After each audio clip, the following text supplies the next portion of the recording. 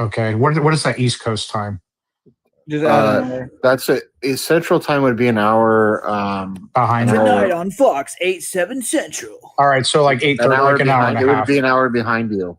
Okay, Yeah. fair No. enough.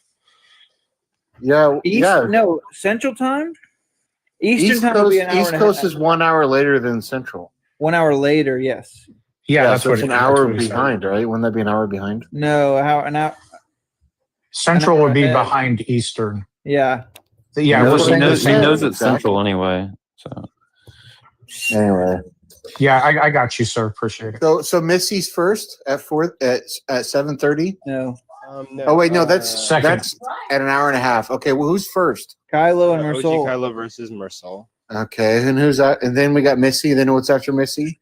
Can you say the topics too? Yeah. So OG Kylo versus Marsol on God Exists. Jiro versus Missy on the Christian God is logically possible. Theosophical Wonderings. What? Oh no. Theosophical Wonderings versus Slicks on fine tuning favors or does fine tuning favor theism? Logically possible. That's a low bar. Wait, I'm gonna be honest with you. Yo, I don't guys. even think J. Rob knows what gnomic possibility is, much less like logical. Well, J Rob wins that debate. I vote for J Rob already. Of so. course, Yeah. J-Rob knows what that means. And then the Yeah. last one's going to be CF Joel versus El Sirloin on a creator is necessary for our universe. wait, me, Mob, and Peter are only judging the first debate, right? Okay. Just making sure. Why did Missy agree to such a low bar? Like logical possibilities a low bar.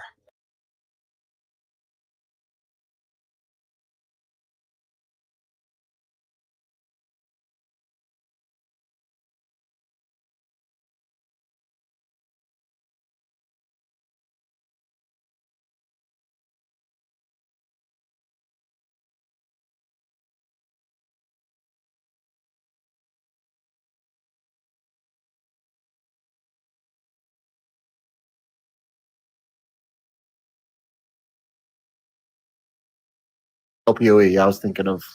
Logical She might, problem. or she might run like the logical problem of the Trinity and say like Yeah, Trinity's right. essentialism. Yeah, I think that's what she's Yeah, gonna do. I mean, there are directions you can go with it, but if you're going to debate a Christian, go with like Okay, nominal possibility. guys, we should leave the live. Good Okay. luck, Kylo. Yeah, so I Yeah, need good luck, everybody. What is it? Time? Yeah, we're he's- about to get yo, started. Okay. Kylo. What's up, son? Yes, all of scram, sir. KG All of KG stands resolutely behind you. Yes, sir. Kylo, I just want to say you've came a long way since your mother took your phone. For Yo, you need to Oh, chill. You need to Heinz. chill. Yo, chill on that. I'm just fucking with you, Kylo. No. All right. And then I'm almost ready. Marcel's wanting up.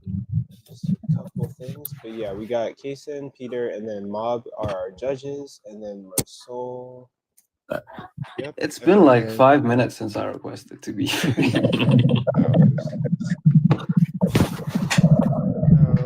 And then I'm sending some final links, and then I'm gonna grab my iPad, and then we should be good to go, basically. But yep. Thank you guys for bearing with me, and then we're gonna start like as soon as possible. I'm actually kind of excited to see how this goes.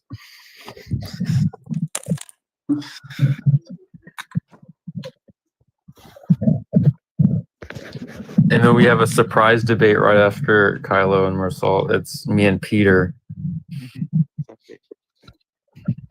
Interesting. Surprise. Thomism versus Palimism. Oh boy.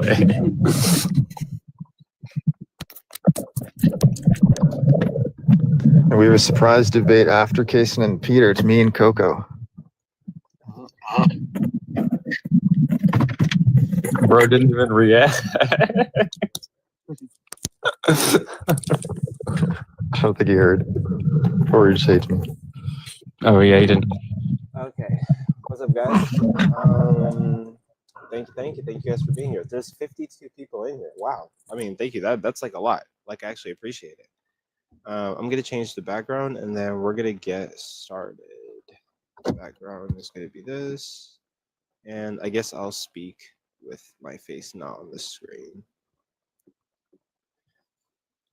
But okay, so everything is good on my end. I think we're doing good. Let me do like one final check, and then yeah, I'll get started.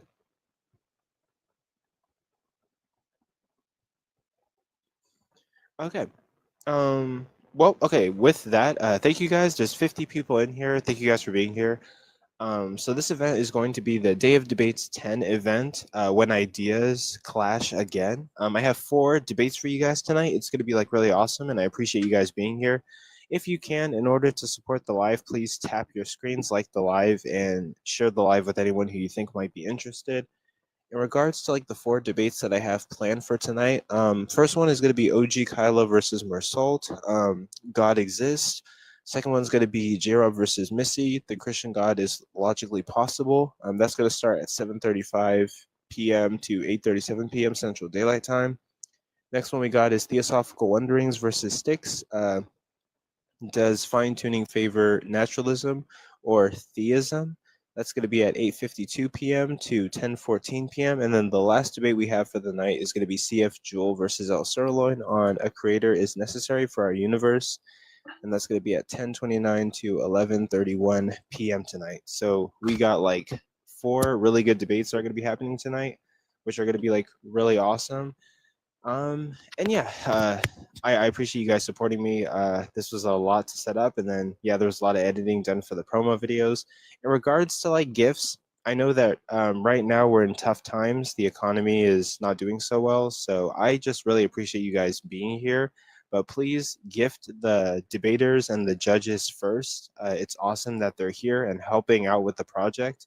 And then if you have anything extra, gift Day of Debates. All gifts that we get are used to reinvest into the project. And everybody up here is going to use the gifts to reinvest into their personal projects and their personal channels. So gifts are really appreciated, but you don't have to do gifts. We understand that we're in a financial crisis right now. We just appreciate you guys being here. So with that being said, we're going to start with OG Kylo's debate.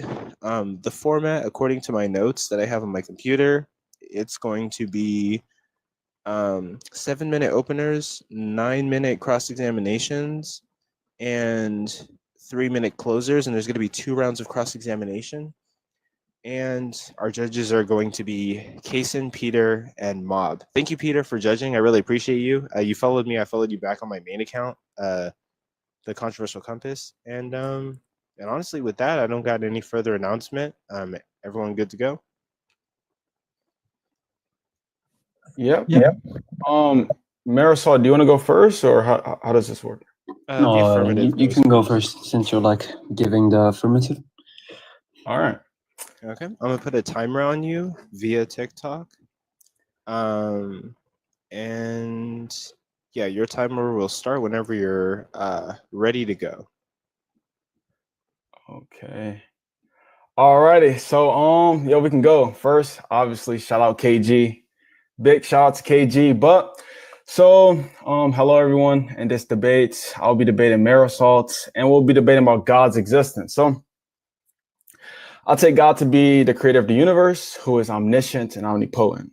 I want to get clear on like some win conditions and my burden, just so we understand what's happening here. So my burden is simply to provide a sound arguments for the proposition God exists and to resolve some of the objections that he levies against that proposition.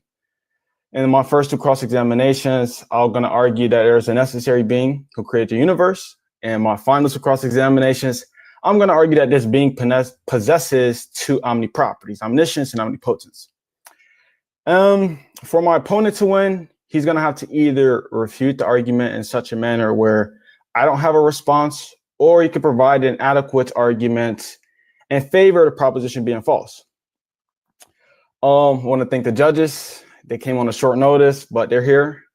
Audience, thank you guys for being here. That's really, you guys are the real doing the heavy lifting, given that this is able to be public. You guys spread the word. Make sure you guys, big shout out to Coco, W host, shout out to the judges, and I appreciate Marisol for taking this opportunity to discuss with me. And with that being said, I won't be too long-winded with my opening. I'll let him go ahead. Oh, okay. And you're concluding your opening? Yep. Bet. And with that, that's going to conclude OG Kylo's opening. Now, Mersal, you're going to get your 7 minutes to do your opening, and then we'll get into cross-examinations. So your 7 minutes will start whenever you say your first word. Good evening, everyone. Today I'm quite excited. This is going to be my first formal debate while being live.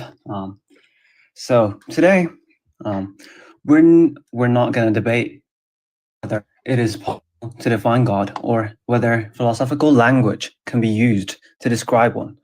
We're debating something much more specific. Does reality actually require God in order to exist or function? The distinction matters because a concept, no matter how sophisticated, does not become real simply by being defined. Definitions clarify ideas, they do not generate entities. So the central question tonight is not whether a necessary being can be described, the question is whether reality itself structurally depends on such a being. My opponent will likely present a concept of God defined as necessary or pure actuality, that which must exist. I'm happy to grant conceptual definitions for the sake of discussion, but granting definitions does not grant existence. Even if a concept includes necessity as part of its description, that only tells us what would follow if such a thing existed. It does not demonstrate that reality requires it. So tonight, I propose a simple and fair standard.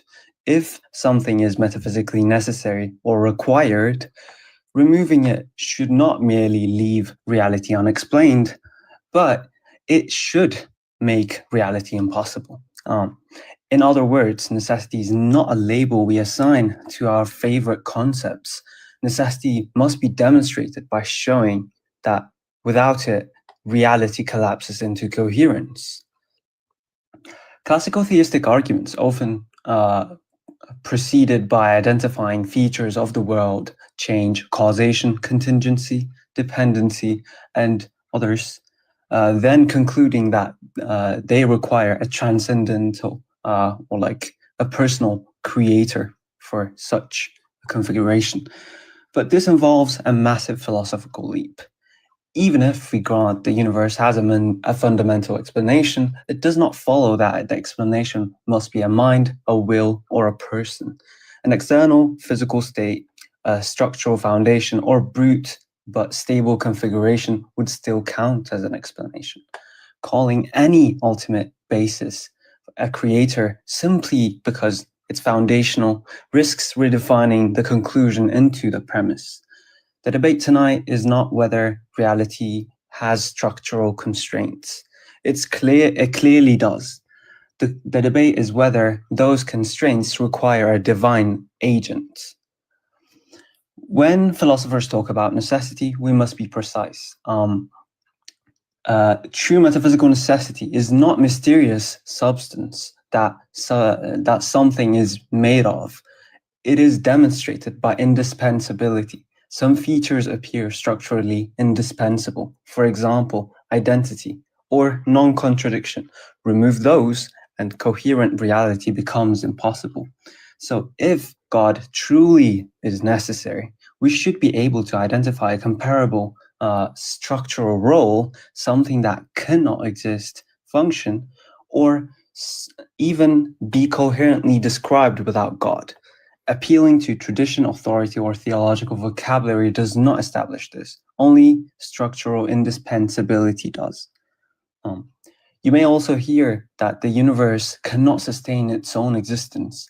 That it requires a continuously acting pure act or divine sustainer holding it in being. But this assumes controversial metaphysical premise that existence itself requires an ongoing external actualization. That is not a demonstrated fact. It is an additional philosophical claim. Many statements persist because they achieve internally stable configurations. Their persistence does not require an external sustaining agent. It follows from their structural stability. So Pointing persistence does not establish a divine sustainer. It only shows that reality has achieved a stable form. Throughout this debate, I will ask and we maintain a clear distinction between different kinds of dependence. First, epistemic dependence, what we need to understand, what we need to understand something, is not the same as causal dependency. Causal dependency is not going to be the same as ontological necessity. These distinctions matter because philosophical arguments sometimes shift between them without notice, creating an illusion of a stronger conclusion than has actually been demonstrated. So I will close with this, a clear challenge. I'm not asking my opponent to present a concept of God that explains reality in an appealing way. I'm asking for something much stronger. Name one specific feature of reality that becomes logically impossible, not merely unexplained, but incoherent if God does not exist. If no such feature can be identified, then God has not been shown to be metaphysically necessary. And if God is not necessary, then the central claim of his thesis hasn't been established. Thank you so much. Okay. And with that, you guys can hear me, right? With Yep. that, that's going to be the end of the openers.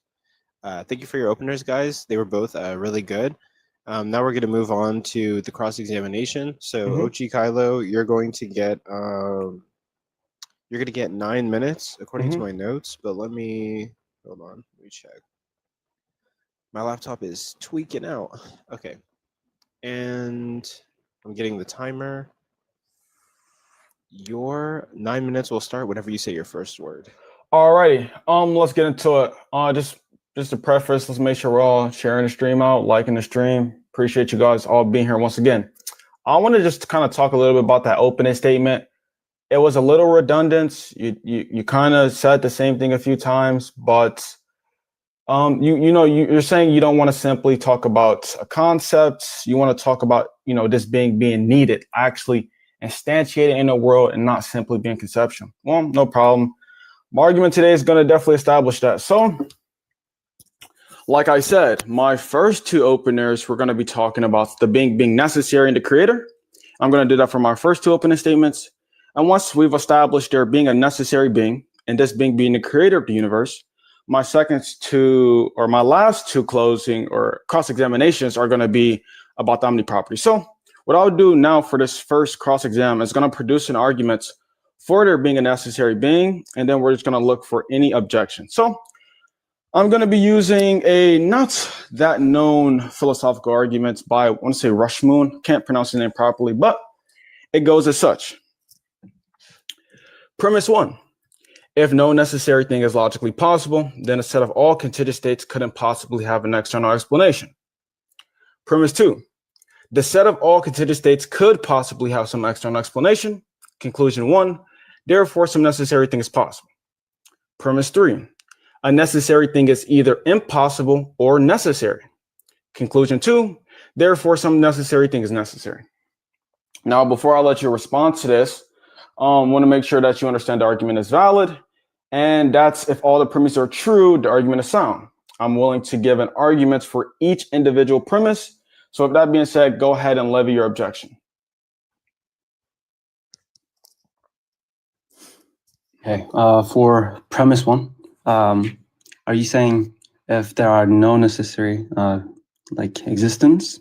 Can you repeat premise 1? Yeah, so premise 1 reads, if no necessary thing is logically possible, then the sets of all contingent states couldn't possibly have an external explanation.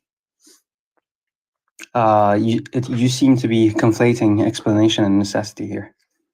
What's the argument for that?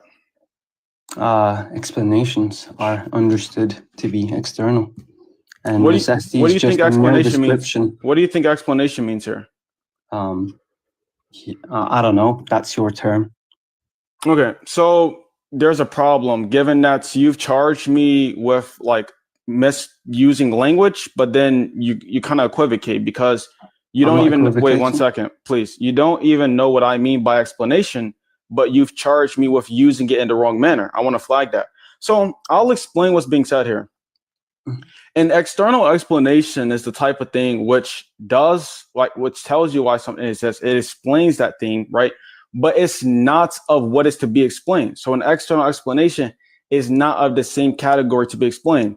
Now you're saying I'm conflating an external explanation and a necessary being. I'll tell you why that's not true. No, that's not what I said. Okay, go ahead. I said he conflated explanations and necessity. Okay, well, the argument is talking about a necessary being, not necessity simpliciter. There might be some ambiguity there. But if we just read the argument how I have it, let's not equivocate. So, are you saying premise 1 is false, or should I motivate it? No, I'm saying, can you clarify the terms? Okay, so which term do you need me to clarify to be clear? Explanation, external explanation, and necessity. Okay, so explanation, I'll just tell you, external explanation is just going to be something which does the explaining, but not of what is to be explained. Now, explanation is going to be the type of thing, some entity X, maybe you want to say, such that Y cannot exist without X. That is, the existence of Y is conceptually dependent on X. And then you ask for necessity. Well, what it means to be necessary in this given context. Wait, can you just repeat explanation real quick? Yeah. Entity X implies? So any entity X such that Y cannot exist without X, that is, the existence of Y is conceptually dependent on X. Okay. And then necessity. Wait, dependent on, like, causally? It's dependent not in a causal sense, but in a modal sense. So if that entity is not instantiated, then you'd get a contradiction in some sense. And I can give you an argument for that. So some sort of entailment. Not an entailment in a sense where if necessarily X and X explains Y, necessarily Y, you don't get this modal collapse if that's what you're asking about. But no, what's going to be the difference between the entailment if it's modal, right? What are you asking? You just said it's modal, right? Mm-hmm. What do you mean by that? Yeah, so it's just saying, like, basically, if let's say if entity X doesn't exist, then you couldn't have Y. And the modal sense there is just the term could, right? So it's the type relation where if one property is not instantiated, the other property couldn't be instantiated in virtue of a contradiction. So is it like a dependency relation, like some metaphysical grounding? Well, I just take dependence to be like, you might want to say Y depends on X if and only if, in every possible world where Y exists, X also exists. Once again, it's a modal type dependence, not a causal type dependence. So in every possible world where there is X, there's going to be Y? Yeah, that's correct. Yeah. So is that a logical entailment? Yes or no? Yeah, correct. It is. Mm-hmm. Okay, cool. Okay, so just getting back to the original argument, should I recapitulate the first premise, or are you agreeing with the first premise? Entailment. Yeah, recapitulate.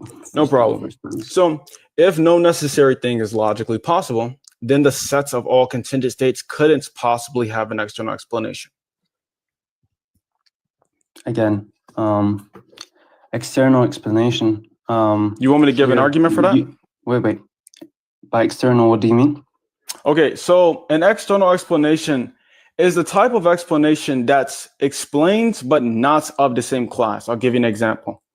Let's say you have dogs and they need to be explained. Well, if dogs are explaining dogs, it wouldn't be external, given that's what is doing the explaining is of the same class to be explained.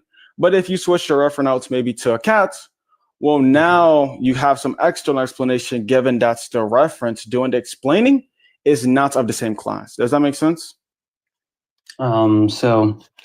Wait, roughly, are you trying to say what we mean by external? We just mean like we don't find it in the nature of that thing? Well, we don't need to do much nature talk. We can just do category talk. So what is explaining to be explained is not of the category, right? So they're distinct. Okay, they're distinct. They're separated? They're not identical in reference to categories. Okay, so what ties the relation? What are you asking there? What ties the relation between the explanation and the thing being explained? What ties the relation? Yeah. I don't know what you're asking. I don't know what it means to tie a relation, but I can tell you. Yeah, it's not clear what's being asked there. I mean, I can clarify if you want. Go ahead. So, if you're saying like the explanation is going to be distinct or separate than the thing being explained, we're going to need some relation between the two things that unifies them. Well, I can try to answer this way, and you tell me if this answers your question. So, given that this is just law of excluded middle, something's either contingent or necessary, right? What do you agree with that? Something is either contingent or necessary? That is correct. You can have necessary contingency. Like You can write it out as like not parentheses necessarily P or not P. If you say not P, if you say that's a contradiction, by the way, you can't have some. Yeah, because it's analytically true given what I mean by necessary and contingent. If something's contingent, what do you say? Oops. Sorry, guys. That'll be the end of that cross-examination. Dang, that was a quick 9 minutes. Yep. Marcel, now it's time for your first cross-examination, and it will start whenever you say your first word.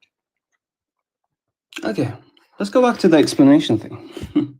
So you posited two entities, right, which are separate, which are different. So we're gonna need some relation R tying them together, or else there's no explanation being done. There's no connection between the two things. So this is gonna invoke either some regress of explanations, because the explanation, the relation R that explains the unity between the first explanation, the explanation and the thing being explained, either is going to be explained by the relation R, and that relation R needs some explanation, and that can go like either infinitely, or it might terminate finitely. It's called a Bradley regress, if you want to know the philosophical term. And either your argument is going to entail some arbitrariness or some infinite regress. What do you think? Okay, so I need an argument for that claim given I have, first of all, I want an argument for the dichotomy. That's just step one. Let's just get an argument for that dichotomy, that I'm committed to these two options. What do you mean? It depends you just on how made you the claim that I have two relations. options. Well, look, you keep making this problem where it's going to depend on how Can I respond, please? So wait, whose time is it? It's your talking time, but you've asked me a question.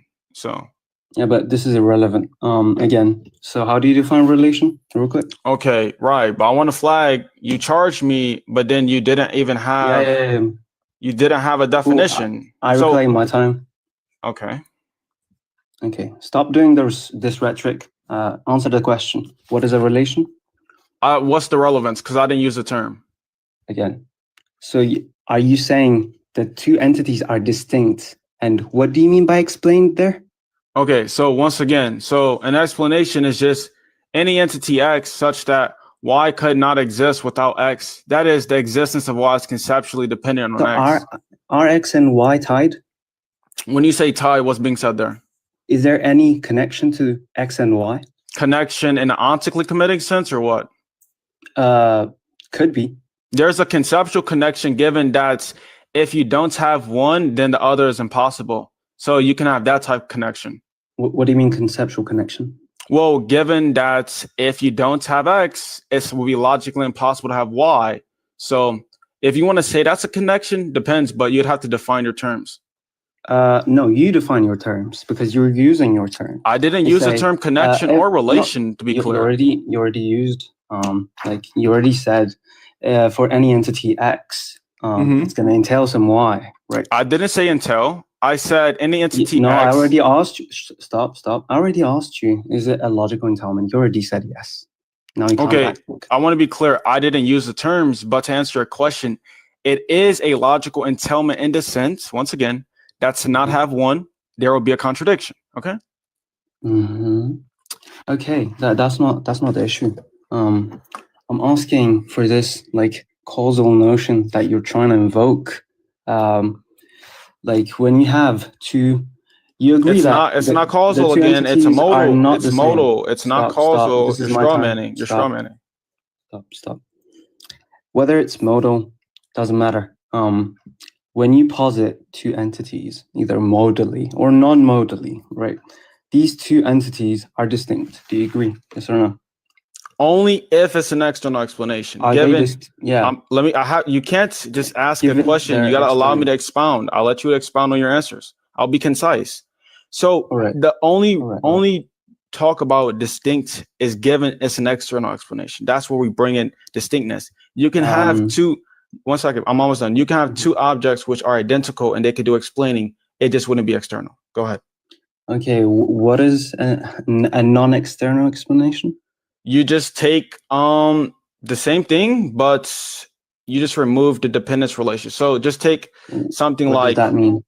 Well, you can have X and Y, but if one fails, it doesn't therefore follow that it will be a contradiction. But externally, it would be. How is that an explanation? Well, that's just what I mean by explanation. Yeah, I'm asking for clarification. What needs to be clear? How is it explanation? What's the difference between the two? Okay, no problem. The difference between the two is that one would entail a logical contradiction. The other would not. So there wouldn't be a logic. Okay.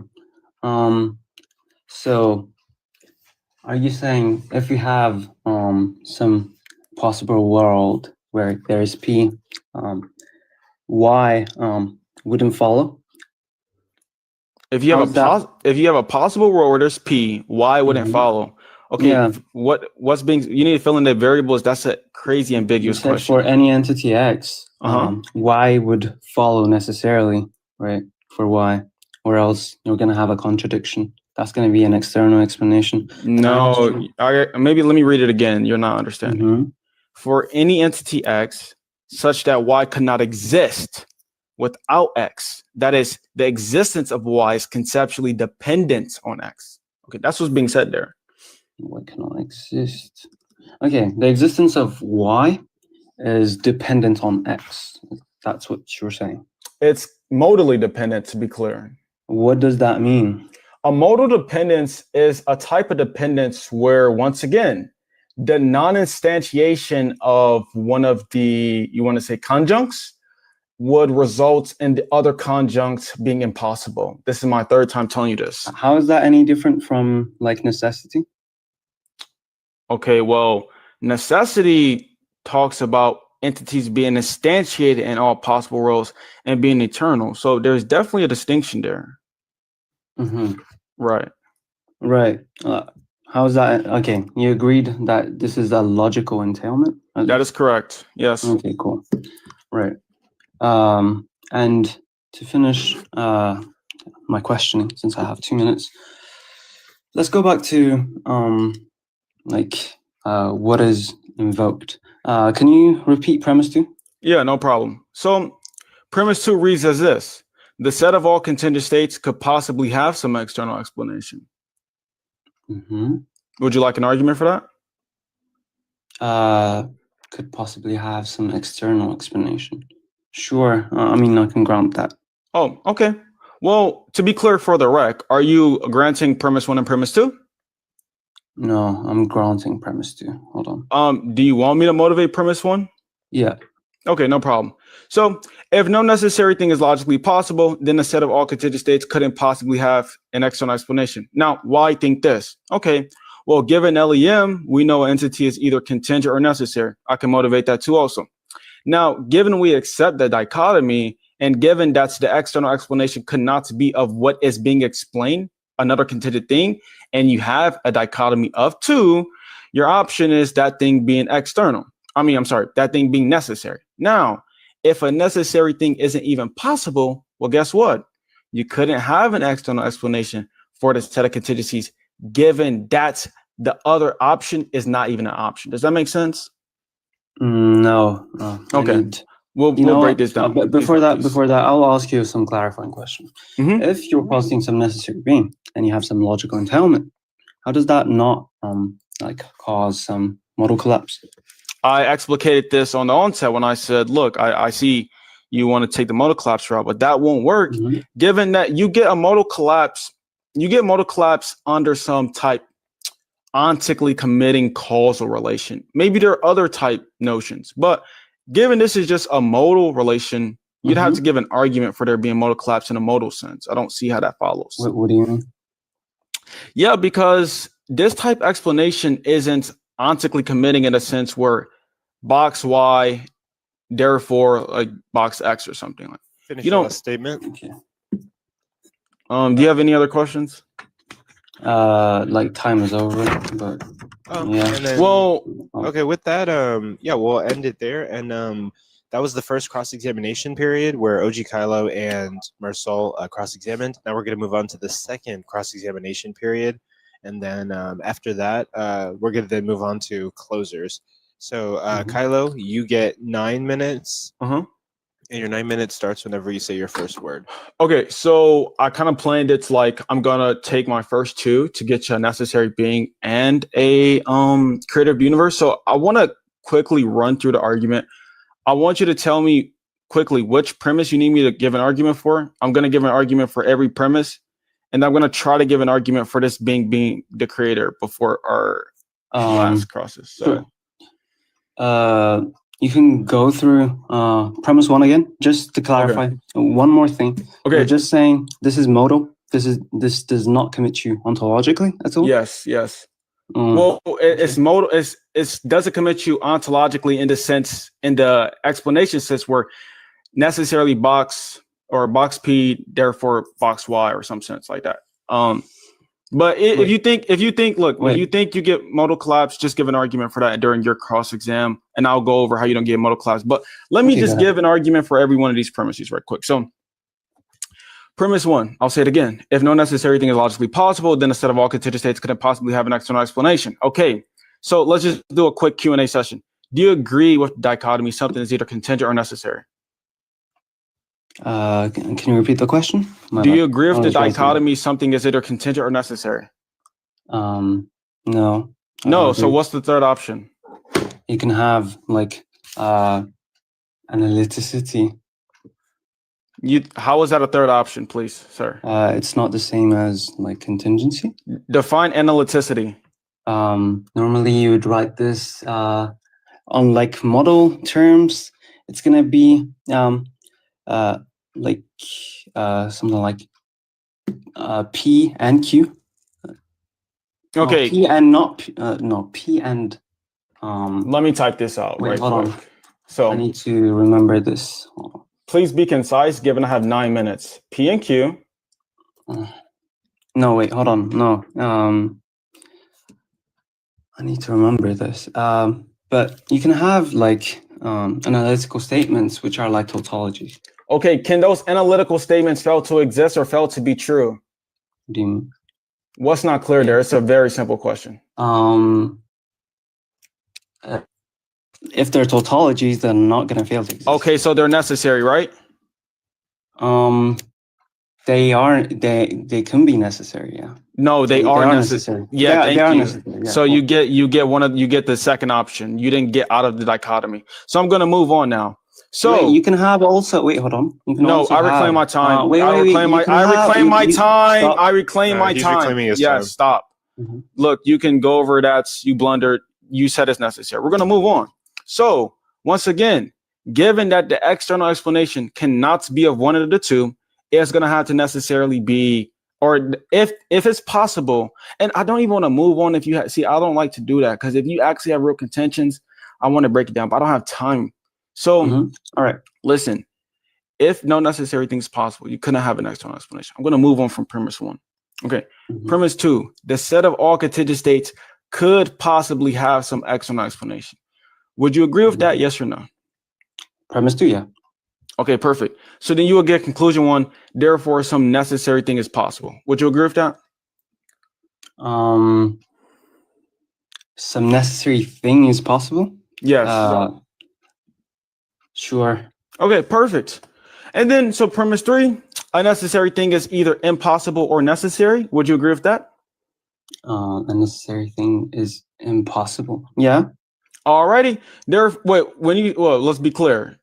Given that you have accepted conclusion 1, a necessary thing is possible, and you accepted that the dichotomy is either impossible or necessary, but it can't be impossible given you just accepted it's possible. Modally. What happened? I said modally, yeah. Okay, perfect. So you agree there some necessary thing is necessary, correct? Some necessary thing is necessary. That sounds Yeah. like a tautology, yeah. That's right. Okay, perfect. So we've just gotten to there being a necessary being. Now let's get to that being the creator of the universe really quickly. So premise 1, there exists a necessary being. Premise 2, by definition, a contingent being is something that could fail to exist or doesn't exist in all possible worlds. An external explanation is a being that every contingent being depends on for its existence. Conclusion 1, therefore, the necessary being explains every contingent being. Premise 3, by definition, a creator is any entity that explains every member of a set of entities. Conclusion 2, therefore, the necessary being is a creator of the universe. I'll go over any definitions and any premise that needs justification. Let me know. Can you just repeat premise by premise? I was writing it. Premise 1, there exists a necessary being. Premise 2, by definition, a contingent being is something that could fail to exist or doesn't exist in all possible worlds. And an external explanation is a being that every contingent being depends on for its existence. I don't agree with premise 2. Okay, I'll motivate that. So how do you want to go about this? Because premise 2 is kind of, it's just analytic, to be honest, give it the definitions. But so you've accepted that these, basically what's being said here is, could not exist without is understood in terms of like some modal sense, not by causation again. And by definition, a contingent being could fail to exist. And if there is a necessary being which exists in all possible worlds, then by the modal definition, every contingent being exists only in worlds where the necessary being exists. Therefore, by some analytic definition of explain, and I will define that for you if need be, then the necessary being explains all contingent beings. So then, just to clarify, the necessary being doesn't exist in all possible worlds? Of course it does. Why would it not? Okay, so you're gonna have some issues. What you already said, it's logical entailment. I already tried to approach this. Can you flag the issues really quickly? If you have like contingent, sorry. What are the issues, to be very clear? A modal collapse. Okay, what is I need you to do one of two things. First of all, I need you to define modal collapse, and then I need you to give a sound argument for my position in telling a modal collapse. Go ahead. Okay.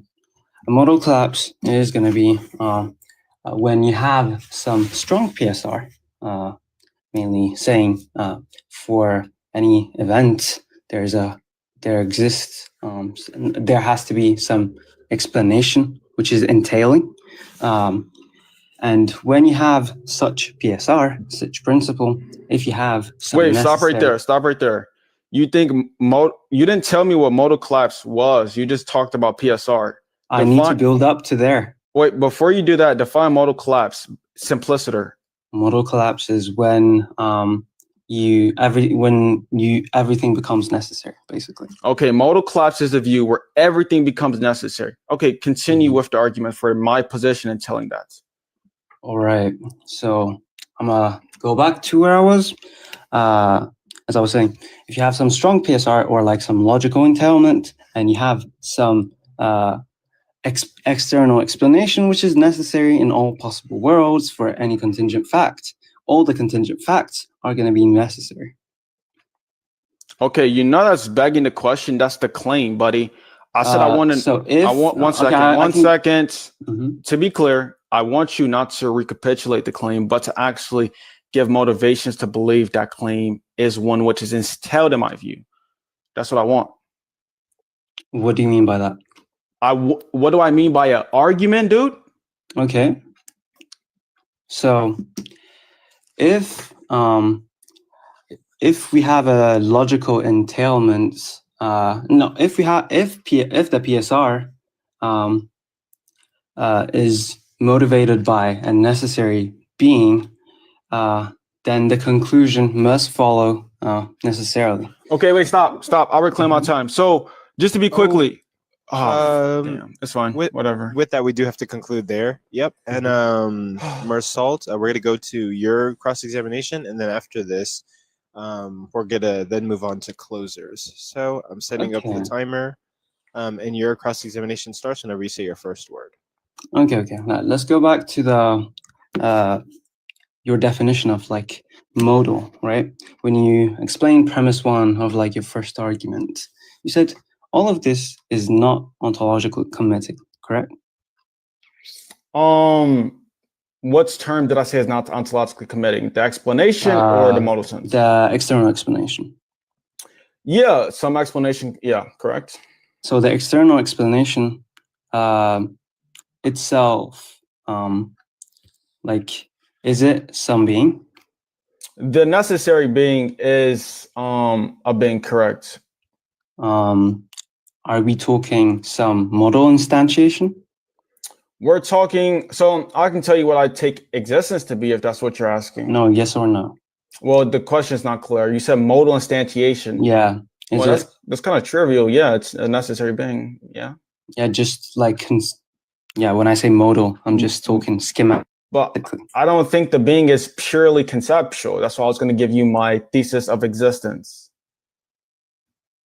Well, you haven't. But so far, we only have like a modal term, which is going to be some conceptual definition for a necessary being and how it follows for like the explanatory or like the external explanation. So I'll be charitable and give you like some of my time for you to give how this being actually exists.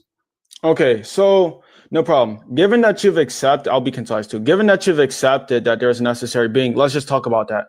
So the necessary being analytically exists in all possible worlds.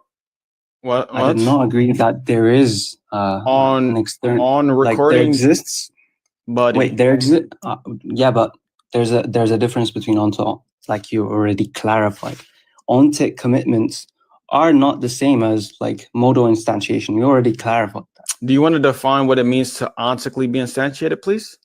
Ontically, which is going to be exists actually. Okay, what does it mean to exist actually and not to exist actually?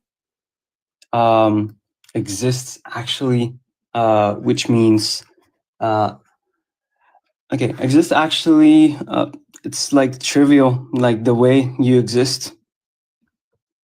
But I don't see how you're saying it's trivial given you want to make it. If you can't understand this, like it's no, it's not that I can't understand. It's that. By the way, this is my time. I claim my time. Go ahead.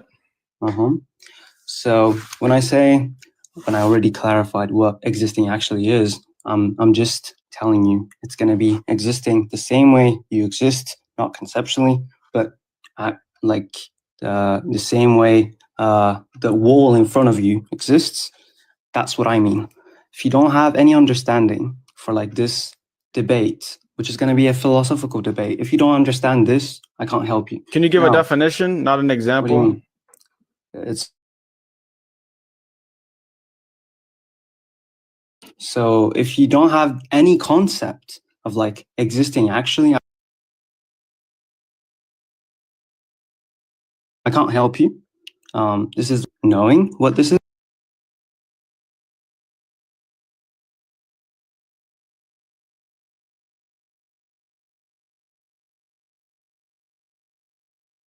So I take existence. Now, I do take existence to be a kind of primitive notion like you as well, but I can expound on my thesis a little more. So I take it to be like the referent there is instantiated in some possible world, but I have distinguishing features. You have necessary entities, contingent entities, and impossible entities. Necessary entities exist in all possible worlds, and that's just to say they're instantiated.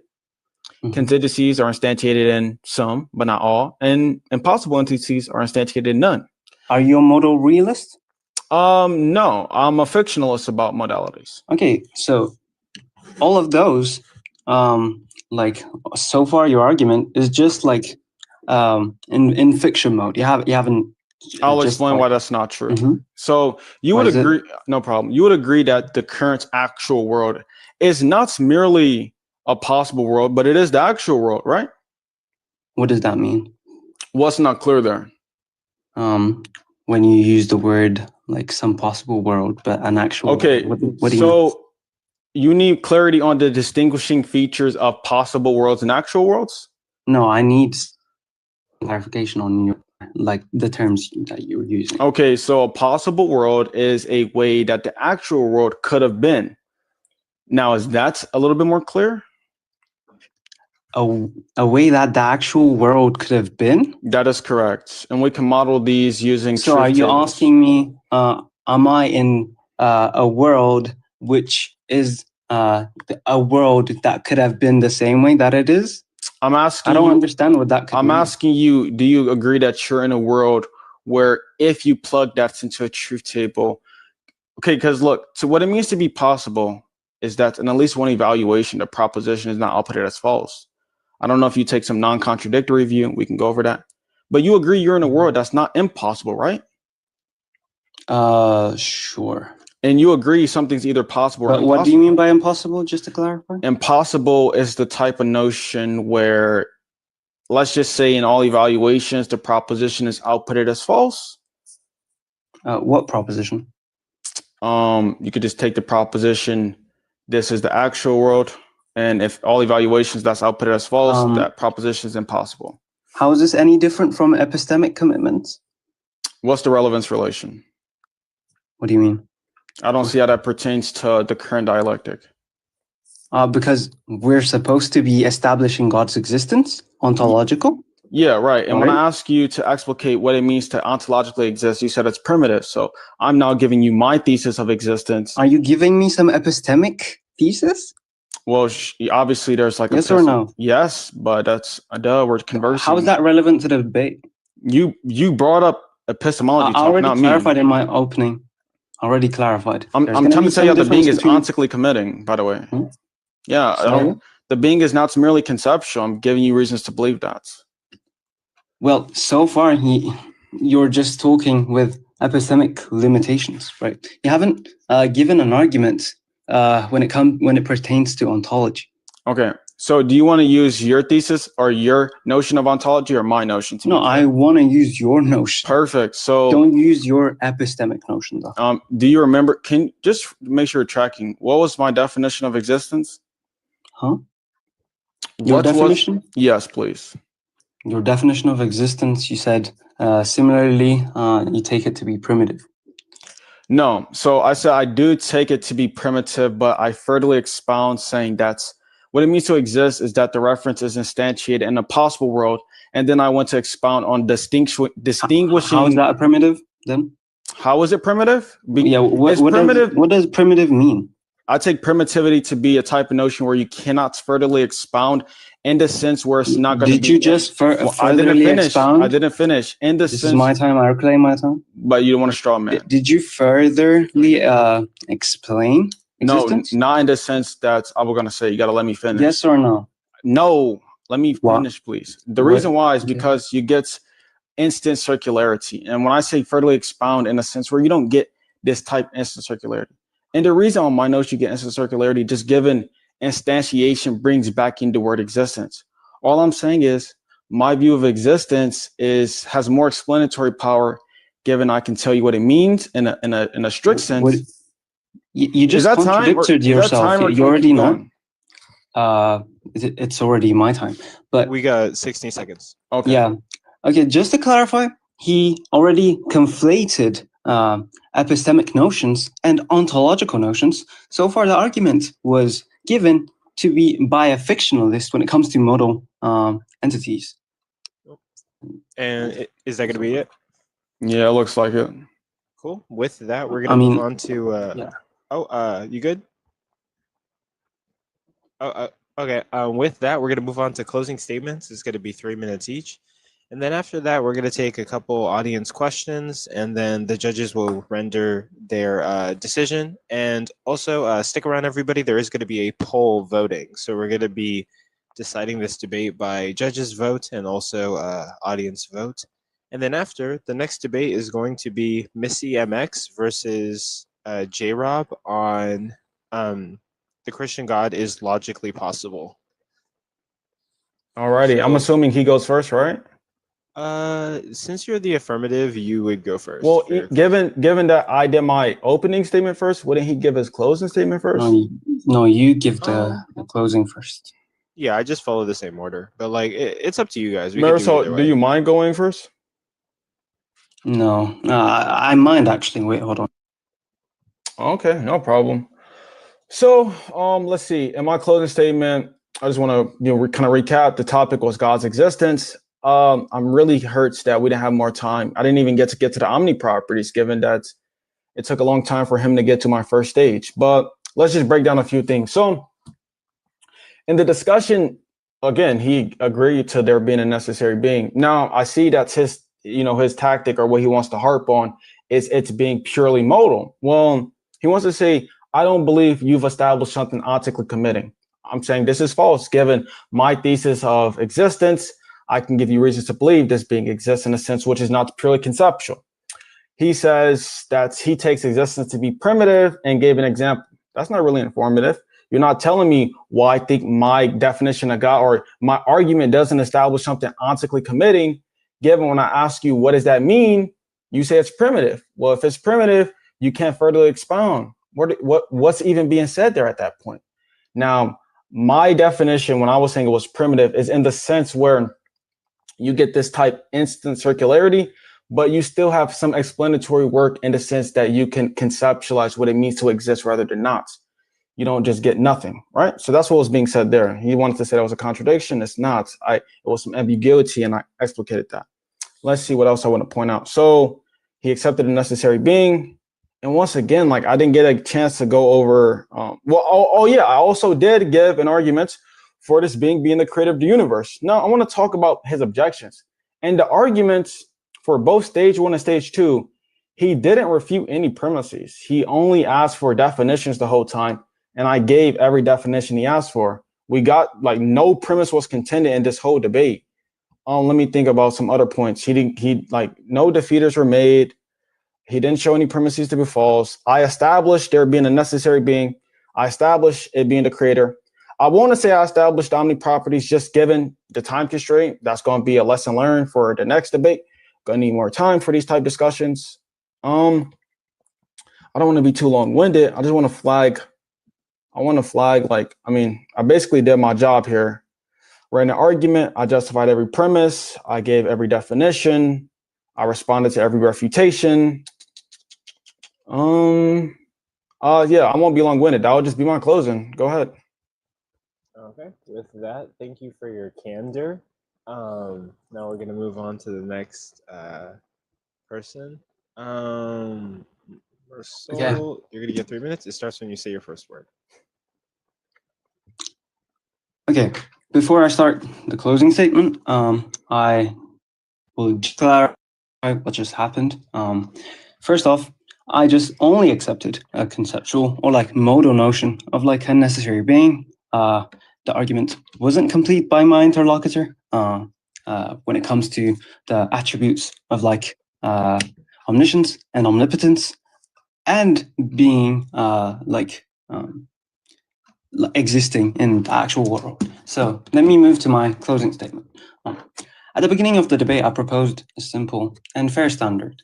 We're not deciding whether God is an interesting idea, like what happened in the debate, or whether God can be defined in sophisticated philosophical language, like what my interlocutor did. We're asking for something more precise. Is God metaphysically necessary? In other words, does reality itself become impossible without God? And because if something truly is necessary, removing it should not merely leave unanswered questions. It should lead to a contradiction. And I will gladly say my interlocutor has not fulfilled any of these duties. Throughout the discussion, we have heard many important philosophical concepts like dependency, contingency, necessity, like external explanation, existence, and other meanings. But notice something crucial. At no point we were given a clear example of a specific feature of reality that becomes logically incoherent if God does not exist. We heard explanations, but explanations is not a necessity. We heard that God provides like some external explanation which is logically enticing, but unfortunately that argument was not about it about the actual world, but instead some schematic world. And by that, I just, and to be clear, rejecting the claim that God is necessary is not the same as like rejecting the claim that an ultimate. If I accept, like for example, a being who's necessary, that doesn't commit me necessarily to an omniscient and omnipotent God. He hasn't provided any arguments, like I already clarified. So to just end, so I'll finish by saying it simply means that the argument presented so far has not shown any divine mind can occupy the role of the foundation. Thank you. Okay. And with that, that's going to conclude the OG Kylo versus Mersault debate on the topic, A God Exists. That was a really good debate. Thank you both for your candor. I know a lot of people in the comments were wanting me to say the word candor because I used to say it before. But with that, now I'm going to start a poll. And we're going to bring people up for audience comments, questions. Well, critiques, and do the concerns. judges go before the guests? They probably need time to like establish their decision making. So yeah, like I'll give them some time. We'll bring up some guests, and then we'll run a poll. And then also, just a reminder: whenever I bring up some guests, this is not the time to start debates on the panel. We need to get through all of the people who are trying to ask questions. So I might set a timer for like either 1 minute or 2 minutes, and we need to make it quick for everybody. Please be considerate of other people. Don't start another whole debate on the panel when you come up. It's comments, questions, concerns, or critiques. And let's keep it snappy. So with that, I'll bring up our first guest. We'll do one at a time. Let's just bring up one person at a time. So I think first in line is Please Seek God. Yes. I'd like to give a question for both, so it's maybe a little bit better. How do both parties feel about Pascal's wager? I'm not here to debate it or anything. I just want the opinions of both. Marisol, you can go first. I'm unconvinced, if that's what you're asking for.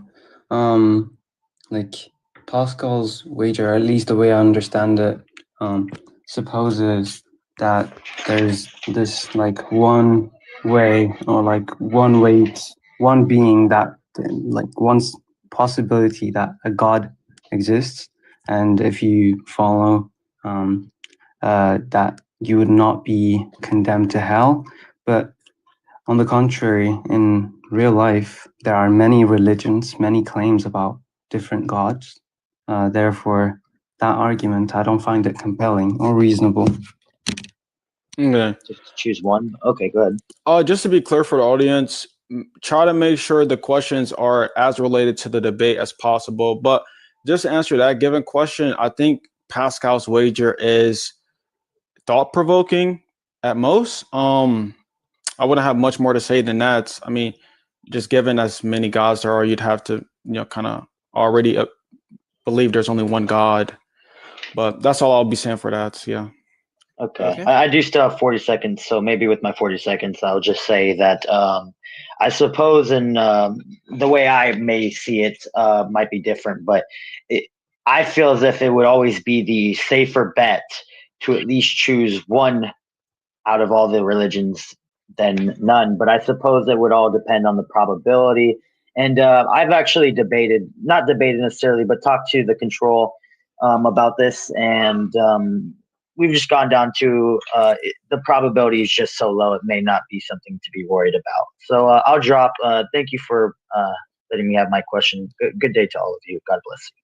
Oh yeah, good to see you. This is also Coco, or the Controversial Compass, on the Data Debates account. But I think I've talked to you before. Then I'm gonna grab the next person. It's gonna be ISO, I think.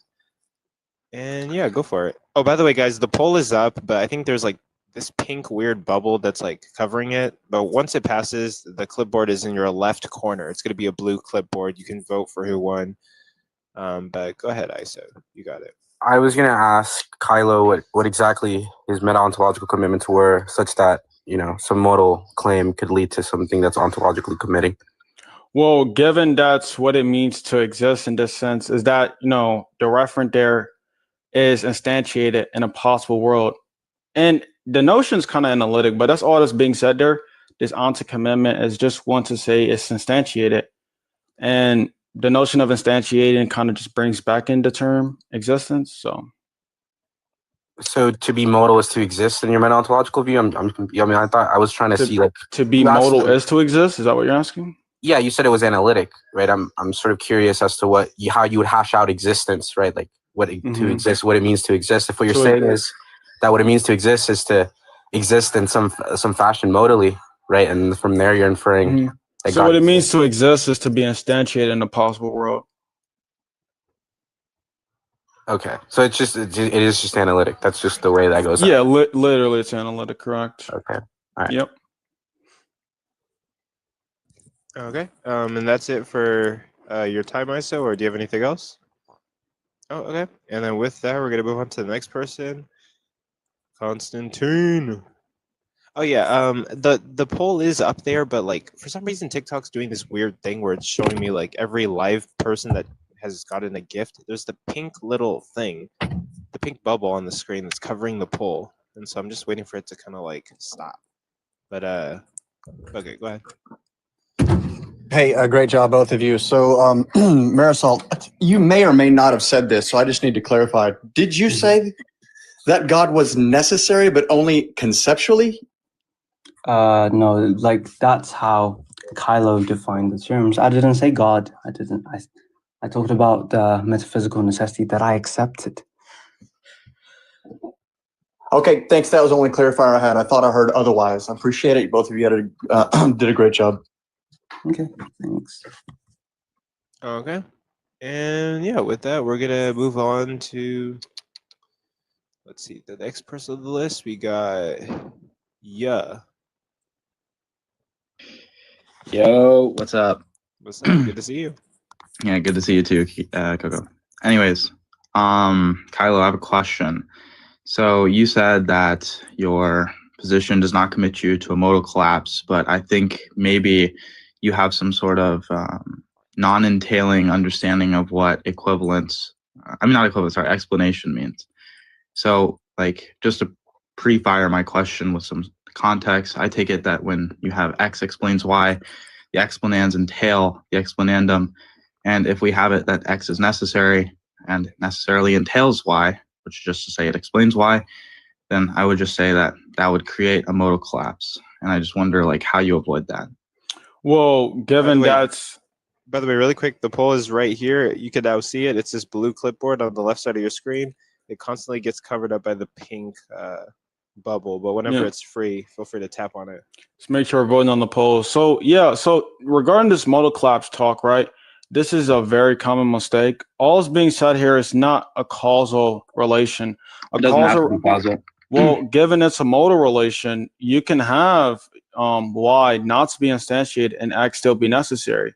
It's just saying if Y were to be instantiated, S exists already. S is required for Y. No. I'm taking it that explanation generally just means that would you be equivocating on my definition? Yeah, that's why I asked what your definition. Oh, well, got you. I could define it for you one more time. Cool. So, an explanation in this sense, I'm using external to be clear. It's just any entity X such that Y cannot exist without X. That is, the existence of Y is conceptually dependent on X. Okay, so when you say that X explains Y, you're just saying Y is conceptually dependent on X. Correct. Yeah.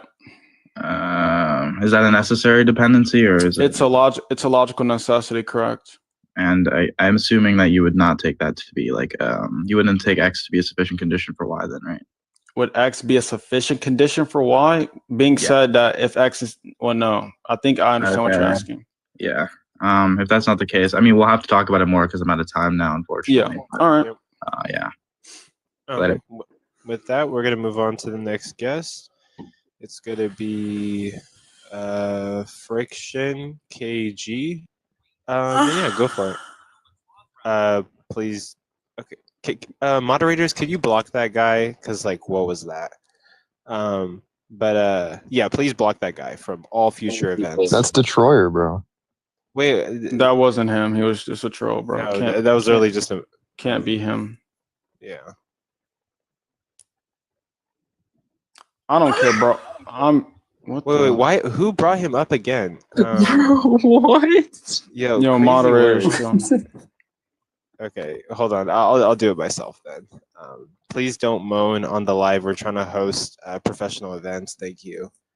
I never thought I would have to ask that.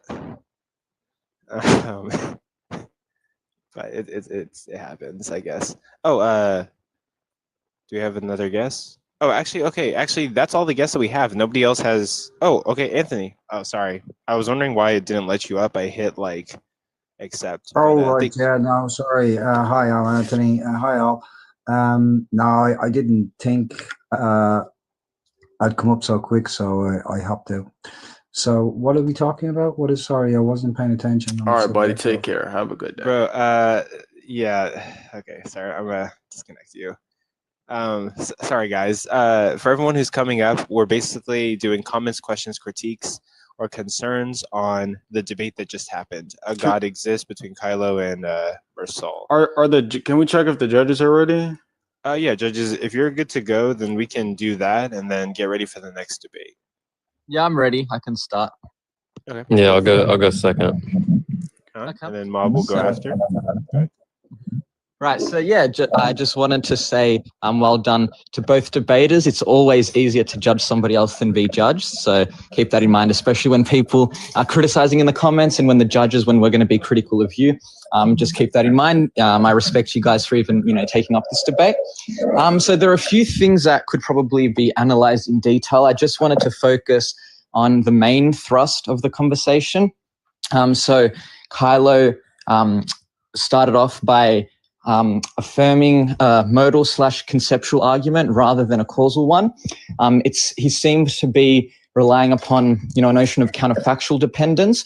And I think that Mersal was right to press on that initially, asking for an account of the tie between this necessary explanation and how it relates to the contingent facts that it's supposed to explain. So I think a good example to illustrate this would be if we consider somebody who takes a Platonist view when it comes to abstract object like numbers and sets. It's going to be the case that on such a view, there's no possible world in which contingent concrete phenomena could exist without these necessary abstracta. But presumably, we're not going to want to say that these necessary abstracta provide the explanatory role that something like a necessary concrete foundation that has divine properties would.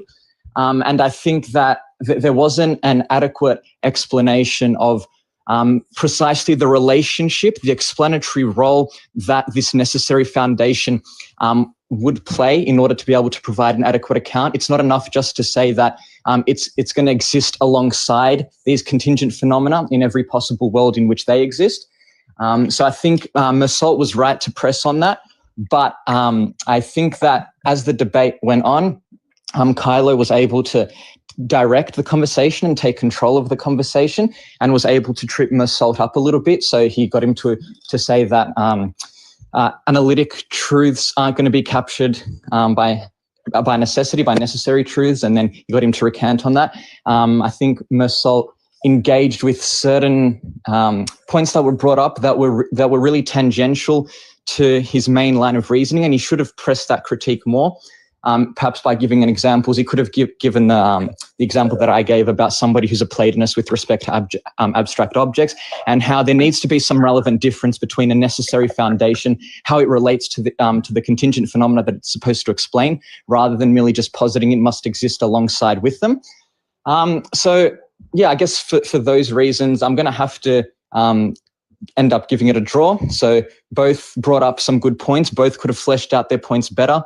Both, could have answered the central concern, I think, in more detail, and could have given a better justification in terms of, Kylo could have given a better justification in terms of fleshing out why we should posit such a necessary foundation, and precisely in terms of its relationship to these contingent phenomena. And then Mersault should have just pressed on that point even more rather than engage with some tangential concerns. So that would be my overall analysis. But once again, good job to both of you. Okay, who'd you score for? Who'd you say? So I said so I'd have to give it a draw. Oh, you're giving it okay. Okay, I might come back to you, but it depends how the vote ends up falling down. But okay. Okay, sure. But go ahead, Kaysen, go ahead. Yeah. I won't have as much to say as Peter. I think that, like what he said, there's a lot of good things about this debate. Some pretty interesting conversation, but I think that there's a lot of issues as well. But I can't bring the majority of those up because obviously what I deem to be an issue is just parasitic upon my own view. So I'll just say that in the beginning, I think Mersault had a pretty good opening. Kylo, this isn't for him to, we shouldn't blame Kylo for this. There was obviously some misunderstanding somewhere, but he didn't actually give an opening. Really, he didn't give an argument in his opening. He mistook that to be like an opening where he kind of presents himself and stuff like that. So just in virtue of the opening, because I graded this on a kind of a rubric in total of 15 points, I gave Mersault a 3 and then Kylo a 1. And then basically in terms of all the cross-examination stuff, I think Mersault has some good points. I think Kylo had some good points, but I ended up giving Kylo a 4 on each of those and then Mersault a 3 on each of those. So it actually ends up being a tie as well for me. Okay. Okay, so we got 2 ties. So depending on Mob's decision, Mob will break the tie, basically. Whatever Mob says is going to be the winner. But Mob, what you got for us? The fate of this debate is in my hands. All right. That kind of sucks because I was also thinking it was a tie. I think. Sorry, hold Yeah, I go think for it. I think Kylo's opening kind of sucked, so I gave the openings to Marisol. But I think Kylo did really. He did. I think he did a little better in the cross exams, so that's why I was going to give it a tie. Okay, So, but go ahead. No, I don't know what you want to do now. I mean, we could. We can just leave it at a draw. It doesn't matter. I mean, the audience vote selected a winner. But the audience vote does not matter, buddy.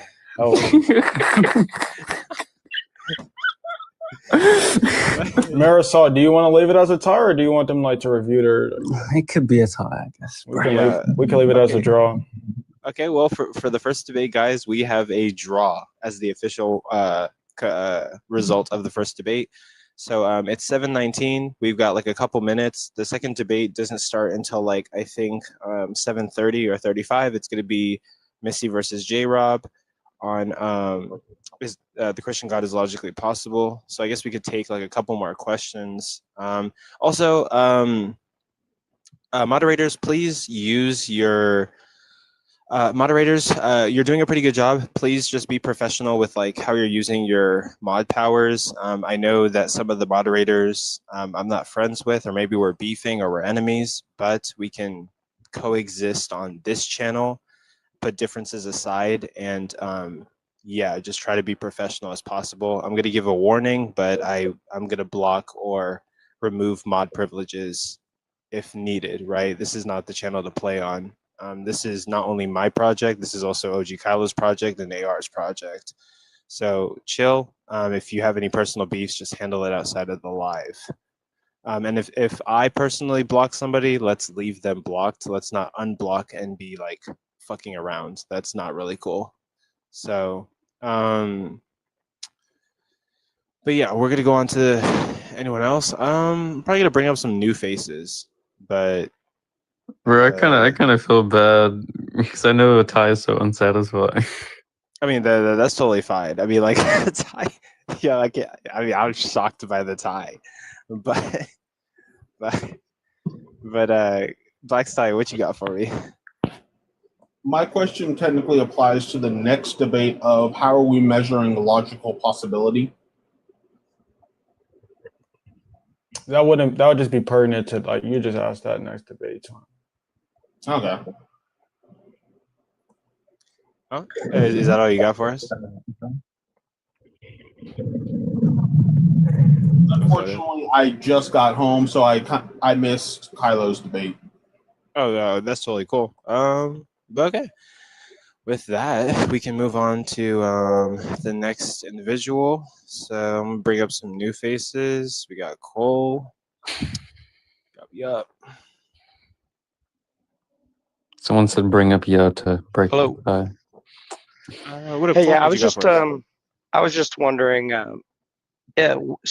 given like the kind of semantical type of debate and the fact that it kind of ended in a draw, if what you guys thought about the idea of coming to some agreed definition on God that is neutral, such as, you know, the greatest possible being or highest possible evolver or changer or creator, and you would just argue about what those words meant then.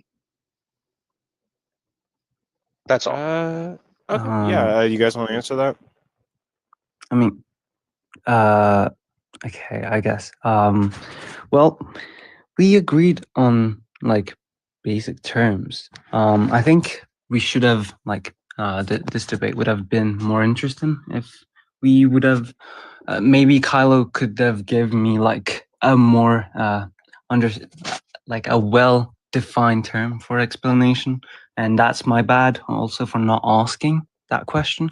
But other than that, even the terms you said, Cole, when you use the word like highest or like great being, those terms are very vague, and I actually think Kyle's definition is less vague and more more of a space where we could disagree on than such vague terms. Yeah, and I agree. I think that, you know, that's why I want to hear what both of you have to say about it, for sure. All right, Coco. You know what? You want to change your vote? I think the audience wants a winner. I think we should give them a good one. Bro, we Oh already my God! Never Dude. a day of debates history. We're having a judge change their Bro, vote. we already agreed on a draw. Even if I was gonna be Hey, the person don't- picked, I don't even want to like. No back talking me. I'll vote for Marisol.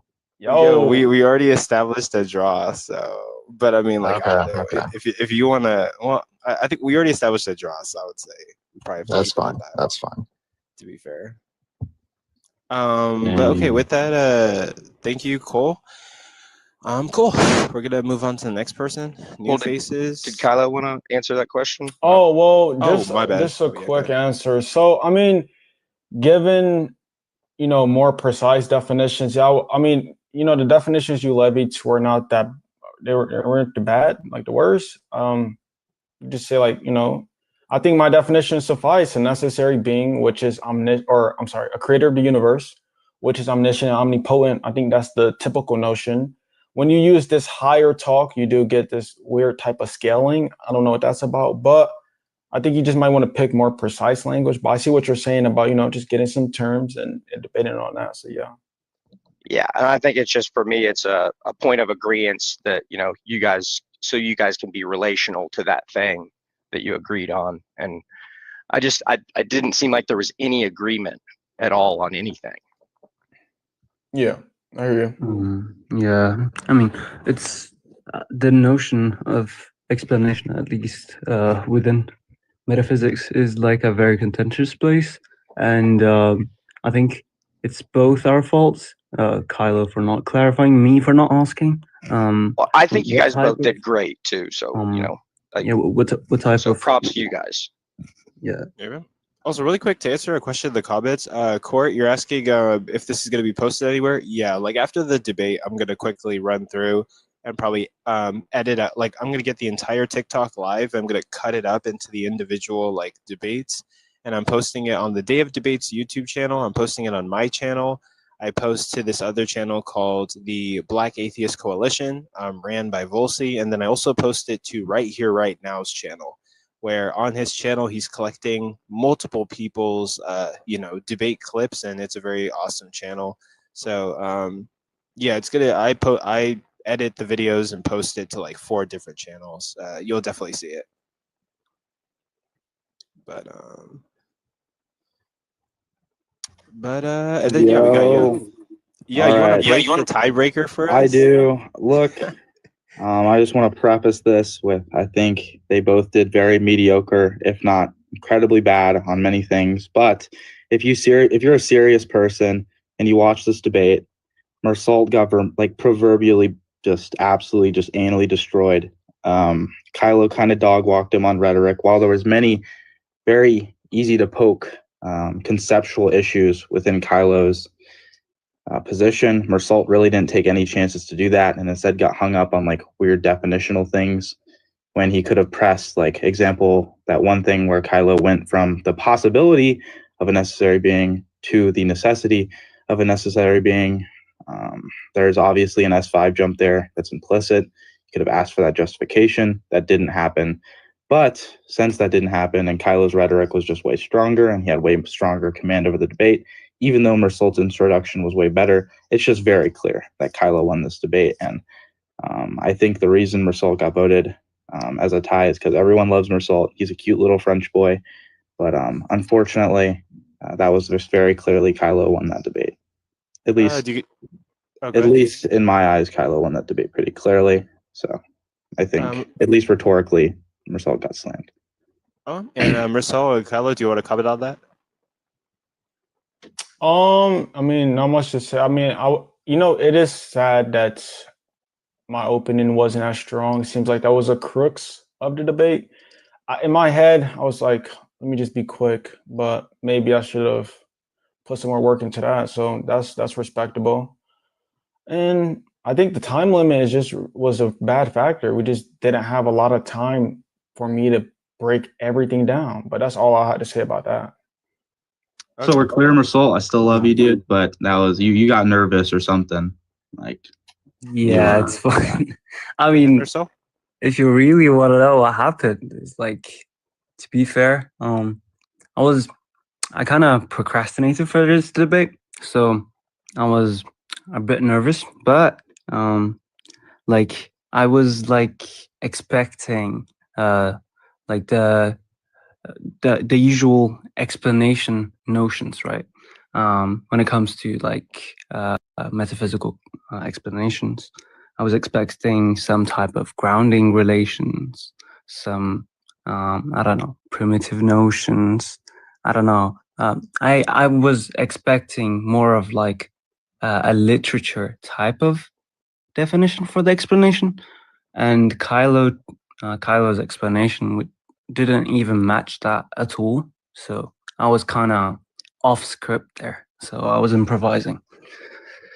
Yep. And really quick, let me grab my laptop charger, but I think that's going to basically be the end for. Yep. And really quick, let me grab my laptop charger, but I think that's going to basically be the end for the comments, questions, concerns, and critiques from the audience. We got to move on to the next debate. GG's Marisol. Thank you to the judges. Appreciate you, Coco. Oh yeah. Yeah. GG's Kyla. All right. It was interesting. Come on. And yeah, let me grab my charger real quick. Give me 1 sec.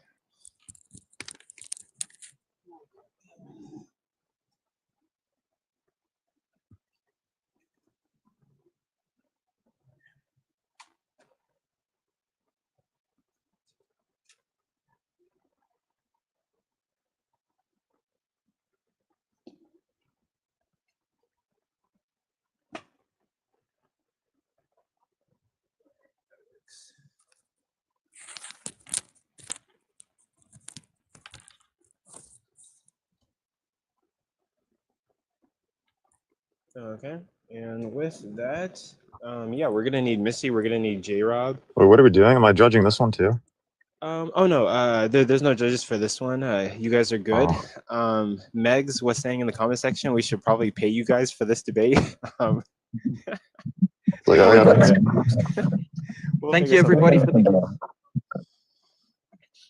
yeah. Thank you for being here. Thank you, Peter. You're a newcomer. And yeah, like we typically try to bring professional debates to TikTok. I am Coco from the Controversial Compass. My account is also up here, right there.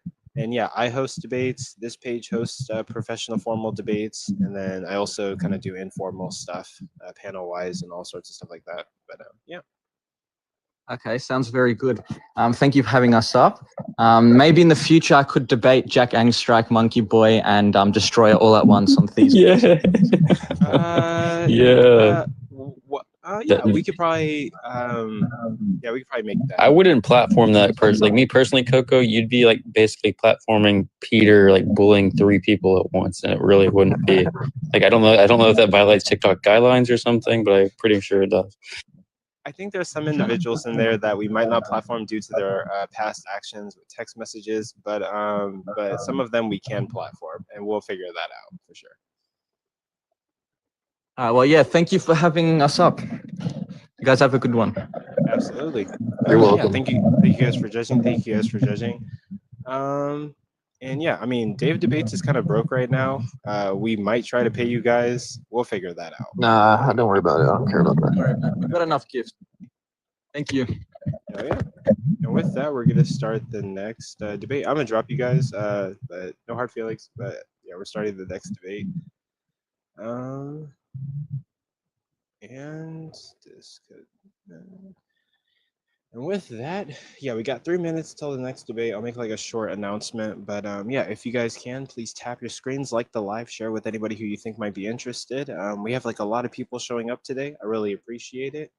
I appreciate all of you guys being here. Thank you for the gifts. The gifts do get reinvested back into the project. So typically how TikTok works is you get a bunch of gifts from live streams and you can put it into your PayPal account and use it for gas, projects. I use it for, maybe like editing or, getting like CapCut, whatever their plan is that you pay for, different things, right? Reinvesting into the project. And with that, we're going to get on to the next debate. It's going to be J-Rob versus Missy. The Christian God is logically possible. And yeah, I'm going to pull up their format, change the background, and then we'll be good to go. Yep. Let's see. Have it right. How you doing, J-Rob? Oh, I'm blessed. How you doing? I'm doing well. I can't complain. Oh yeah. What's up? That's what's up. Coco. Oh, I can turn my camera on, right, Coco? Yeah, you guys can turn your camera on or turn them off. And yeah, for all debaters, yeah, you can turn your camera on, turn it off.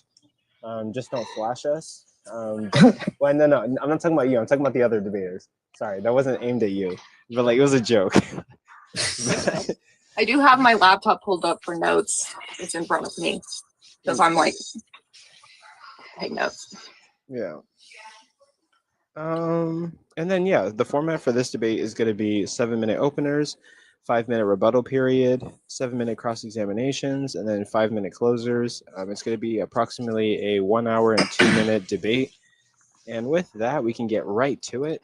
The Christian God is logically possible. J-Rob, you're going to have the affirmative. So you can have a 7-minute opener, then we'll get to Missy's, then we'll get to the rebuttals, and we'll go on from there. All right. So give me 1 sec to set the timer. There we go. And your 7 minutes will start when you say your first word. All right, cool, man. Thank you for having me in this debate.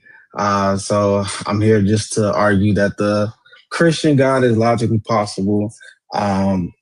Yeah, so basically all I have to do is just show that there doesn't contain any contradiction within the ontology of the Christian God.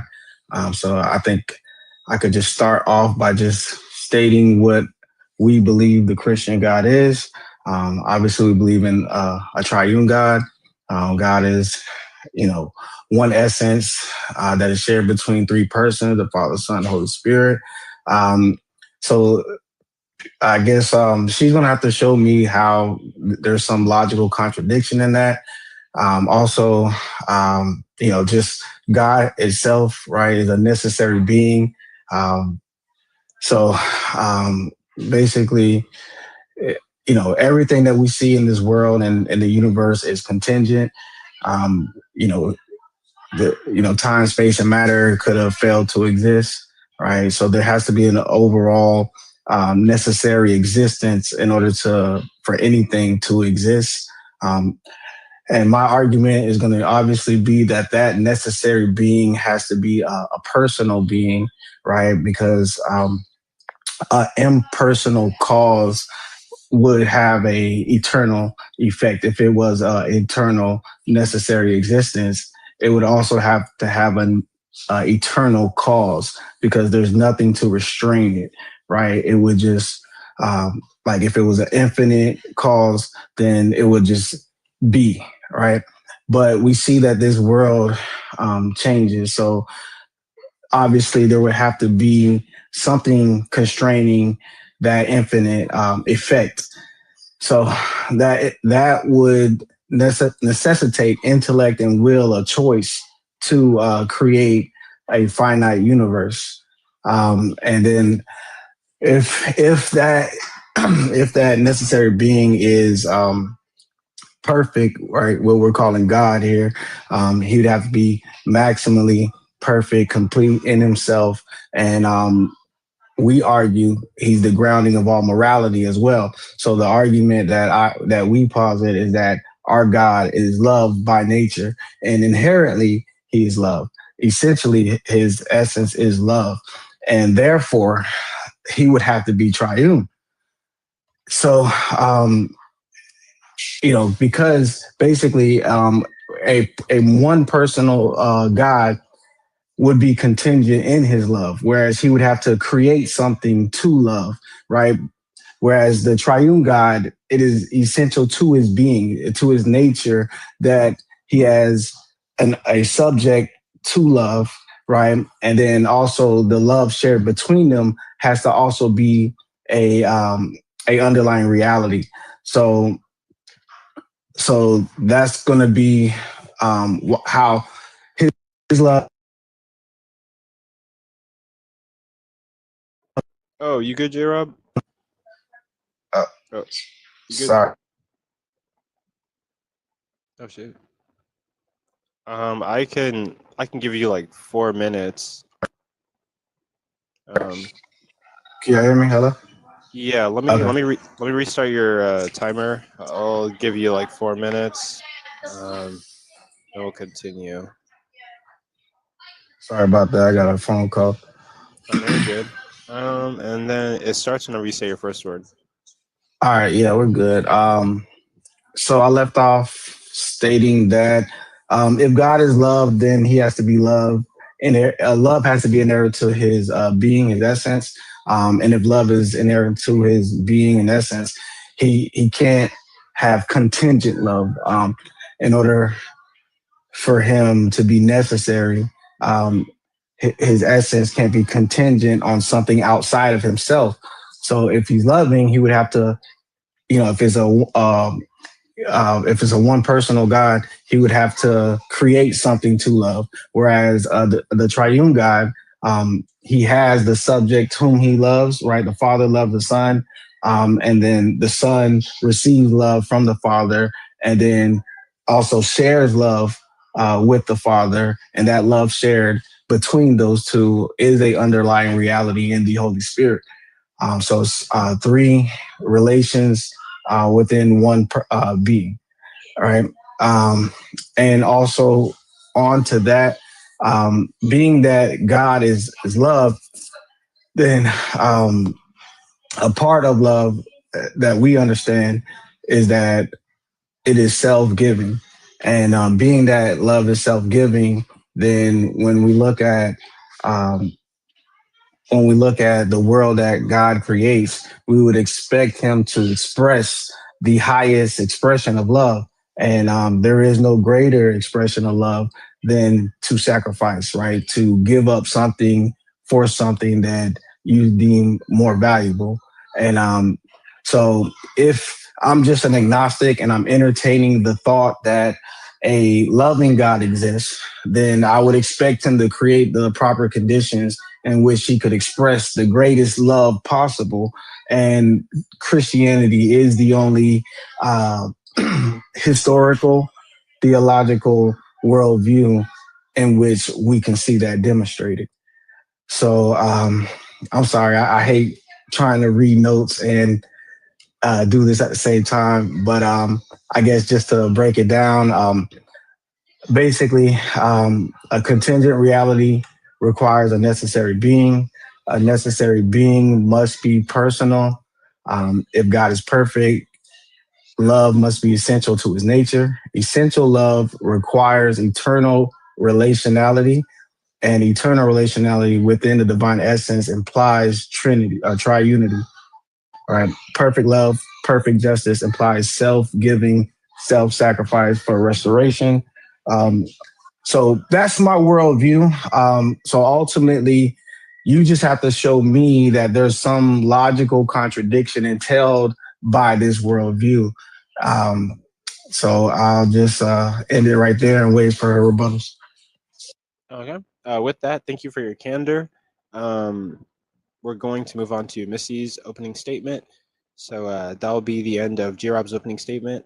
Missy, you're going to get 7 minutes on the clock.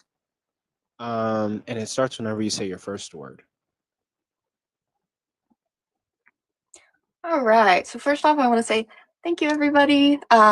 It's so nice to be here. This is my first formal debate here. And so thank you, Coco, and for all of the people, the moderators, for you in the chat. Appreciate y'all. So today I'm going to be explaining why the God of the Bible, as presented by J-Rob, holds inherent logical contradictions.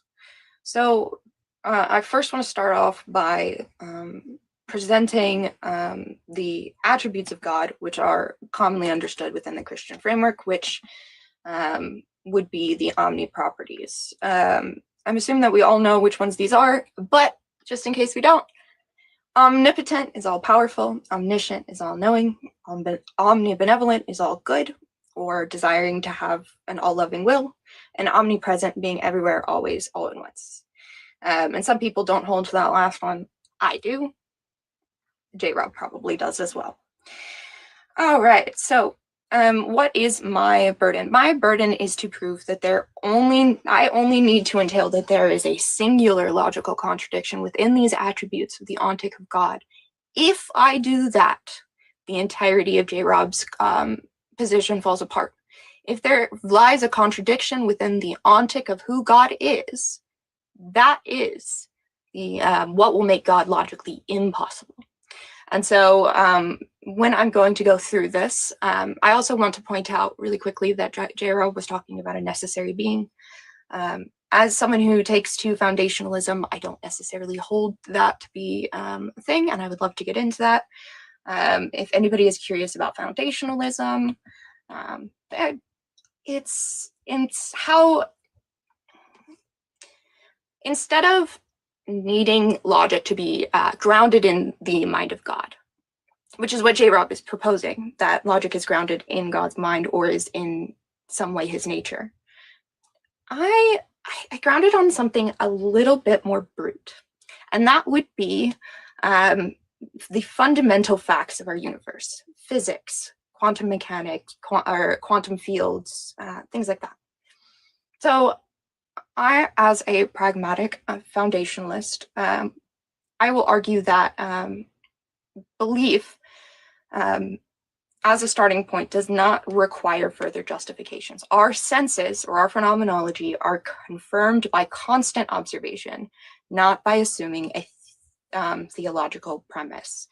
So what this is saying is that instead of needing logic to be grounded in some sort of conscious mind, we can take the fundamentals that we see and apply them to utilize and ground logic that way. So the idea that there needs to be this necessary mind, I don't understand how that would be possible or necessary for this conversation when speaking about logical possibility. So I was a little bit confused on that. As far as the omni properties, I can throw out a couple because there's honestly so many that I could have picked from. Let's go with omnipotence first. If God exists, well, this is going to be the problem of evil, actually. So if God exists, he is omnipotent and omnibenevolent, as my interlocutor claims. There ought not be evil. P2, evil exists. Conclusion, God is either not omnipotent or not all benevolent. Awesome. Now, that's just one of many. I have lots of other ones that I can't wait to dive into with J-Rob. When it comes to this conversation, we have to look at not only the attributes with which J-Rob has presented, but we also have to look at how are we coming to these conclusions, right? I think that I've laid out a very great foundation for why I come to the conclusions of what I conclude. Whereas J-Rob has to now ground some sort of necessary mind as being necessary for logic to even exist, whereas I don't hold that to be the case.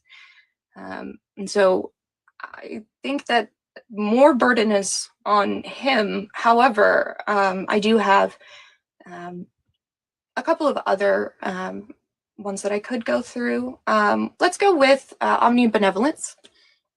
Premise one is going to be if God exists and is omnibenevolent and omniscient, so all good and all knowing, he ought want a personal relationship with all beings and knows how to have a personal relationship with all beings. People who have non-resistant non-belief exist. I'm going to define non-resistant non-belief: a person not knowing or not knowing of or not actively opposing or resisting a relationship with God, and do not have a relationship with God. So people who have non-resistant non-belief exist and do not have a relationship with God. Conclusion: either non-resistant, since non-resistant non-belief exists, God cannot be both benevolent and omnibenevolent and omniscient.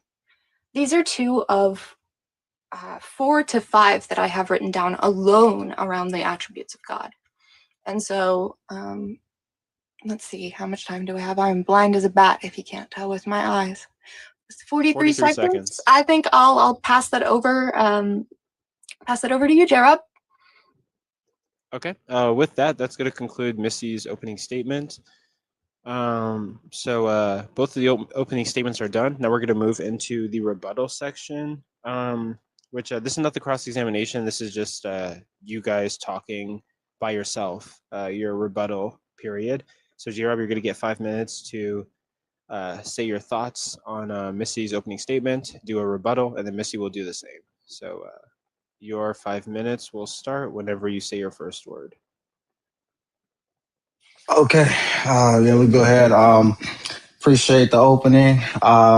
So I guess my question is like, where are you deriving the contradiction in like my conceptualization of the Christian God? Because basically, you made your arguments on like, or you kind of stated your position on necessary being and foundationalism and stuff, and that's fine. That's not what we're here to debate. We're here to debate like whether or not there's some type of contradiction derived in my worldview. So if you want to go ahead and like tell me exactly what's the contradiction. Oh wait, this is not the cross-examination. This is you saying your thoughts on like her opening statement. It's just a solo rebuttal period. I thought you said we could talk. Okay. Oh no, my bad. All right. So yeah, I mean, yeah, she didn't really show me like where a contradiction is. I mean, she did try to bring up the problem of evil. There's no I just reject I think it was your first premise that if God exists, evil ought not exist. I reject that premise because if God is all loving and He wants beings who can love, right? There has to be the possibility of people rejecting God. And if God is all that is good, if He's the source of goodness, then um, rejecting Him and separation from Him would be evil in and of itself. So there's nothing contradictory here because love is a good thing. So if love is good and it requires the potential of evil, then a loving God would create a world where evil does exist. So there's no contradiction there. And then you brought up the other argument about non-resistant non-believers. So I just reject the idea that non-resistant non-believers exist. So, you're gonna have to, make an argument for that. So honestly, I do want to those were the only two arguments that you made that if they fought, if they ran through, they would posit a logical contradiction. Everything else, are just different perspectives about reality. So I'll just give my time over to her, and hopefully we can see if her arguments run through. Okay, thank you for your rebuttal. That's going to end your countdown. And then, Missy, you're going to have a 5-minute rebuttal to his opening statement. It starts whenever you say your first word.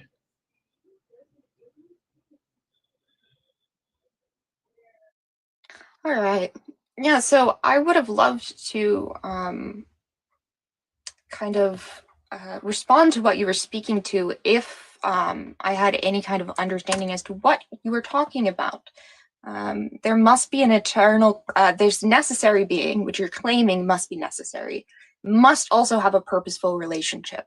You've made this claim and you have not given me any reason as to why I should think that a necessary being exists, let alone that the necessary being requires a purposeful relationship. That it must have an eternal cause. There's something it must be the eternal cause. And you said that there is something constraining the so that there is nothing constraining the infinite, which necessitates for a finite universe. This felt so incoherent. And then at the end, when you gave your final syllogism, I was barely able to keep up because it was about love. How is love going to prove the logical existence of God? Especially if we haven't established and you have not argued for even a necessary God existing and why I should even hold that. So that's why, there's not much to bring up, because you're saying on premise one, a necessary being exists, and I deny that. You've given no reason for me to believe why I ought believe that a necessary God exists. And so until we can get into the meat and potatoes of this, I'm gonna say that's my time for that. Okay. And with that, we're going to end your time. And okay, so opening statements and rebuttal periods have been done. So now we're going to move on to cross-examination. It's going to be 7 minutes for both of you, 2 rounds of cross-examination. So the affirmative is going to go first. J-Rob, this is your cross-examination. It's time to ask questions and make points to affirm your position. Your 7 minutes will start whenever you say your first word. Okay. All right, we're good. So I'm not sure if I confused you or anybody in the chat as well. I think I saw some people.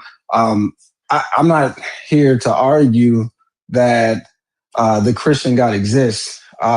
So that's obviously my belief, right? That's my perspective. That's my worldview. So I was just informing you on my worldview so that you can show me that there's some contradiction entailed in it. So the burden of proof is on you to show that not whether or not you think a necessary being exists, not whether or not I can prove a necessary being exists, but whether or not a necessary being is logically possible. So that's where you have to show me that the Christian God is not logically possible. Should I mean, why are we talking about love and necessary being when we're not talking about the omni properties, which are that God, which is where I give up the direct contradictions. Well, yeah. So I addressed. So I was telling you my position on my worldview. So I was trying to, allow you to poke holes in that worldview to show me that there's a logical contradiction entailed. But if you, want to focus more on the problem evil, that would, I do agree with Well, the I omni just property. think that if you'd like me to be honest, it's well, no, I can just say it on my turn. Go ahead. Okay, yeah. So I mean, show me anywhere where you think there's a logical contradiction. If you want to go to the problem of evil, where's the contradiction in my worldview? Sure. So let's go with the problem of hiddenness. I presented this earlier. Would you like me to present it again? Yeah, sure. Okay. If God exists and is omnibenevolent and omniscient, he ought want a personal relationship with all beings and knows how to have a relationship with all beings. Okay. So I if you want to go to the second premise, I don't really hold to the first one, but you could continue. In what going. way? That's a really important Yeah, thing. yeah. I don't believe that. I don't believe that omnibenevolent God ought have a relationship with His creation. He doesn't. That's not something that He ought do. It's something that He chooses to do. So, as all loving, He shouldn't love everyone. Yeah, he could love beings without having like a relationship with them. But He's all loving, so He Right, would want right. to have an all loving relationship with all beings because He's all loving, not partial loving, all loving. Yeah, so I could be loving of, I don't know, animals, and I don't have to have a relationship with the animals. I could just watch them, see them interact with the rest of my creation. So You're not omnibenevolent. Yeah, but when you're trying to say that it's entailed that an omnibenevolent God has to desire a relationship, and I'm not seeing that. So if I'm understanding this correctly, the problem with P1 is if God exists and is omnibenevolent, He might want a personal relationship with all beings and knows how to have a relationship with all beings. He might want that. Yeah, that's a stronger case that you can make. Yeah. All right. So, I mean, there's going to be a problem there, right? Like if you're saying that He is all loving, means He loves everyone and everything equally and to the most extent. Non-resistant non-belief would not exist because people would have no reason not to accept this universal love. So what's the argument for that though? Because He's all loving. He loves all beings, correct? Yeah, but where does He love all beings equally? Yes or no? Love all beings equally? Yes. Does He love all beings equally? I would not say that He loves all beings equally. No. Then how is He all loving? Yeah, because He still loves the beings, right? He's giving then love that's not to all beings. loving. That's only partially loving. No, it's not partially loving. There's different expressions of love, and it can be expressed differently depending on the type of agent that exists. So He can still be loving to every being, but express it differently based on the type of being that it is. So He does love everyone equally. I wouldn't say okay. You could say equally, sure, but not I don't know the word I'm trying to Can you use here, but define? Well, it's not my cross. It's yours. Go ahead. no, you go ahead. Can you define omnibenevolence then? Because maybe it's just a misunderstanding in our term. Yeah, omnibenevolence means like, yeah, he's all loving. Like he loves his creation. He has this desire for goodness within all things that are created. This expression, this commitment towards goodness is there, but I'm not sure how you're trying to entail that. Being that he's all loving, he has to desire a specific type of relationship with each of his creations. Sure. So if he was all loving, he would want to have the experience of all love, and he would have the experience of all love. And so it seems only natural, and I could be wrong here, right? There is a possibility he ought not want a personal relationship, but in that way, he's not loving that person. He's saying, but that one, no, I'm not going to be all loving to that. That to me, Yeah, it doesn't follow that everything that I love, I have to express that love the exact same way. That's not. No, but and you must. We do have to end it there. That's going to be J. Rob's cross examination. So now we're going to move on to Missy's cross examination. Missy, you're going to get 7 minutes, and it starts when you say your first word. Yeah. So actually, we were in the middle of it. Define all of the omni properties for me. So we start with, let's go with omnipotence first. How would you define omnipotence? Yeah, he could do anything that's logically possible. Anything logically possible.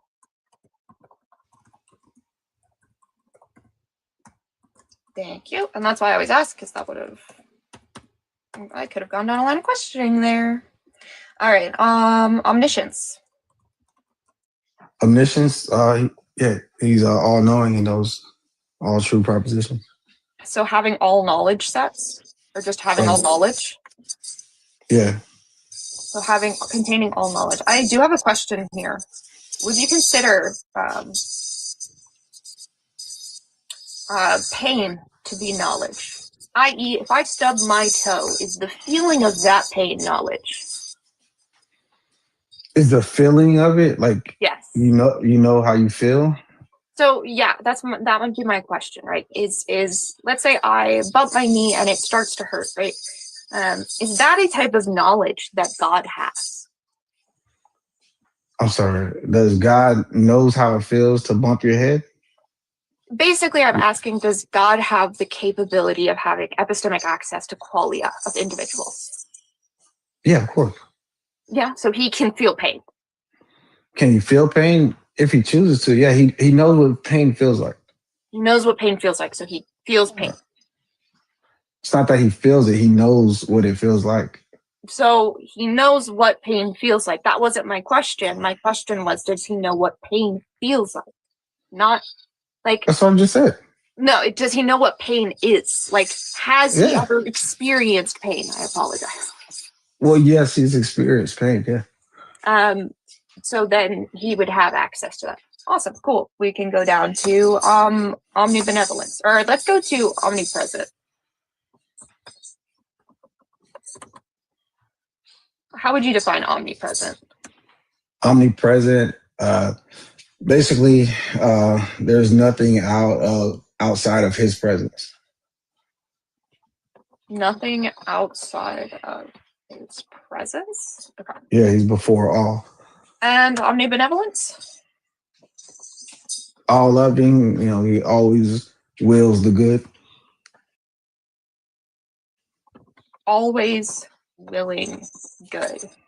Is God's love good? Yeah, of course. Is having a relationship with God good? Yep. Okay, then how is God's omnibenevolence, being all loving and always willing the good? How is him not having a relationship with someone beneficial and good? Yeah, because if God creates a thing, it doesn't require a relationship. not everything requires a relationship. So we're saying that a relationship with God is going to cause the highest amount of goodness.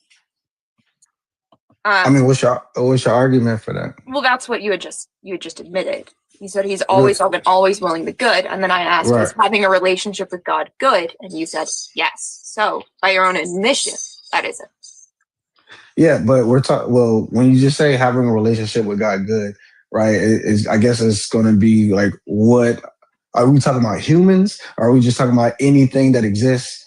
I'm using it in reference to what you said. You said all loving and always wills good. I am using whatever that definition is. Okay.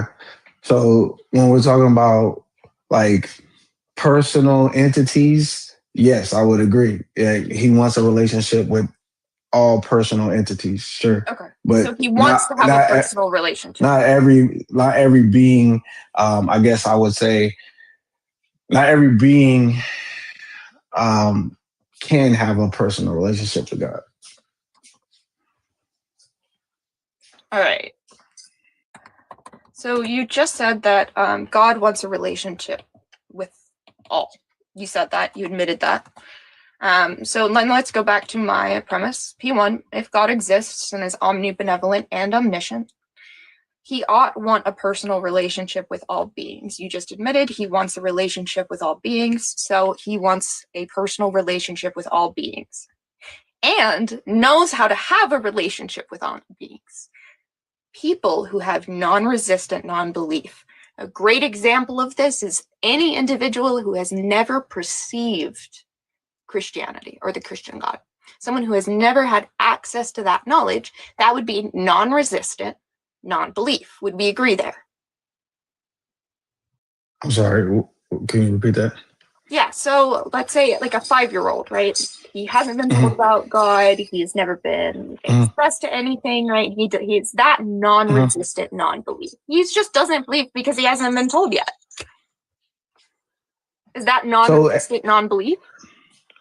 So if you're talking about like just in the moment, he's incapable of believing. So it's not going to be non-resistant non-belief. It's just going to, not have any ability to believe. Okay, so what if it's a 23-year-old who has lived in the Amazon for their whole life and has never seen another civilization, right, besides their own? They don't have a religion, they don't have a God. Would that be non-resistant non-belief? No, because so God's, attributes are clearly seen like within the world. So the belief in God is inherent to mankind, right? But we can suppress that belief. The belief in God is inherent to mankind.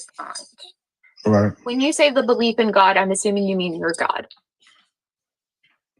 Yes, of course. Okay. There's only one God.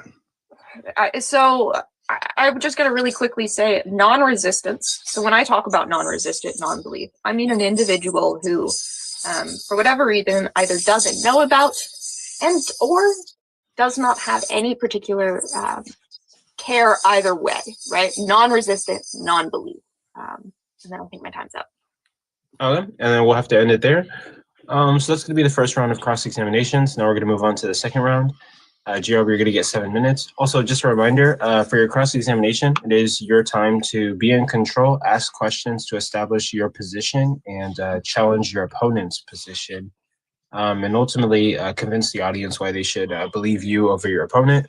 But yep, J-Rob, you're going to get 7 minutes. I mean, it starts when you say your first word. All right. Yeah, this debate's kind of weird for me. I'm not going to lie, because I feel like I'm supposed to be on the defense here. She has to, in order for her to, for her argument to win, she has to show a logical contradiction.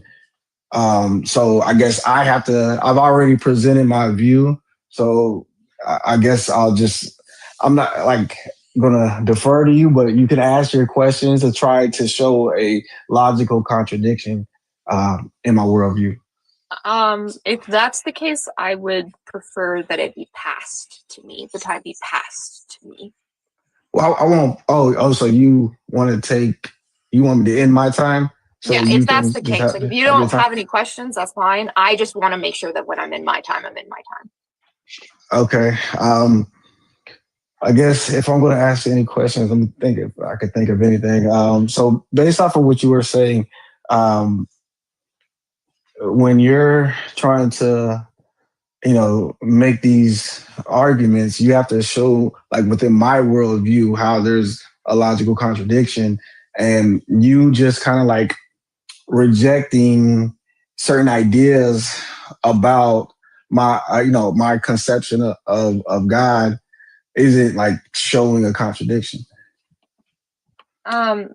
So the thing about me going all the way through love, and he wants a relationship with us, and then showing examples of non-resistant non-belief, and then presenting a syllogism, that wasn't enough to be considered a contradiction. Well, yeah, your arguments don't fall through though, right? I mean, you've given me no reason to believe that a non-resistant non-belief, that you're saying that this person believes because God is written on their hearts, or they can see him. In That's creation, not belief, yeah. right? We're talking about non-resistant non-belief. This isn't an individual who wants to not believe about God. This is an individual who doesn't know. That's like to say that, oh, this individual who doesn't know something, actually, they do know something. No, that's not how knowledge works. If they have never perceived the Christian God, how can they be resistant towards the belief of something that they don't believe in? So do you believe that we can like subconsciously know things? I'm gonna need you to, like, are you asking, do we have subconscious processes that go like of course we have subconscious processes, right? I believe my heart's beating, yours is too. Right. So subconsciously we can know things even though we may consciously not be aware of these things. So then again, with that being said, then yes, you could definitely, like, even with what we just presented here, one can have this subconscious belief in God, but suppress it in their actions and the way they live, with wickedness, and kind of ignore that unction that we should live in a loving way. We should live in a respectful way, and we should acknowledge the Creator that has given us, this life that we have. So it's yours. So I guess Yeah. I'm just really confused on what would okay. Do you think non-resistant non-belief is even possible? Yeah, I don't. So I guess let me just let me let her get her time, because like I said, like it's weird trying to get you to show me a contradiction. So I'm gonna give her her time so she can try to make an argument that follows through with the logical contradiction on mine. Okay, yeah, that's totally fine if you want to concede your time, and then we'll get to our cross-examination. I guess one last confirmation. You're okay with that? I'm good. So, you just let me know when I'm good, champ. Yeah. Your 7 minutes begins whenever you say your first word. All right. So first, I have a couple of questions. Do you hold that free will exists? Yes. Would you affirm that free will is compatible with your God? Or would you hold that free will is necessary for your God? Do you mean like that God has free will, or that like that we have free will because of God necessarily or not? Right, yeah. So we have free will. And is that because of God? Well, yes, because of God, yeah. Okay. P1. If God exists and is omniscient and omnipotent, then he knows exactly what you will actually do and controls what you actually will do. P2. If God is controlling what you actually do or choose, you do not have free will. conclusion, God cannot be both omniscient and omnipotent and allow free will to exist. That is a direct contradiction between not just one thing, right? Not just omniscience and omnipotence, but now we're throwing in free will. Right? That's one there's one. How would you deal with that? Yeah, so God is not controlling what we do. So I'll just reject that premise. So In free what way? will. Yeah, free will entails that God's not in control of our choices that we delineate, but rather we are. So, Sure, that's exactly why omniscience and free will were in contradiction. This is why I bring up the contradiction. This is not a good thing for you, right? Like when it comes to omniscience and omnipotence and saying, God doesn't control what you do, you're taking away power from God. You're saying God doesn't control that. He doesn't have this power over you. And so I find that to be odd, since we've admitted that God is all powerful. So is your contention with this that God exists, but he doesn't control people? well, God is sovereign. So when we're talking about so when you're trying to say that he doesn't have power because he gives us free will, that's not entailed in free will, right? Is control a part of power? Well, when we're talking about power, when we're talking about power, all we're saying is that he can do anything that's logically possible. That's not saying that he's controlling everything. If he is omniscient, then he knows exactly what you will actually do. And since you cannot go against his nature, he is the one that set that forward. What do you mean by go against his nature? We believe we can go against his nature. That's what is entailed in free will. God can't go against his own nature. Yeah, God can't, right. God can't go against his own nature, right? Okay. So, did you catch it?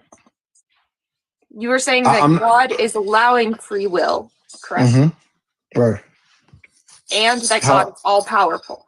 Is control a part of power? Yes or no? Is control a part of power? Yes. I mean, power can be expressed through control. In order to be all-powerful, do you need to be in control of everything? No. Wow, that is quite a different definition from, like, I think that, yeah, you have to be able to have control over everything in order to be all-powerful. No. Now let me ask you a question. What's something out of God's control then? I mean, free will, what we choose. So free will is the only thing that is outside of God's control. Yet he knows exactly what we are going to do, and that outcome is not going to change. I mean, there's a multitude of things that God is. We don't believe God is just controlling every single thing. He creates an environment or nature, order, right? And then he's not like all the time, causing gravity to pull things down, right? He created that order and is set in order. Like when you're I'm not sure how we're conflating the idea of being capable, because when we say omnipotent, all we're saying that is he is able to do anything that's logically possible. That doesn't mean that he's controlling everything. So I asked for power, right? And this is the really important part, because power doesn't just mean that you can do. It also means that you have to in certain scenarios. Right? A really great example of this. So, God's power, right? He cannot put limits upon it, correct? He can't put limits upon his power? Yes, he wouldn't be able to put limits upon his own power. That would take away from his omnipotence, correct? Like, I'm not sure what you mean by that. Let's Put say limits. he decided to put himself into a physical form only. He couldn't do that. If he decided, it would entail a logical contradiction. So he So couldn't do it. yeah, he can't do that. Yeah, you're right. Yeah, I'm sorry. So, and when we're talking about control, I'm saying that he will control what you do because his will is that of the. I mean, you've already admitted that his will is part of his power. His will is a part of his power. Sure, I guess you could say that. So this is just it's But really I don't. confuses me when you say control, but Well, yeah, he because doesn't have control over everything in the universe.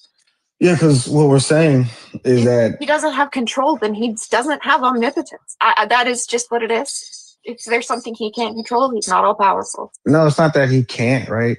Finish your Well, last sentence. Yeah. Your guess. Okay. I mean, he can control what people do, but free will entails that he doesn't control what people choose. Okay. And with that, we have to move on to the closing statements for the debate. So we did the 2 cross-examination rounds, and closing statements are going to be 5 minutes each. And then after that, I'm going to put up a poll, and everyone can vote on the poll. And this debate will be decided by audience vote. I couldn't get judges, so it'll be decided by audience vote. We got a lot of Christians and atheists in here. So I don't know about that. You got to get some judges, right? Yeah, next time, yeah. I got a lot of haters on TikTok. Hey, Rob, the audience votes doesn't mean anything. They're gonna like. Yeah, I know. There's no way to have that be unbiased. But with that, J-Rob, your 5 minutes will start whenever you say your first word. All right. So yeah, I mean, I guess everybody, is able to see that there's no logical contradiction. In anything. I didn't get one logical contradiction out of her. I'm all open to be critiqued under my worldview, and if there is one, then I'll accept it. But we have to, actually, engage with my worldview in order to, show that it's illogical. So I showed, I said what I believe in, and when she's talking about like omnipotent, like just power just means one has the ability to do a thing, right? Control is going to be something different. So when she's trying to make these arguments, I'm not sure. I'm not sure if she's just kind of confused on that part of it, like what omnipotence means. But when we're talking about, free will and whatnot, God has the ability to create agents that have the ability to make choices that aren't his, doings, right? That he's not controlling. That's logically possible. You would have to show that that's not logically possible, that there's a contradiction in God having the ability of creating agents that can make their own choices. So you just saying that, there's a contradiction in controlling. We're not saying that God is in control of their choices. So, that doesn't fit within our paradigm. I mean, I honestly, I thought you were gonna dig in on the Trinity or something. I was literally looking up notes to defend the Trinity because that's typically what people argue against. When we're talking logical possibility. But I guess it was good for me to at least study more about the theology, and I guess I'll just end right there because I don't really have anything to engage with regards to the arguments that she posed. I show that there is no logical contradiction. I think the closest thing she came to would be the non-resistant non-believers. But, within our Christian paradigm, it's not post hoc. It's not me trying to avoid anything. If you study the Bible, it talks about, how people have the knowledge of God and suppress the truth. So I'm not trying to squirm away from the argument by saying that, Christians, we don't believe in non-resistant non-believers because, Christian theology already tells us that we have this knowledge. So, yeah, I just hope that, we get a better understanding and hopefully, Missy, we debate all the time, so we can do it some more. Yeah, always. Okay, and with that, that'll conclude J. Rob's closing statement, and then we're going to move on to Missy's. And actually, there's an idea that I have right now, right? So we are going to do a poll for audience vote, but what we could do for judges is if anyone in the audience, specifically people that I know are creditable, would like to come up and judge this debate, I will allow it. So like, I'm going to need 2 Christians, 2 atheists, and somebody that's neither Christian or atheist. And we could have an audience like select of like 5 judges. I'm willing to do that. Some people that have been mentioned in the comments are like Prince, Kay. I'm going to bring those 2 up. I think they're both Christians. And then like, I'm going to need 2 atheists. And then I'm going to need like somebody who's agnostic or something. Oh, Phil, bro, you're an agnostic. Okay, he can be the 5th judge to tie break. We're gonna need 2 atheists. But Missy, you're gonna do your closing statement. I'm gonna bring the judges up, and yeah, we'll get to it. But and it will start whenever you say your first word. All right. So at the beginning of my opening, if we all remember correctly, I said that I only had to show one logical inconsistency. All I had to show was one logical contradiction, and that the rest of the worldview falls apart from there. And so not only have I provided one contradiction, I've provided 4 throughout the time of the argument. So I'll go through those again. So the first one's going to be the problem of evil. Again, I'll go through my syllogism. If God exists, he is omnipotent and omnibenevolent, as my interlocutor claimed. There ought not be evil. Evil exists. God is either not omnipotent or not omnibenevolent. Now, the J. Rob's problem with this is that it ought not be evil. He's saying some sort of claim where there is a place where God can do some if it means that they get better benefits. No, that does not hold up under any scrutiny. If he is omnibenevolent, then he would want the good of all, point blank, period. Now let's go into omniscience. I gave one argument for omniscience, and that is if God exists and is omniscient and omnipotent, then he knows exactly what you will do and controls what you actually will do. When I'm using the word control here, I'm not saying that he actually dictates. I'm saying that he is in authority over, he controls over this individual or these groups.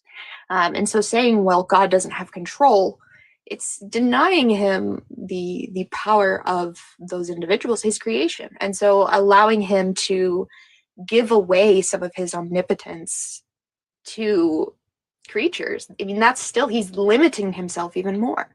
So I've proved even more so than that in that one where the contradiction lies. Not Gandalf.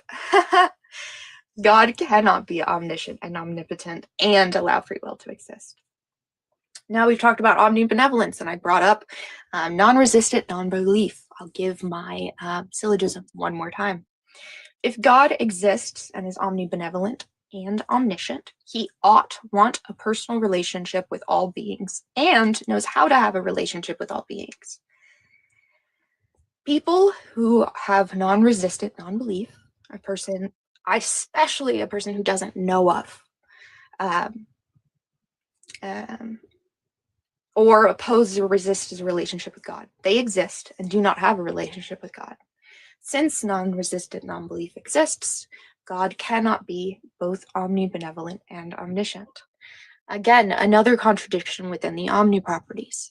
So this contradiction, he was saying something along the lines of, well, non-resistant non-belief doesn't exist. I think that everyone here can say that like a baby, for example, is not lacking a belief in God. They just don't understand anything. They're not saying God doesn't exist. They're not saying God does exist. They don't have a belief. And I think the same thing could be said for individuals in language-deprived situations. I think we could go for individuals who have extreme mental difficulties. We could go into so many different types of individuals who might classify as non-resistant non-belief. So to just say point blank, those people don't exist, not only is it minimizing to the individuals who do exist and who express non-resistant non-belief, but you're also making a claim about like the entirety of the world, that every single person subconsciously knows something. How can a subconscious knowledge become a conscious knowledge unless it's a bodily function? Because the subconscious functions, right?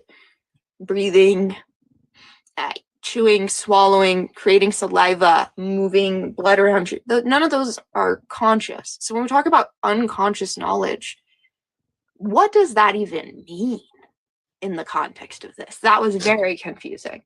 And so there's just three contradictions that I've pointed out. So I think that, of course, it might be easy for J-Rob to kind of brush these under with a, well, I don't think about that, and I don't agree with that one in particular. It's very obvious that if these attributes are all powerful, all loving, all everywhere, all at once, they're in direct contradiction with each other, and I don't see a way around that. So with that, I will end my time. Okay. So that's going to be the end of her closing statement. And for everybody here, basically that's going to be the conclusion of the Missy versus J-Rob debate on whether the Christian God is logically possible. I'm going to put up a poll, and everybody in the audience can vote on the poll, and the poll will help decide who the winner is. But I do have 4 judges up here. I need one more atheist judge. Someone is telling me Will Dot, if you're in the room, you can be a judge for this debate if you watch the entire thing, and you can decide who a winner is definitively. But I'm pretty sure K is a Christian, Prince is a Christian, Phil Bro is a agnostic, and Black Stallion is our atheist. So we just need like one more atheist judge, and we can get that cracking.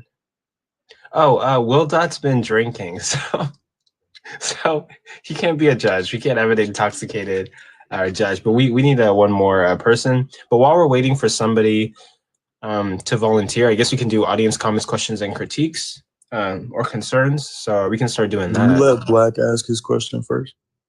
Black Stallion, you want to ask a question? Earlier, J-Rob said that that God was the only way to love. Did I summarize that correctly, J-Rob? That God was the only way to love? Yes. I didn't say that, but I mean, I do believe that, sure. What exactly did you say? I said God is inherently love, like within his being. Well, now that just does. Oh. I mean, you go ahead and ask the question too, because I do believe that. So, do you believe a non-Christian, aka someone who willingly separates himself from God for one reason or another, can still express and experience love? So they can like experience qualities of love, but not in its fullness. Okay, how do we make? Now, this won't be a debate. I'll leave it off there. Okay. And actually, if we can, if the judges are ready, we can just like rapid fire and get the judges votes. But God's pocket, you said that you're an atheist. So basically, yeah, our atheist judges are going to be Black Stallion, Gods, and our Christian judges are going to be Prince and Kay, and then our agnostic judge, the neutral judge, the 5th tiebreaker is going to be Phil Bro. So if you guys want to go, go ahead and knock yourselves out. Yeah, so J-Rob, you had mentioned that if God exists, he's going to be inherently love, right? But we must move beyond like emotional or like biblical objections, right? And examine like the issues of ontology, so like what exists, identity, properties of like necessity, right? So I feel like you're kind of just like rejecting like the ontological problem here. It's just going to be like substance is just going to be a being that exists within itself, and then the property is just going to be like a quality instated by like a substance, right? So like a person has wisdom, for example, and then like a person or like a fire has heat, but like the fire is not Wait, really identical to quick. heat Wait, itself. wait, So I'm not understanding like where you're coming from here. Because if wait, we really say quick. that God is Let me love, let me pause you really quick. But in regards to judging the debate, yeah, give your thoughts on like the debate and like I guess yeah, you're doing a good job. Like give your critiques of each of the contestants, and then also give your declaration of who won. But also the audience wants me to check. You're 18 or above, right? oh yeah, 2007, August 25th. That I'm terrible at math. I think that checks out. Yeah, I turned 19 this year. Yeah, that continue. Yeah, but if we say God is love, it's just going to be like an identity claim, then we are asserting God equals love, but love appears to be like a relational property and an intentional act, like a moral disposition. So like properties do not like exist independently in like the way substances do. So like unless one adapts to like extreme platonism, so like that's just going to be facing like a metaphysical problem. So like if love is a property and God is like a substance, then God can literally like not be identical to love. So it's just going to be like a contradiction within your own argument. So that's just like my only issue with like your main argument, because I wasn't really tracking the full argument, but I would just say that Missy had like the more logical explanation here, so I'm just going to side with her. Okay, one vote to Missy. What judge wants to go next? I'll just give my judgment and go because I have to go soon. Yeah, go for it. Yeah, so the first thing is that I think specifically on the grounds of establishing a logical contradiction in God existing, Missy failed pretty badly. There was at no point in the conversation where there was actually a contradiction which was derived. Now, I'm not sure how much training in like logic that either interlocutor has, but there's a few ways that you're going to be able to actually derive a contradiction, right? So the first way is just through strict derivation, right? Or you can do so through negation introduction. You can do so through reductio ad absurdum. There's going to be a bunch of several different ways that you can actually derive a contradiction from a proposition, none of which was expressed at any point during this debate. So on those grounds alone, I think J-Rob won that point specifically. Now, where I think J-Rob failed slightly is actually pushing back on that claim. I think the first, like in the very beginning of the conversation, J-Rob had asked Missy to provide a logical contradiction, and Missy's immediate response was, do you know what the argument from divine hiddenness is? Right? So just like kind of citing and explaining the argument from divine hiddenness is not going to be something which establishes a contradiction. Secondly, I think there was a lot of equivocation and confusion on terms throughout the entirety of the debate. The equivocation was actually terrible. It was painful to listen to. If you're going to establish a contradiction in the proposition that God exists, one, you have to be working off of the theist semantics, right? Because presumably, if you're going to want to show that there's a contradiction entailed within the Christian worldview, then you have to work in the Christian worldview, right? But it seems as if Missy came into the debate with her already pre-existing definitions. She had an extremely proprietary definition of what the omni properties are, like omnipotence, omnipresence, whatever. Like all of your definitions were proprietary. I don't think a single one of them any theist would actually accept. So on those grounds, that's a knock against you as well. I think you should probably come. There's somebody's mic is, I don't know what's going on. Okay. Yeah, so I think on those grounds, I have to give a knock against you. I think you'd probably be better suited if you came a little bit more prepared. Like you actually understand how theists use these terms, what they mean. And like from the use of those terms and how they use the terms, it's going to entail this contradiction. I think that would have been a far stronger win for you. But just kind of citing arguments from divine hiddenness. And then I think you also brought up this idea of like non-resistant non-belief. That's something which is easily resolved. It's been resolved in theism for thousands of years. That's not even an argument against theism at this point. Most people take a distinction between apparent hiddenness and complete hiddenness, right? So most theists, like I don't think there's a single theist who's going to agree that there is such a thing as complete hiddenness. There might be apparent hiddenness, but apparent hiddenness is not going to be an issue for theism. So yeah, I mean, I have to give it to J-Rob, not on the grounds of J-Rob performing well, because I think he did terrible, but just simply on the grounds that she was not able to actually establish a logical contradiction. So I'm going to give my judge to J-Rob. Okay. Yeah. Thank you for your response. And so far we got 2 votes in. So 1 for J-Rob, 1 for Missy. And yeah, thank you for being here. Should I go since I'm also Christian? Yeah, you can go ahead. I would say, like, yeah, I agree with everything that Kay said. Like, I think, I don't think that J-Rob did the best, but I think just Missy, like, sort of did poorly. I actually was, like, excited, Missy. I thought you were going to do really well. I think that you brought up some arguments that, like, are good arguments, but your justification for them wasn't the best. And, like, I'd have to agree with, like, the divine hiddenness argument has been overcome, like, 1,000 years ago. So I didn't really hear a singular P and not P. So I don't think that you provided a contradiction, so I have to give it to J-Rob. Okay. That's 2 for J-Rob. Who wants to go next? I will if they're still deciding. Yeah, go for it. When it comes down to the argument, J-Rob showed not negligence. I don't know the exact word you could give for it, because he did listen, he did respond, but he did not actually argue with Missy's contradictions, quote unquote, because Missy also failed to state her contradictions in a way that was clear for the average person to understand. While I do understand what contradictions Missy was trying to make, I cannot judge Missy's argument based off my understanding of what she was trying to do. So I technically give it to J-Rob only for the aspect of he came in with a point, he technically stuck to it, even though he refused to engage. Okay. So I think that's, hold on, Prince. That's The 3, person on the J-Rob. bottom wants to go. But yeah, that's Yeah, go ahead, Gods. What you got for us? So, listening to this entire debate, I really didn't hear either interlocutor show how God is logically possible and isn't logically possible.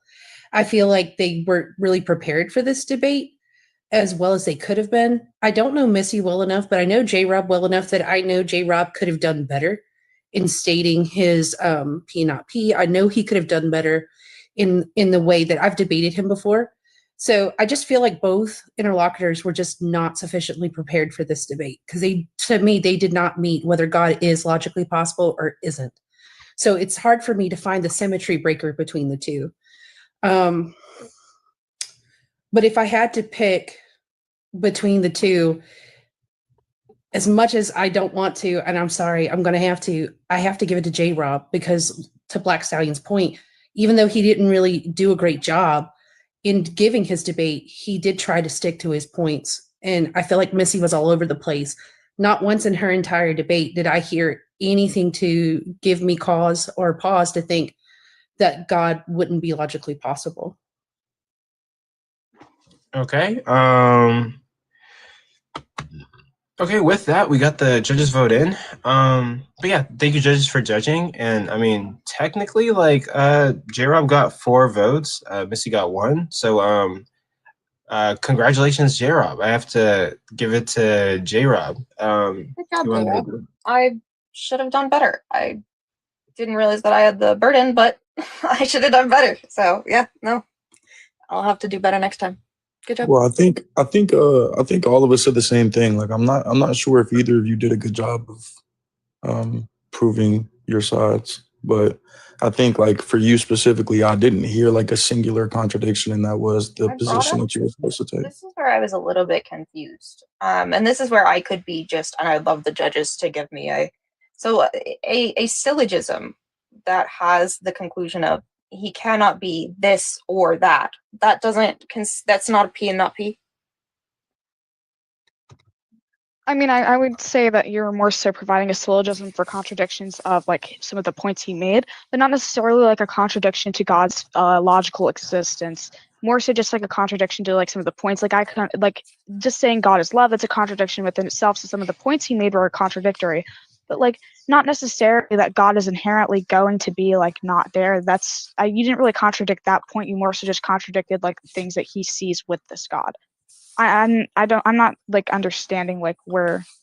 Like I voted for you because I feel like you made like the more logical claims, just like to contradict some of his points, but not necessarily a contradiction to like his argument that God exists or doesn't exist. Okay. So Right. it was I think more the of I thing. wasn't attacking the right things. Yeah. I But you think. proved Let's maybe the Christian God didn't exist, but not that a God doesn't exist. Well, yeah. I think the thing I was trying to get right was that like something that I affirmed within like the Christian worldview. And then if you would have to show me that I affirmed this, That's we technically affirmed a this. problem. Well, that's what a contradiction in the Christian God would entail is that, hey, Christian theology, we affirm this, and then we also affirm this, and those two would have to be a negation to each other. That's what I did. Hold up. No, you brought arguments that with semantics No, that I we need you to don't up, hold J-Rob. to.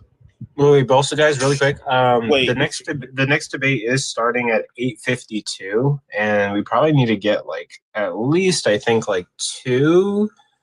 Well, we have like 3 people in the guest request for like comments, questions, critiques, and concerns. So, okay, I would say judges. If there's anything else you want to say to the contestants, send it to them via DM. And then let's get to these guests. But thank you guys. You guys hopped up and you were judges last minute, last notice. So thank you. I appreciate it actually. But yeah, and then someone asked in the comments, is this gonna be posted on YouTube? Yes, I'm gonna be posting this to the Day of Debates YouTube channel, to the Controversial Compass YouTube channel. There's also this other YouTube channel called Black Atheist Coalition. I will be posting it there. I post a lot of my stuff there because it is led and created by a friend of mine named Volsi. And then I will also be posting this onto Right Here, Right Now's channel. I'm collaborating with him, and he is posting a bunch of debate footage from the debate community on his channel. So if you search Right Here, Right Now. But with that, let's get to the audience questions. I'm going to drop the judges, but thank you guys. I appreciate you guys. It's actually, it's absolutely awesome that you guys came up and helped out. I really appreciate it. Real quick before you drop me, have a question because this is the first time I judged. So, is there an option for a draw? Because I didn't know if there was that option because I was only really given Missy or J-Rob. Because honestly, I would took a draw. I mean, yeah, like there's an option for a draw. In the first debate, we had a tie between OG Kylo and the other guy. They all said that it was a tie. But yeah. Okay, I don't see how there could be a tie. Because even if even if I like didn't make a good argument for my God's existence, I made the argument that I made right didn't have any contradictions within the argument, and that's the reason why that's the title of this debate. So, but yeah, I'll let it go. But yeah. But I mean, if you want to say that it's a draw, I mean, you can. But I guess we didn't tell you that you could draw before. But typically, like once you submit your judge's vote, it's kind of like finalized. But since you didn't know, there's a draw. It's up to you. No, it's fine. I'm going to submit to my original vote. I'm not going to change it halfway through just because I didn't know. I just know now for next time, if I become a judge up on a panel in this live, then I know I have that option. So I'll still stick to my original vote. Based. But yeah, thank you for judging and thank you for being here. I appreciate you. And with that, we're going to get to audience comments, questions, concerns, and critiques. The next debate is supposed to start shortly, so let me keep it to like one comment and question, and then we got to get to the next debaters out of respect. But Constantine, what you got for us? Yeah, hey, good job, guys. Hey, Missy, I heard in your cross-examination you said, well, if God wants a relationship with me, where are you pulling that from Scripture? Why do you think God wants a relationship with you? Say that one more time. You said, why do I think God wants a relationship with me? Yeah, that was formulated in a lot of your questions. Yeah, so for someone to be all loving, right, they would want to have the best outcome for everyone always. And so having the best outcome in this worldview would be having a relationship with God. Since not everyone has a relationship with God, God is not all loving. So you're just equivocating love to a relationship? I mean, No, I'm saying that in love order not to, having a in order, relationship with you. can you I just can you want to love know where it without is in the being in text. relation? Can I you just want to love know where it without is in being the in text relation? that he says he's supposed to have a relationship with you. I mean, that was the presentation of your argument, but it just doesn't say that. I don't even know where you're getting that. Yeah, so when I'm talking about a relationship, I'm speaking about love, the idea of love, which is a relational concept. Would we agree there? No, he could also love to destroy you. Sure, but it's still relational. Love is still there. Yeah, it could also be a relationship of destruction.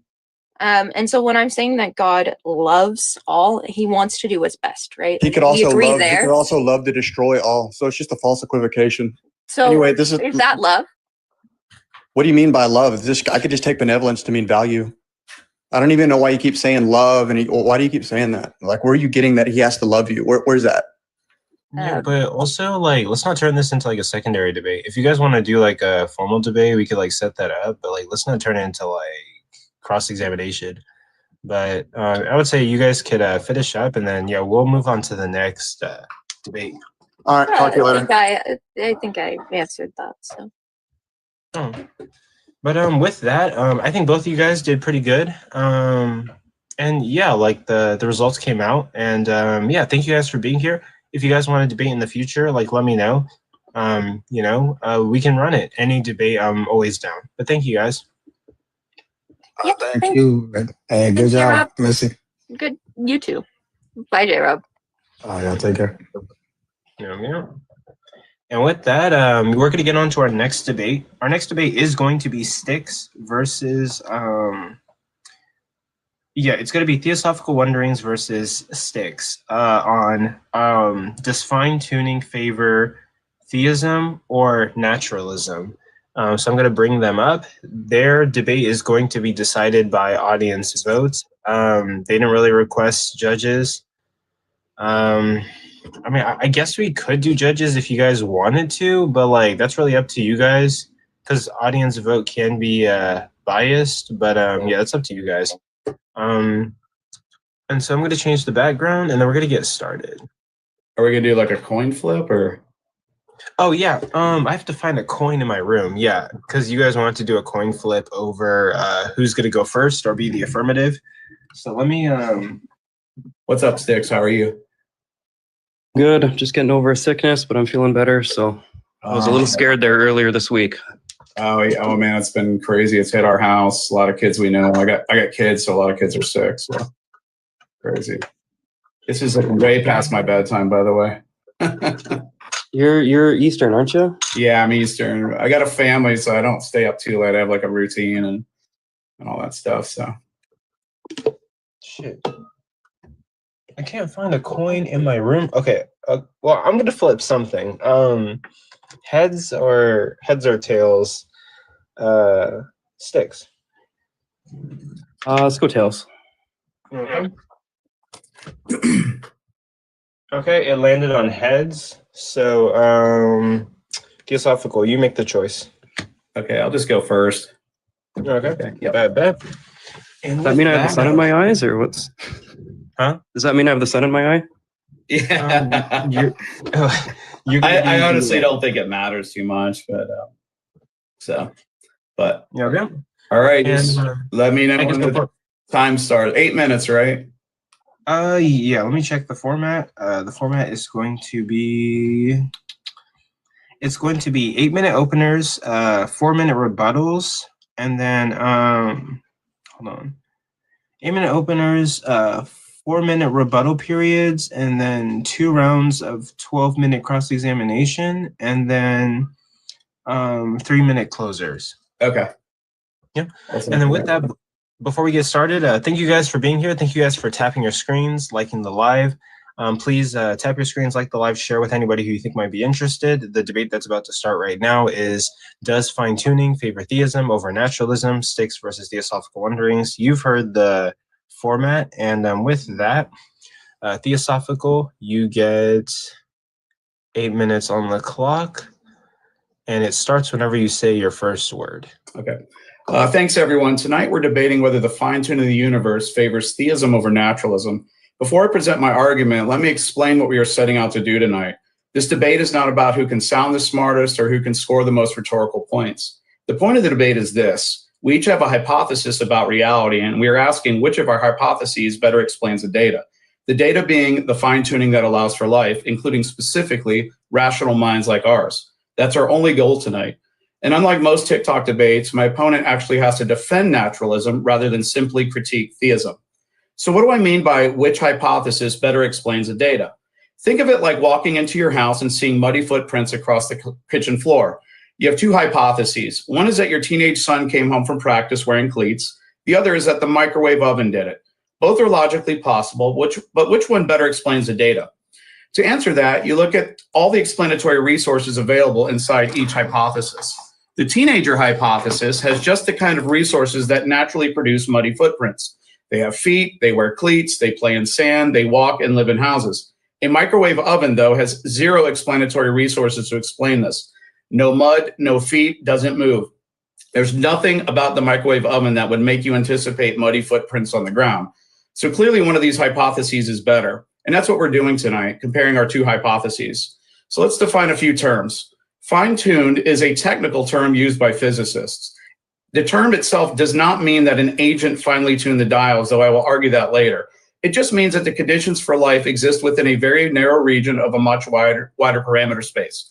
By parameter space, this just means all the ways that the equations and the fundamental constants can be changed. As soon as you change the equations, even just slightly, life and structure completely disappear. This is what tells us that the range is narrow. Now let's define the competing hypotheses. Naturalism is the view that reality consists only of the natural world, matter, energy, physical laws, and which is at bottom mindless. No supernatural beings exist. Theism is the view that reality is grounded in a personal, rational mind that interacts with what it creates. Now here is my argument for tonight.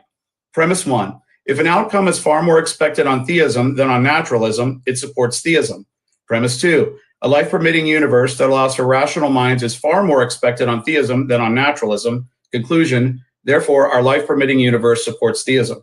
Premise one is not controversial. For example, if a limb grew back after we prayed, this is what we'd expect if God existed, and thus the limb growing back would be evidence for God. That's all this premise is saying.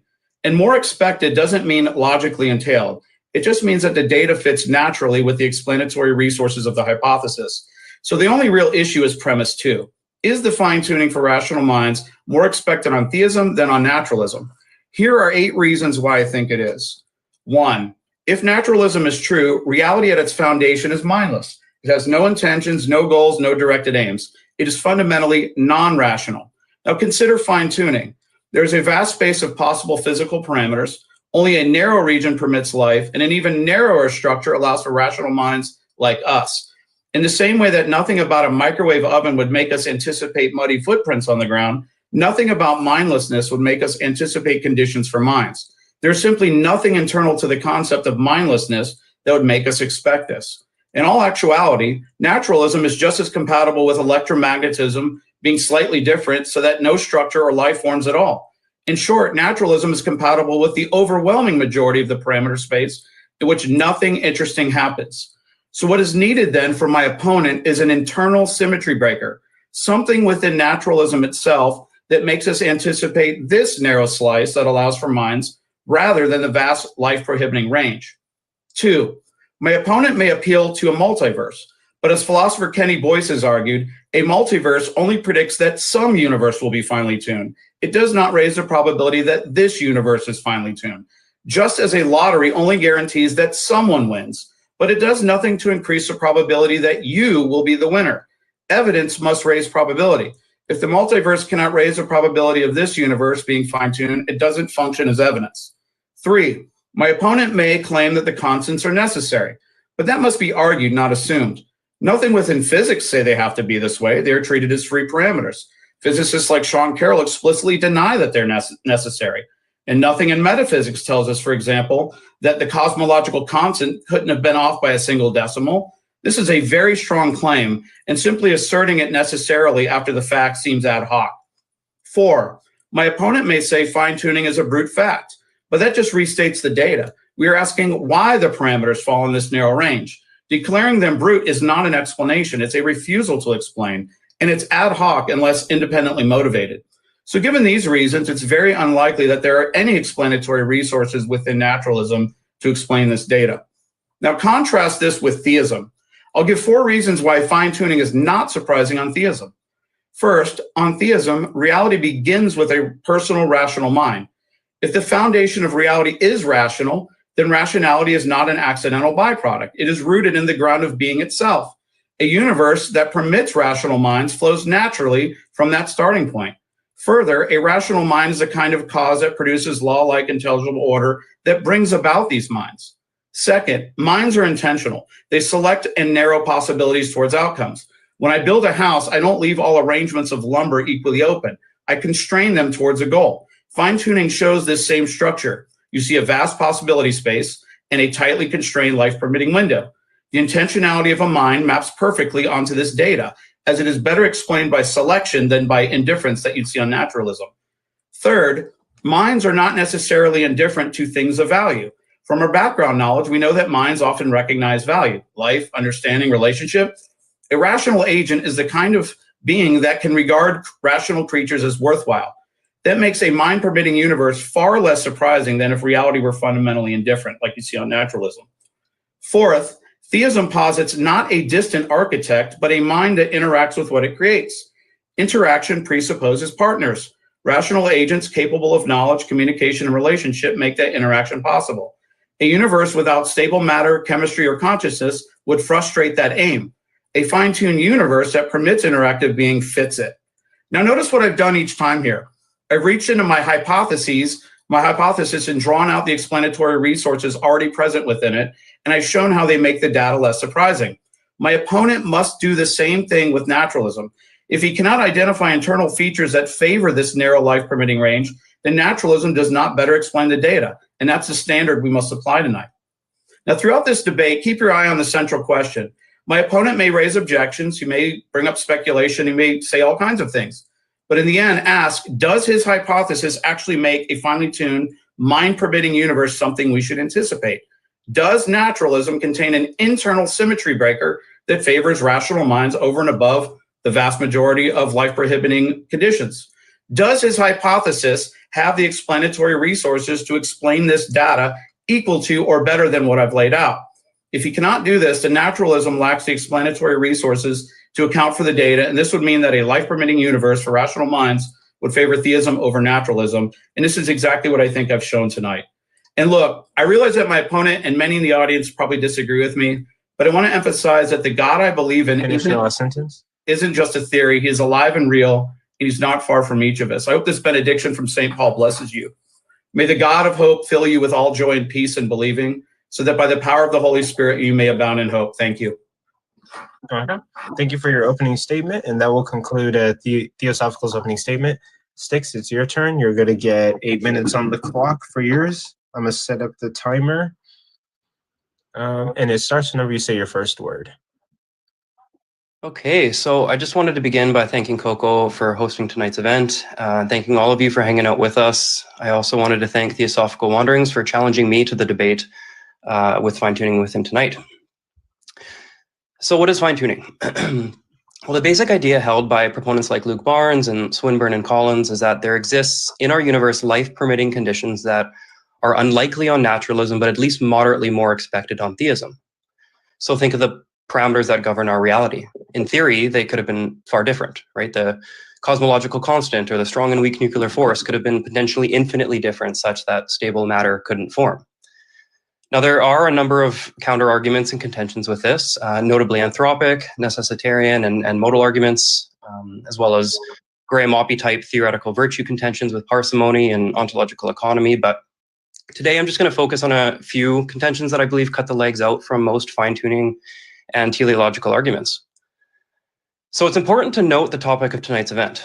Does fine-tuning favor theism over naturalism?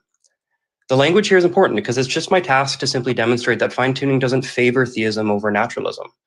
So in other words, I'm actually just required to get to 0, whereas for my opponent, theism must be favored over naturalism given the fine-tuning data and he has to show that this is the case beyond just his vibes.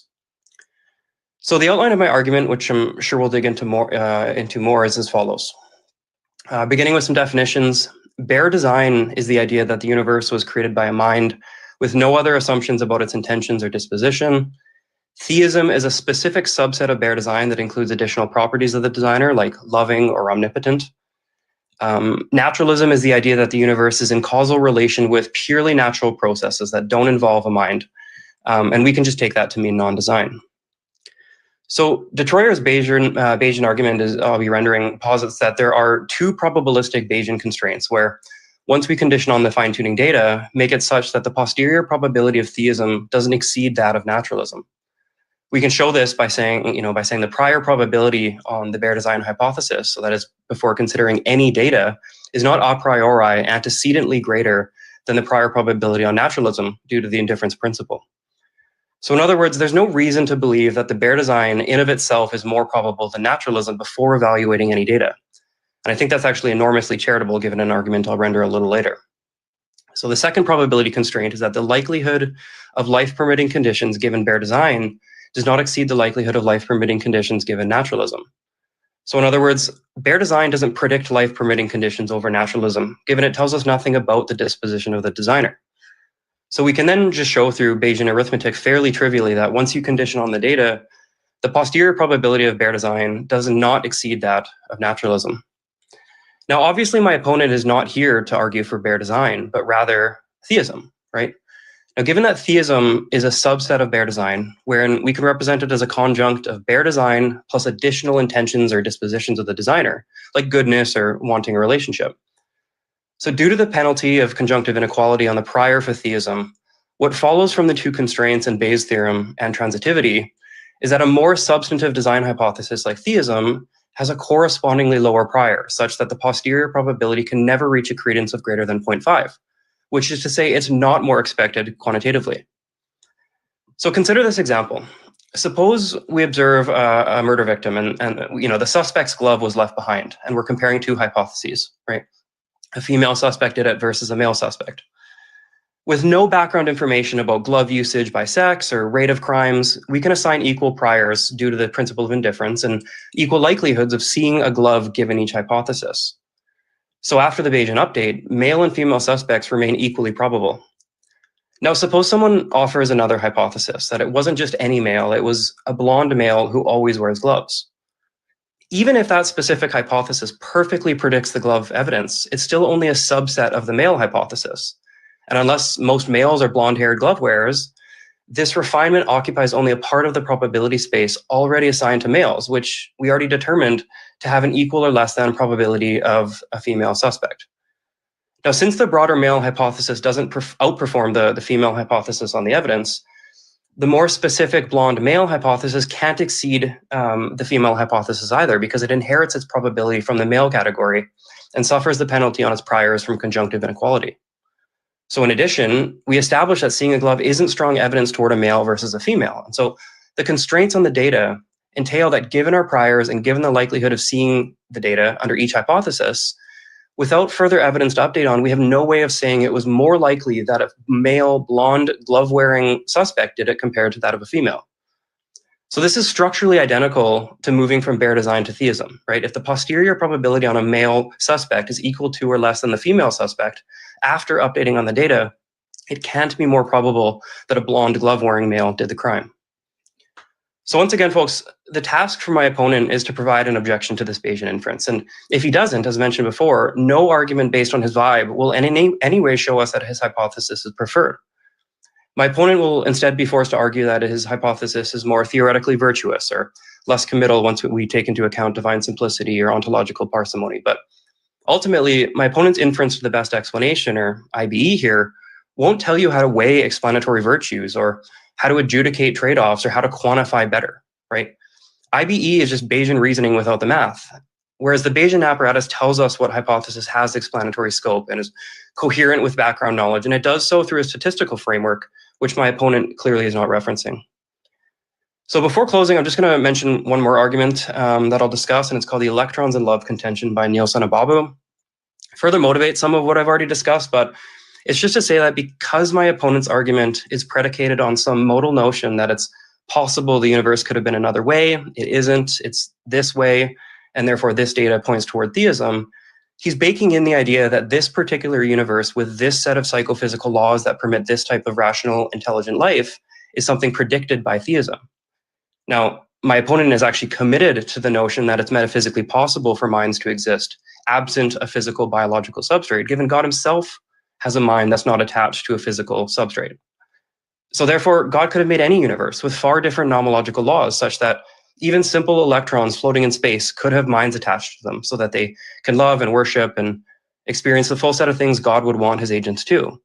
And because of this, the fine-tuning data we observe given this set of psychophysical laws is not probability raising toward theism because it's not a novel prediction or uniquely supported by theism. And with that, I end my time. Okay. And with that, that concludes the opening statements. So now we're going to move on to rebuttals. Each of you are going to get 4 minutes to simply rebuttal your opponent's opening statement. This isn't like a cross exchange. This is just you talking, and 4 minutes to rebuttal the opponent's opening statement. So Theosophical, I'm going to set the timer for 4 minutes, and it starts when you say your first word. Sure. Okay. I don't have anything written here. I'm just kind of free forming. So my opener was not just vibes. I gave 8 reasons. I made 4 attacks against why we shouldn't expect naturalism to predict this data, and I gave 4 positive reasons to explain why theism anticipates this or makes it less surprising. It looks like my opponent gave 2 main arguments here. The biggest one is the Bayesian argument. And from what I gather, it's sort of like he made sort of a symmetry between bare design and naturalism. And bare design basically, bare design doesn't predict this this data any more than naturalism does, or it needs something to kind of break this symmetry, if I understand him correctly. First thing I want to mention is, and he kind of addresses this, is that I'm not arguing from bare design, which he mentioned. I'm arguing from theism. But even if I were arguing from bare design, the symmetry is broken. The very first argument I made was about what is entailed by a rational mind. I'll just kind of repeat it here. On theism, or you could say on bare design, reality begins with a rational mind. If the foundation of reality is rational, then rationality is not an accidental byproduct. It is rooted in the ground of being itself. A universe that permits rational minds flows naturally from that starting point. And further, a rational mind is the kind of cause that produces law-like intelligible order that brings about these minds. So on bare design, we have something that's being designed. We have a mind that has reasons. Obviously, it's not going to create something without reasons. And even on bare design, I'm just positing a mind here. I've pulled every explanatory resource out of just positing a mind. I'm not even positing theism at this point. Bare design will predict this data and break the symmetry. And I also think my second argument breaks the symmetry even more, and this raises the probability of bare design, again, predicting this data better than naturalism. And that was my second point, was that minds are intentional. That's just what it means to be a mind. That's just logically entailed. And minds select and narrow possibilities towards outcomes. And it's kind of like when you look at the fine-tuning data, you see this wide possibility space in this very narrow region. And so like intentionality maps onto that data. So like this is kind of what you'd expect if a mind was selecting these things. It looks like that. And as opposed to the indifference that you'd see on naturalism. But getting into, even if I do posit, how much more time do I have, Coco? You have 1 minute and 20 seconds. Okay, let me, theism, even if I posit theism and add extra conjuncts, they're probable conjuncts. So like any penalty will be so minimal. I'm willing to take it because I think the overall case raises the probability in total. The electrons in love. So let me get to that really quick here. So the question tonight really isn't about whether God could have done things differently. God could have done whatever he wants. The question is why there are any conditions for minds at all. So that would still be the question if we were made of silicone or if electrons were agents. We're not trying to like figure out why did God use physical matter to make rational minds. It's just why there are conditions for minds at all. And so I don't really feel the force of that. And further on naturalism, what would ground the claim that the different psychophysical laws are metaphysically possible to begin with? So, and I'll end my time here. Okay. With that, that's going to conclude your rebuttal. Now, Sticks, this is your time to rebuttal his opening statement. Your 4 minutes starts whenever you say your first word. Yeah, so in this first rebuttal, I'm just going to levy some of my contentions with my opponent's argument. So he renders a primary argument. He says, if an outcome is far more expected on theism than on naturalism, it supports theism. A life-permitting universe that allows for rational minds is an outcome far more expected on theism than on naturalism. Therefore, our life-permitting universe supports theism, just modus ponens. So first of all, obviously, I would just reject P2 there, right? That's pretty much just the conclusion of his argument. But first of all, I would ask why. Like, why is this the case? But he provides some supplementary reasons. Most of them don't apply to me.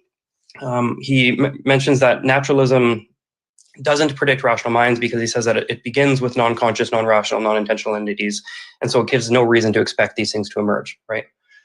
So that argument too strongly assumes precisely what's to be expected to emerge from a foundation based on its ontology. So you're saying that if a thing, F does not contain property P at the fundamental level, F gives no reason to expect P to emerge.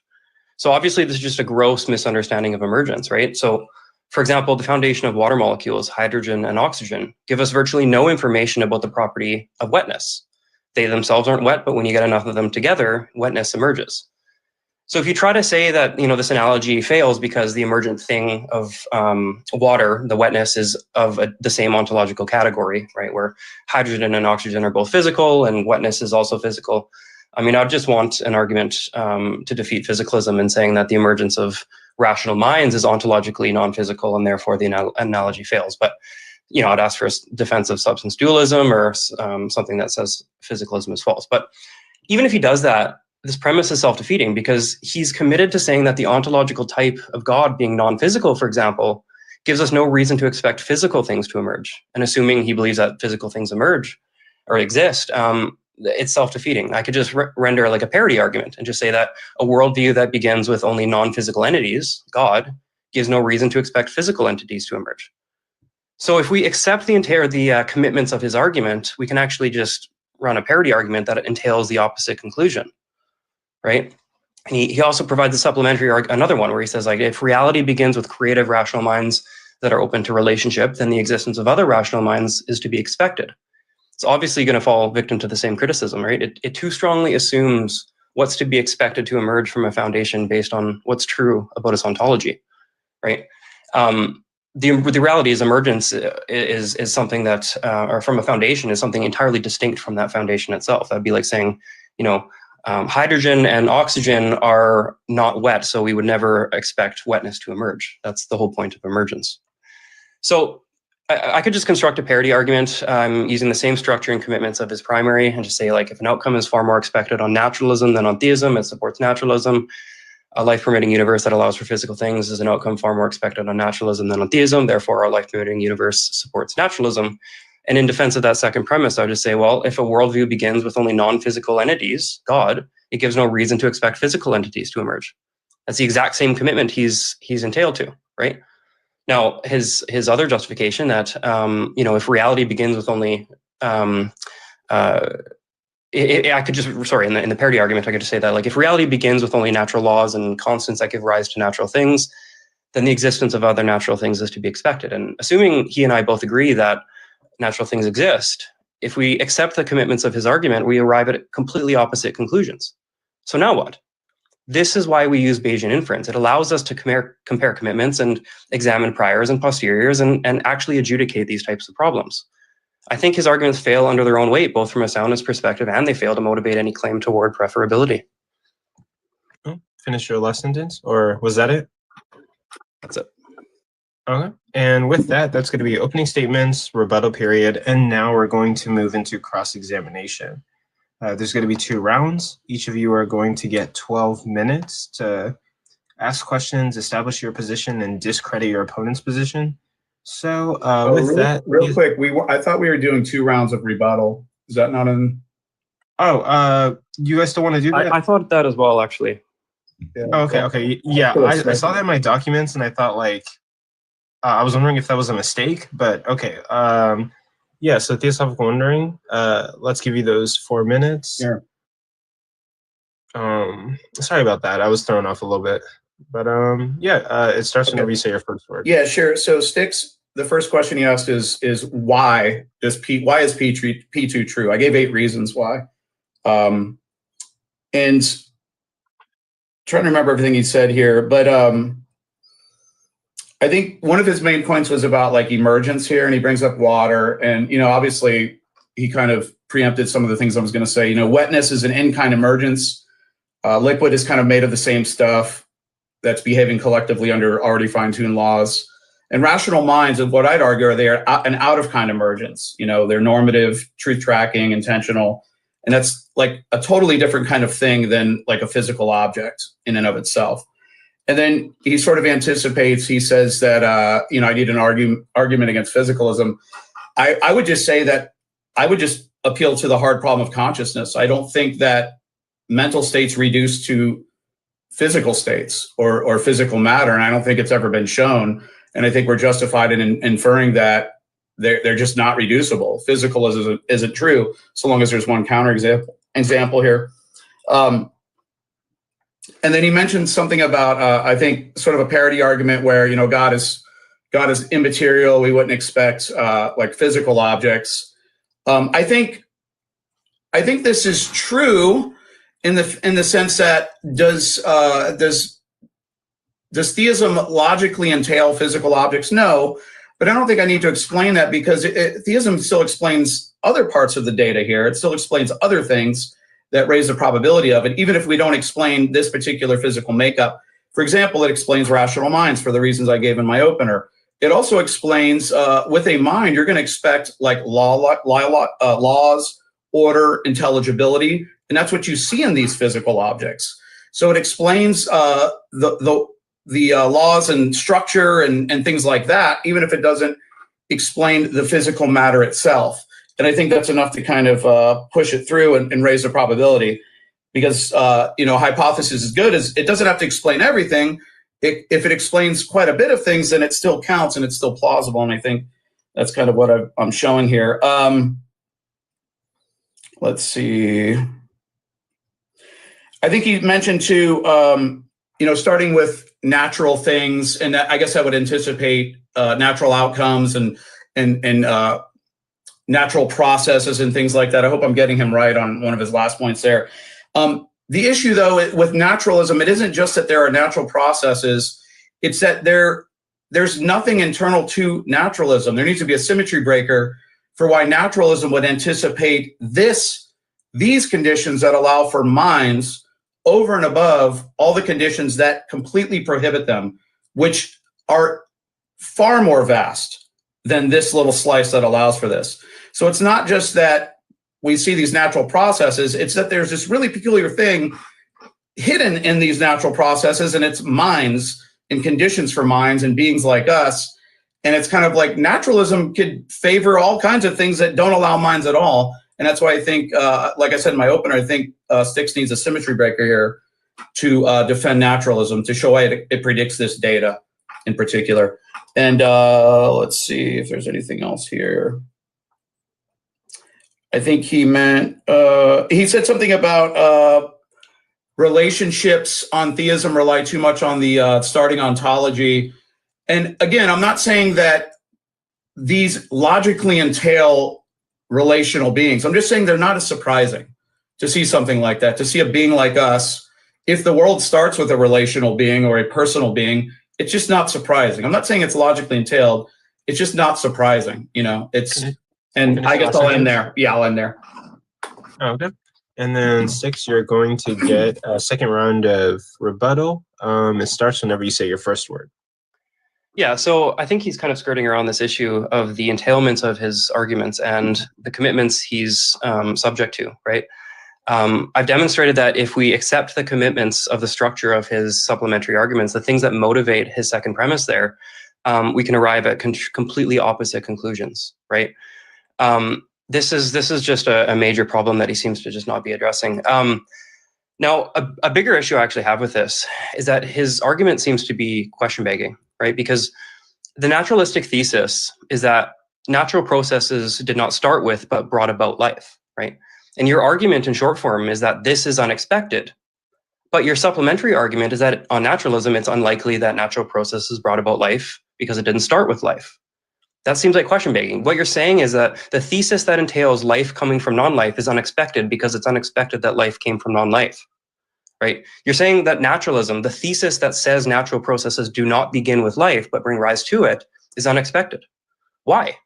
It's also unexpected that wetness emerges from H2O, right?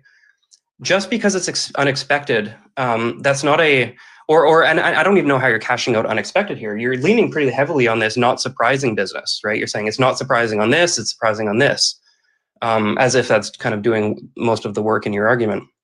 Now, I'm going to circle back a little bit to the electrons and love. You raised some contentions with that.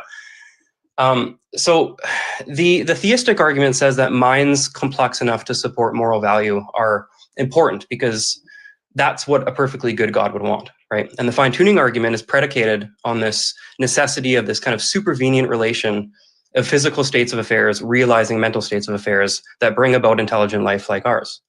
The problem is that there are more metaphysically possible worlds where the psychophysical laws are different, right? Panpsychism, for example, would be a different world, substance dualism, or even a world where there exist only Cartesian souls that have awareness and consciousness, right? So even if the physical constants produced only protons and electrons, they could have minds attached to them that are valuable. So for example, protons and electrons could feel delight when they get closer to one another. Or a proton could feel heartbroken when its favorite electron goes off with another proton. And when they're a prime number of centimeters apart, they, can communicate about their past or whatever. So all of these metaphysically possible worlds, under his view, given the commitments of the theist, need to be considered because they would all exhibit intelligence in this valuable form, but under very different physical states of affairs that need to be considered given the possible worlds that could obtain. So the plausibility of fine-tuning, it rests on this metaphysical impossibility of other psychophysical laws, right? It's only if we assume this range of psychophysical laws are necessary in order to achieve God's plan for his agents, right? So how long do I got here? A minute. I guess the fine-tuning argument for God is kind of predicated on this idea that there's this narrow range of physical laws that can bring about a universe like ours with agents and minds, and it's too narrow to explain by chance or naturalism. It's able to posit that it's more likely on God because God would want this universe, and not all the others that are possible. But if you expand the possibility space in God's scope to include other possible worlds that God could have used to achieve his means, then God, as this explanatory token, loses all of its likelihood gain. The possibility space grows to nearly the same size, if not greater than naturalism, because naturalism is restricted to the worlds that are possible with that modality index to or accessible to our own. So, we can know things about X, Y, and Z constants, and we can calculate the ranges they could have been. That's how Swinburne does it. But if you introduce God, that range is not limited by that modality and that kind of nomological accessibility relation. It now includes other metaphysically possible worlds that would, fit outside the range of naturalism. I guess that's it. Okay, and with that concludes the rebuttal sections. So far we've done opening statements and 2 rounds of rebuttal sections. So now we're going to go into cross-examination. Those are going to be 12 minutes each. Theosophical wonderings, you're going to get your 12 minutes, and it's going to start whenever you say your first word. Okay. Styx, do you agree that tonight you are defending naturalism, not merely critiquing theism, and that your goal is to show that naturalism better expects this data? Well, I'd refer to the prompt, which says, does fine-tuning favor theism over naturalism? So if that answer is no, then I've sufficiently achieved my goal. Okay. Are minds intentional? Are you asking, do minds bring about intentional, state of affairs or, brain states? Yeah, do minds, or do they have an aboutness to them? Or do they have an aboutness or? Yeah, I don't know how to answer that. Do they think about things? Do they think about things? Yeah, That's what I mean by intentional. Yeah, it's trivially true, yeah. Okay. Between our two worldviews, which one has rationality built into its foundation?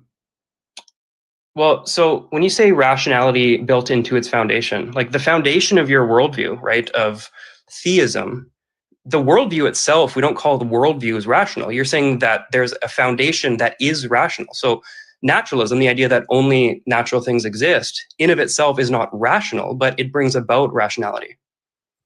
Okay. But my question was, which one of our two worldviews has it as its foundation? Well, you have a rational agent that brings about other rational states of affairs, if that's what you're asking. Yeah, at the foundation of reality, there is a rational mind, correct? Sure, yeah. It's built into the foundation, correct? Trivially true, yeah. Okay, all right. Is rationality more surprising in a world with a mind or without any mind at all? Well, this is the answer there, the question that you're tasked with answering, right? If you take it to be the case that it's improbable or unexpected in some way, or more expected on your worldview, I mean, that's obviously your task. I mean, in my worldview, under naturalism, it's not unexpected, obviously. Okay. So what within naturalism makes a life-permitting universe more expected than a lifeless one? Well, so here's the thing, right? Like in my worldview, there is one universe, right, in which rationality was brought about. Like it's an emergent thing. There was enough chances of, physical states of affairs and physical things bumping into each other such that rationality, via embodied minds are possible. So when you say like, what's more probable? I mean, that's obviously your burden. Your burden is to say that it's more probable under your hypothesis than mine. Under mine, it's perfectly acceptable and perfectly well expected for rationalism to emerge. I mean, just given the possibility space alone. What determines the possibility space of this universe? Are you asking at the level of this universe coming into existence, or are you asking about the emergence of like rational minds as a byproduct of like biological evolution? Well, you use the words possibility space. What are you referring to? Yeah, well, that would be within the universe that's been instantiated. What I'm saying here is that given the states of affairs in this universe, given the laws that are govern it, the probability space is massive insofar as there are quintillions of planets rotating around stars in habitable zones with the on my view, possible emergence of living life forms. And then obviously, just as a byproduct of evolution, rationality emerges from that. Okay, and you understand that tonight we're trying to explain those laws that govern the universe, correct? Yeah. Okay. So what within naturalism would explain these laws over laws that don't prohibit, or laws that prohibit life of any kind? Why would we expect that on naturalism? Well, so here's the thing, right? Like in my view, there's one universe, right? The Bayesian inference I made is that there's just one universe. It brought about these laws. It seems to be outside of the scope of my argument or my burden to say what about naturalism predicts this minds and emergence, right? I mean, if you want me to provide an account for how this thing emerged, that's what I would do. But you're asking me to say, what about naturalism predicts rationality? Nothing about naturalism predicts anything. Nothing about hydrogen and oxygen predict wetness, but we still see it emerge. I don't know how many times I have to like kind of repeat that. Yeah, so nothing about naturalism would predict conditions for minds. I mean, you just said it doesn't predict anything. Mm-hmm. Okay, all right. And you mentioned like a second ago, you said this universe, something to the effect of this universe is what caused these laws. What was that sound? Sorry, that's the gifts. Sorry, continue. Okay. All right. Do you understand that these parameters and constants are fundamental? They're fundamental. Like they can't be reduced any further in this universe. Sorry, what? Like, yeah. Well, I mean, I don't know if we know that for sure. I mean, the laws and constants could have some sort of well, they're called fundamental constants. They're fundamental. Yeah, but there's no physical theory that explains them. There's nothing. I mean, we don't know that, but as far as our best physics, there's nothing deeper that explains them. Sure. I mean, I've already granted that these things are fundamental. It seems like you're arguing against a necessitarian view. Okay, so naturalism is a view of the world, right? It's a particular claim about reality. So what would be the symmetry breaker within that worldview, within naturalism, that would anticipate these conditions over the vast majority of conditions that would not allow for minds or life at all? Well, again, you seem to be asking the question about like what about naturalism predicts these things, and I've answered that already, right? I'm not saying that naturalism predicts anything. Yeah, so if naturalism doesn't predict anything, then theism wins. It predicts this better than naturalism. That concedes the debate.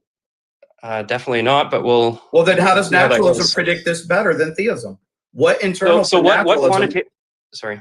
Yeah, I'm sorry. What internal to naturalism would anticipate these conditions over the vast majority of conditions that don't allow minds? There's nothing about naturalism that predicts anything. I don't like. Okay. You're asking me to provide a positive account for why naturalism would expect the emergence of rational minds. That's not my task. My task is to. That's the topic of the debate. The task of the debate is, does fine-tuning favor theism over naturalism? That's a quantitative. That's a probabilistic or a theoretical virtuous type question. I mean, if you're asking me by which, why would we expect minds to emerge from naturalism? What I would just say is that given this set of natural laws, minds are almost expected just given the probability space. You're asking me why is it the But case? these laws are the very thing in question, Sticks.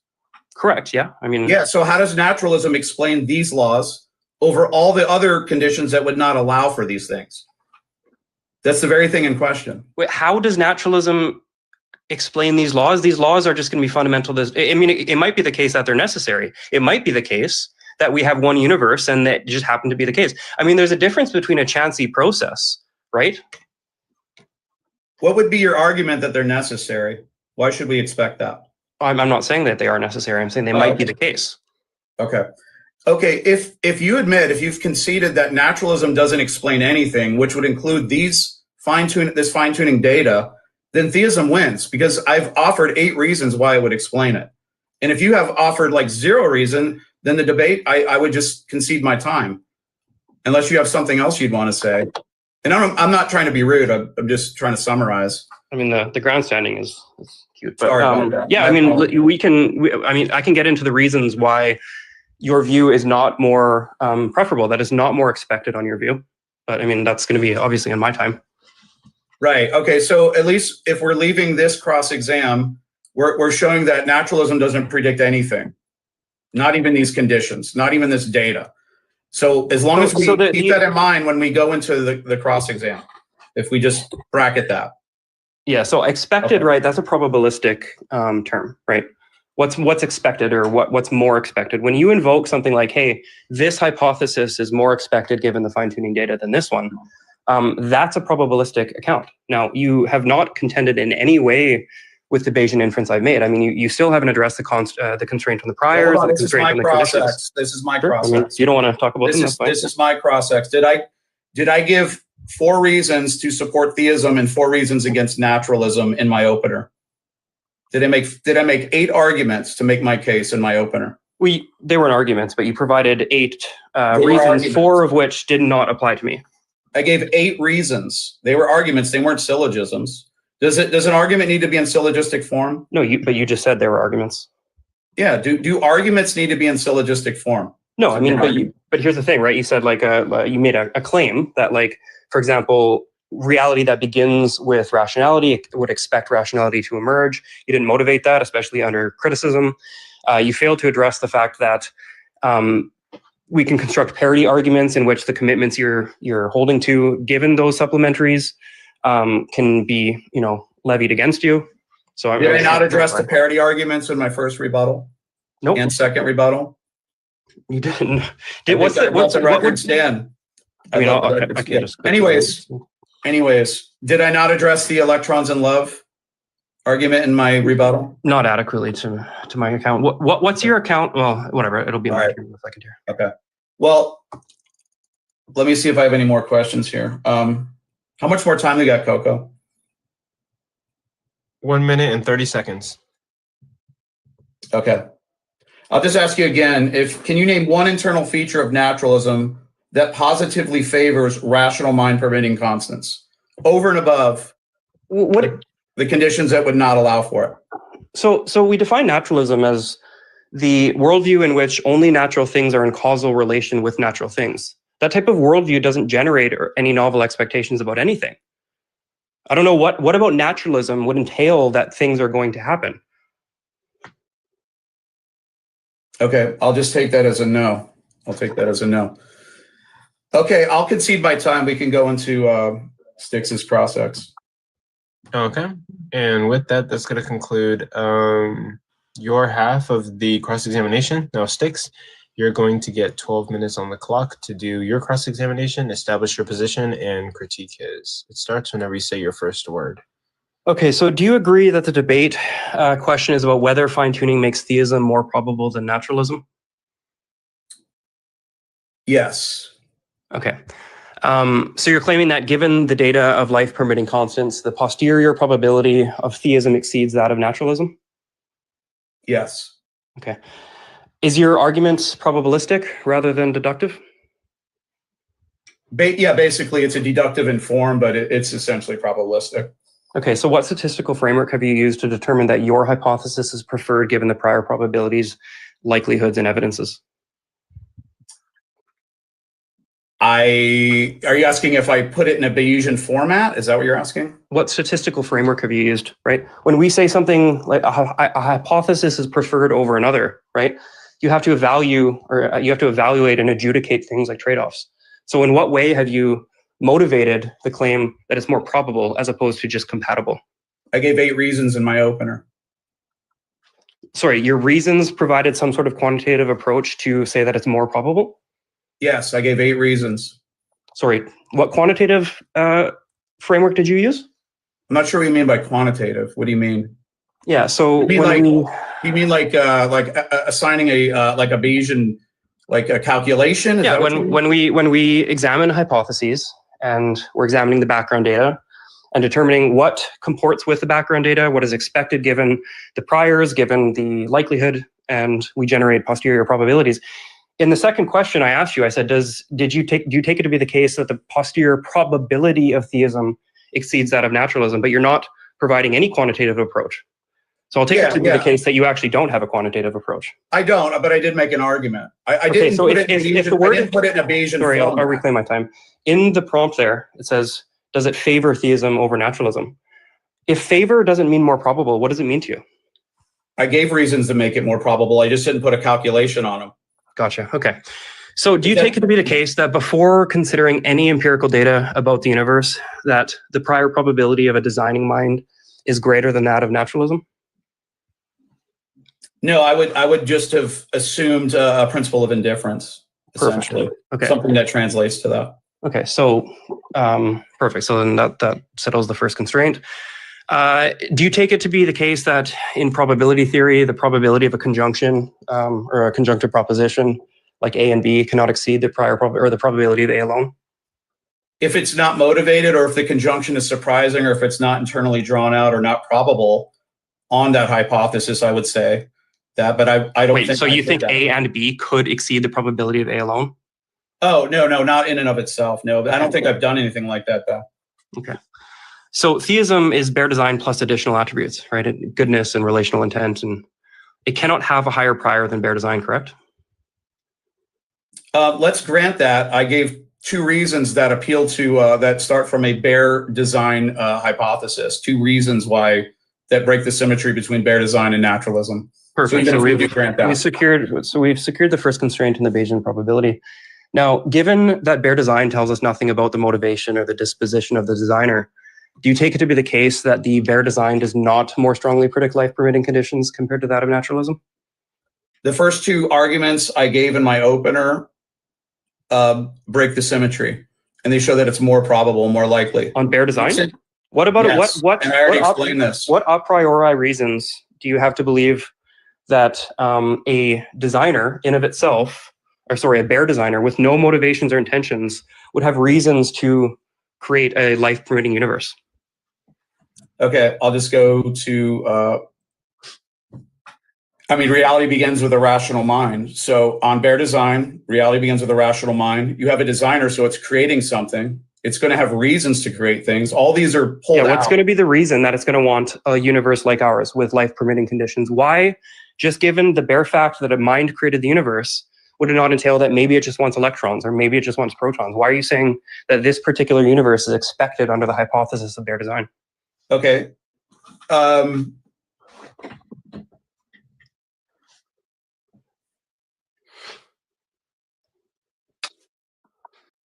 in my first argument, I made the connection between reality beginning with a rational mind and how rationality and conditions for minds would not be surprising on that. I'm not sure I understand. Yeah, so just saying it's not surprising is not giving a motivation for the claim that it's more expected on bare theism that a mind would create a universe like ours with psychophysical laws and all these different nomological principles. Why would it be motivating for a mind to create this particular universe as opposed to one with just electrons? You're not answering the question. Right.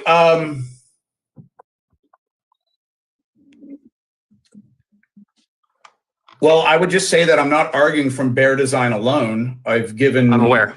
Yeah. So, and I guess I would just say I don't understand what the penalty would be. I kind of explained that in So I just take it to be the case, right? I take it to be the case that bare design offers no information about the motivations or the intentions. From bare design. I'm aware. You need to lock in. So if it's the case that bare design offers no motivations or disposition of the designer, thus that the probability space is wide, so he could create any universe he wanted. There's nothing about bare design that entails creating a universe with life permitting conditions. Now, if we grant this, right, then the prior that the probability of life permitting conditions given design is less than or equal to the probability of life permitting conditions given naturalism. So do you take it to be the case that bare design has a reason to believe that the universe would be finely tuned?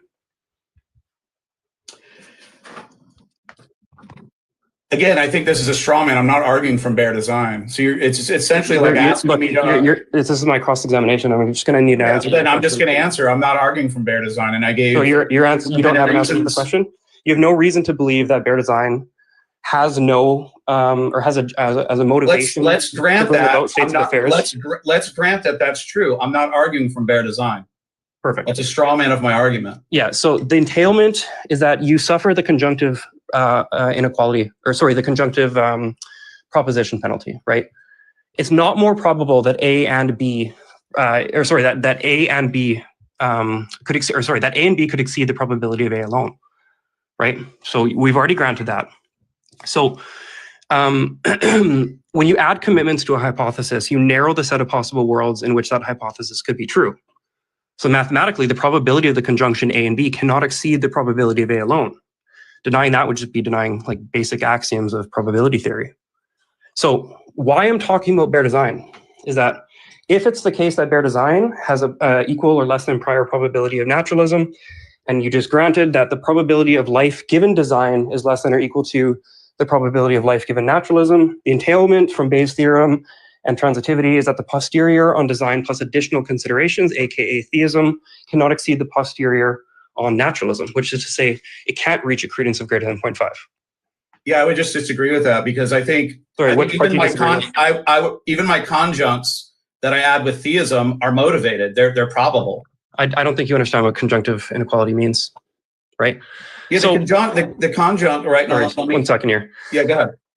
So conjunctive inequality is the idea that propositions that are neither theorems or tautologies are less than 1 in the probability space, where contradictions are 0, right? So propositions that have a chance of being possible are greater than 0, but less than 1. So a proposition like the moon is cheese might have a prior of like 0.15, right?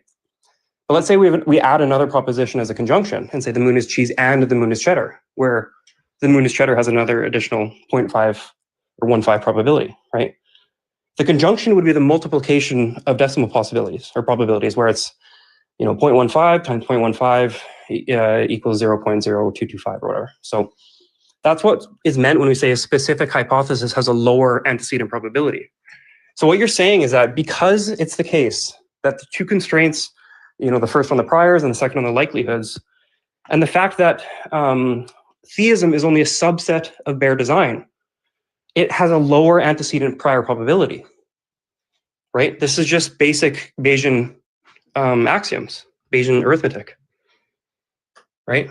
So you're acting as if it's trivial, right? That like it is trivial, to be honest. I just don't think you understand Bayesian arithmetic then. Bayesianism doesn't default reality to the least specific description. It requires justification for additional commitments, right?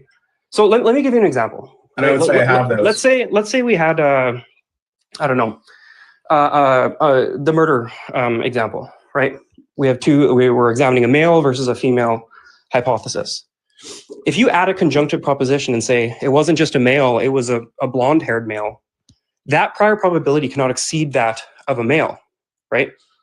Now, the second, but if you said something like, it was a male who was alive, that conjunctive proposition doesn't entail a penalty on the priors because it's assumed of both. It's assumed of, it's just analytically entailed by or assumed of the proposition. But in the example of fine tuning, there's nothing about fine tuning that makes it such that a loving designer is more probable than just a designer alone. So I just don't think this is very difficult because I don't think you understand what conjunctive inequality means. I don't think every conjunct is equally penalized. Agreed. Okay, so what I would just say that some do you take it to be the case? are Let me ask you motivated, this. and Sorry, you're treating all I'll conjuncts reclaim my time. Do you take it to be the case that all designers want to have a loving relationship with us? I would say, given our background knowledge of what do we know about minds, I would say minds are very probably interactive. That would be a posteriori. That would be in the back. That wouldn't be in the background data. What about a mind entails that it would want a loving relationship with us? You're conflating the prior probability with the likelihoods. Yeah, I guess I would just say that. Are you saying that every conjunct must be logically entailed? No. Okay, then that answers the question. No. If it's strongly expected, when you add commitments to a hypothesis, you're narrowing the set of possible worlds in which. I'm sorry. When you add commitments to a hypothesis, you narrow the set of possible worlds that hypothesis. If you treat every addition as equally can I reclaim my time? Oh yeah. Look, finish your last sentence. Yes, not all minds. So the minds of the like of bare theism entail that it would want a loving relationship, or entail analytically that it would want a universe like ours with life permitting But conditions. you just said that not every conjunct needs to be logically entailed. Okay, well, we're gonna have to cut it there, and then that's going to conclude the first round of cross-examination.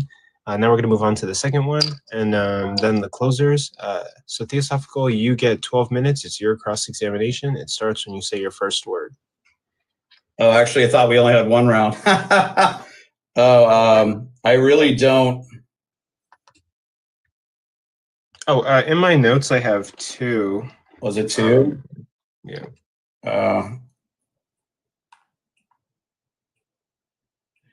Yeah, I guess I would just ask this. So, Styx, do you think every conjunct needs to be logically entailed by a hypothesis?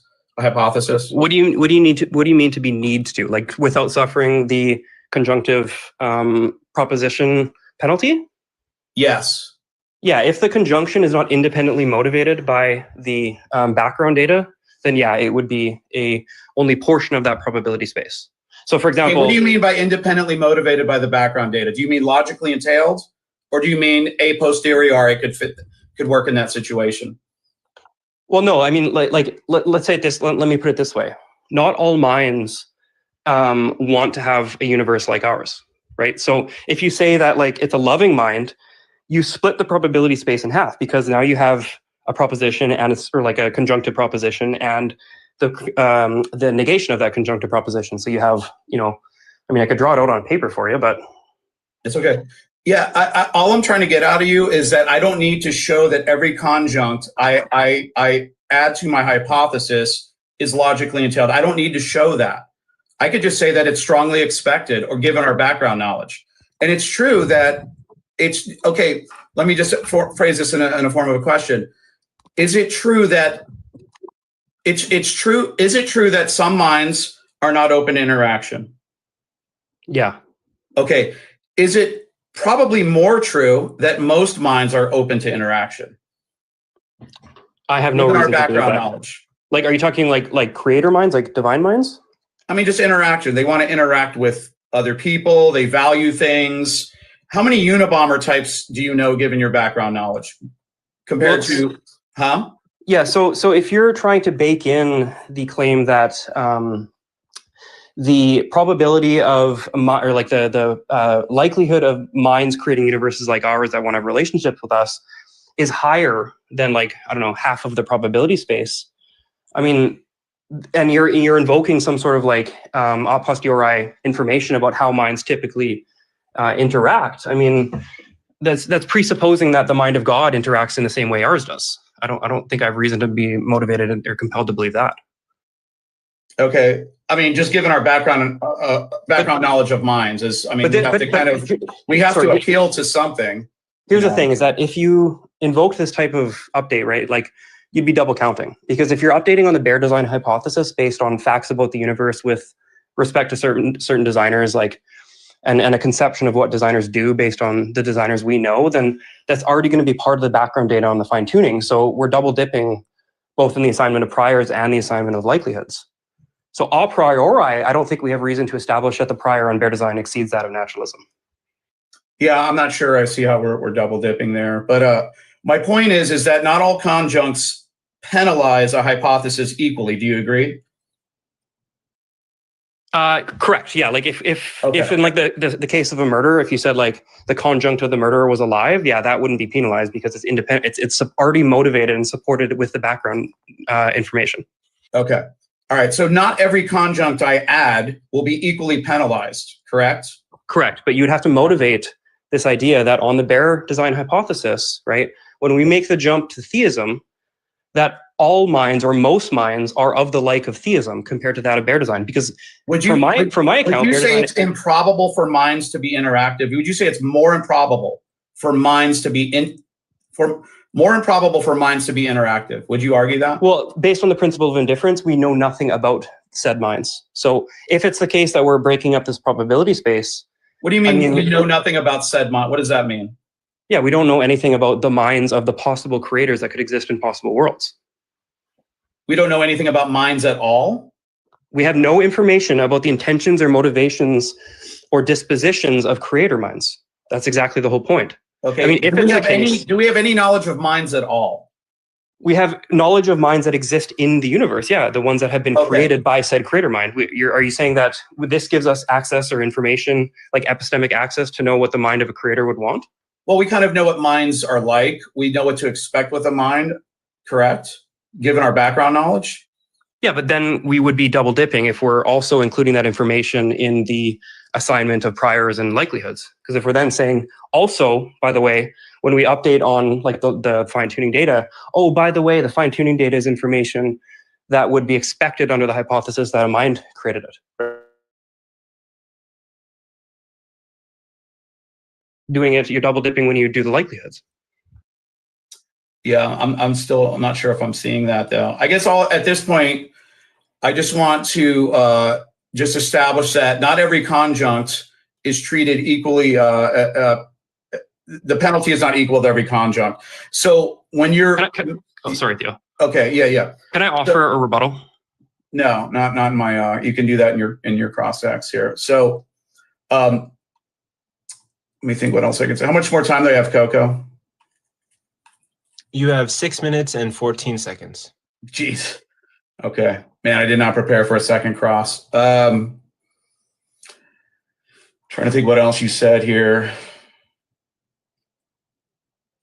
So, would you agree that a conjunct that is strongly expected would be a tiny cost to the overall probability, correct?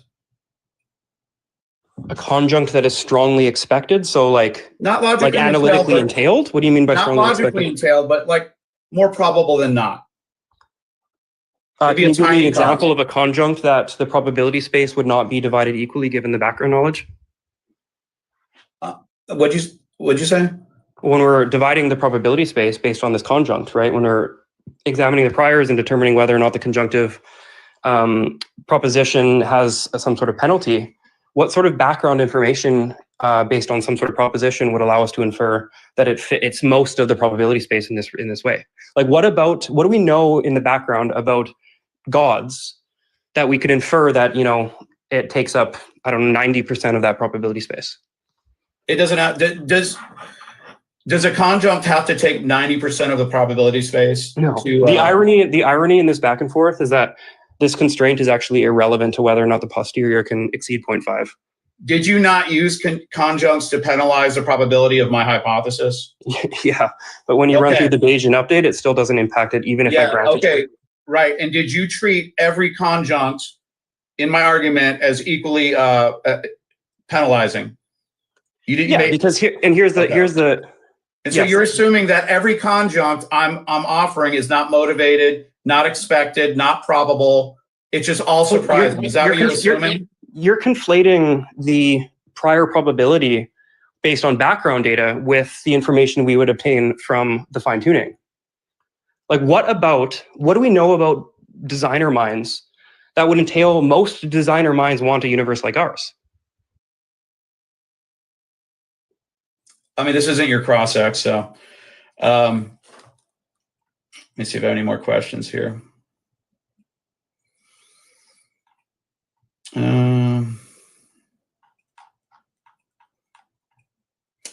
I'll just yield my time.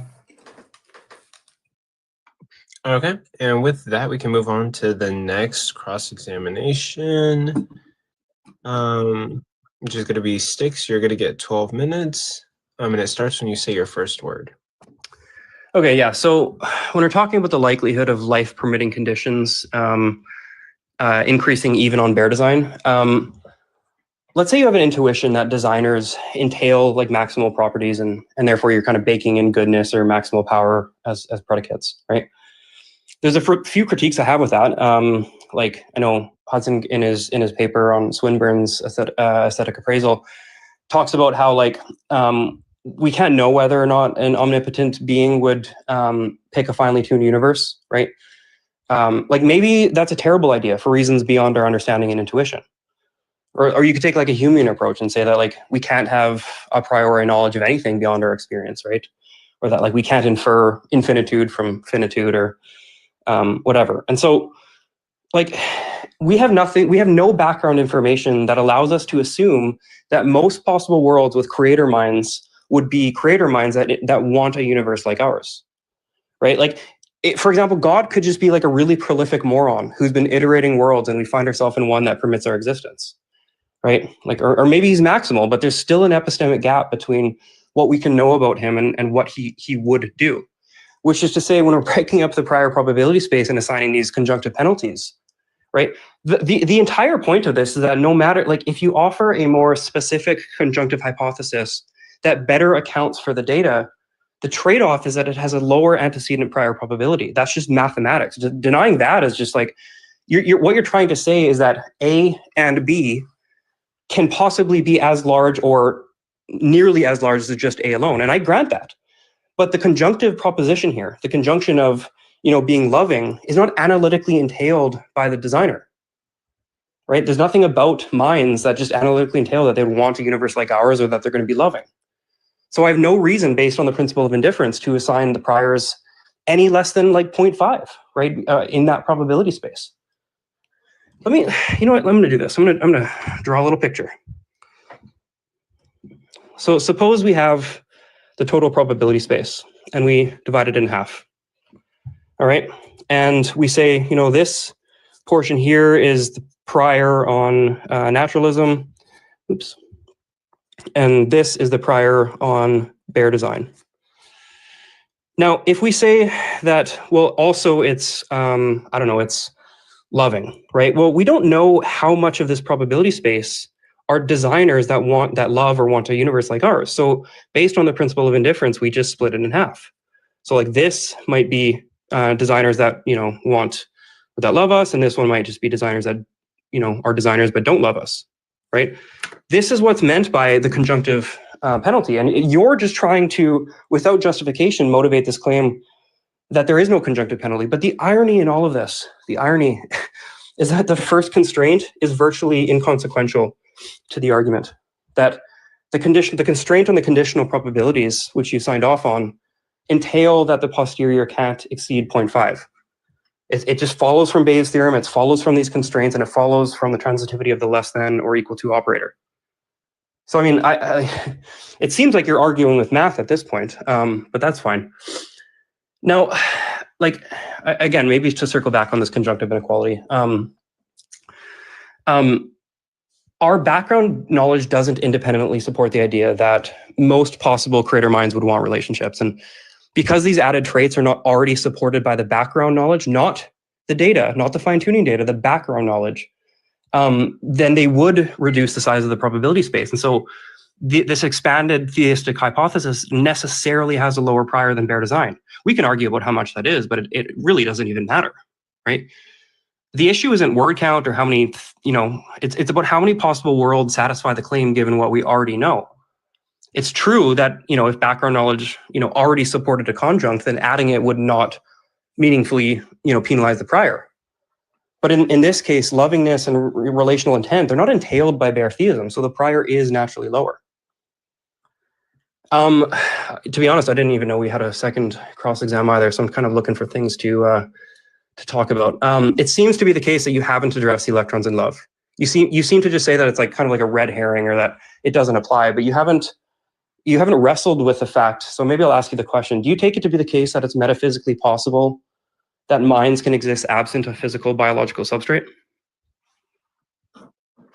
I am not sure how.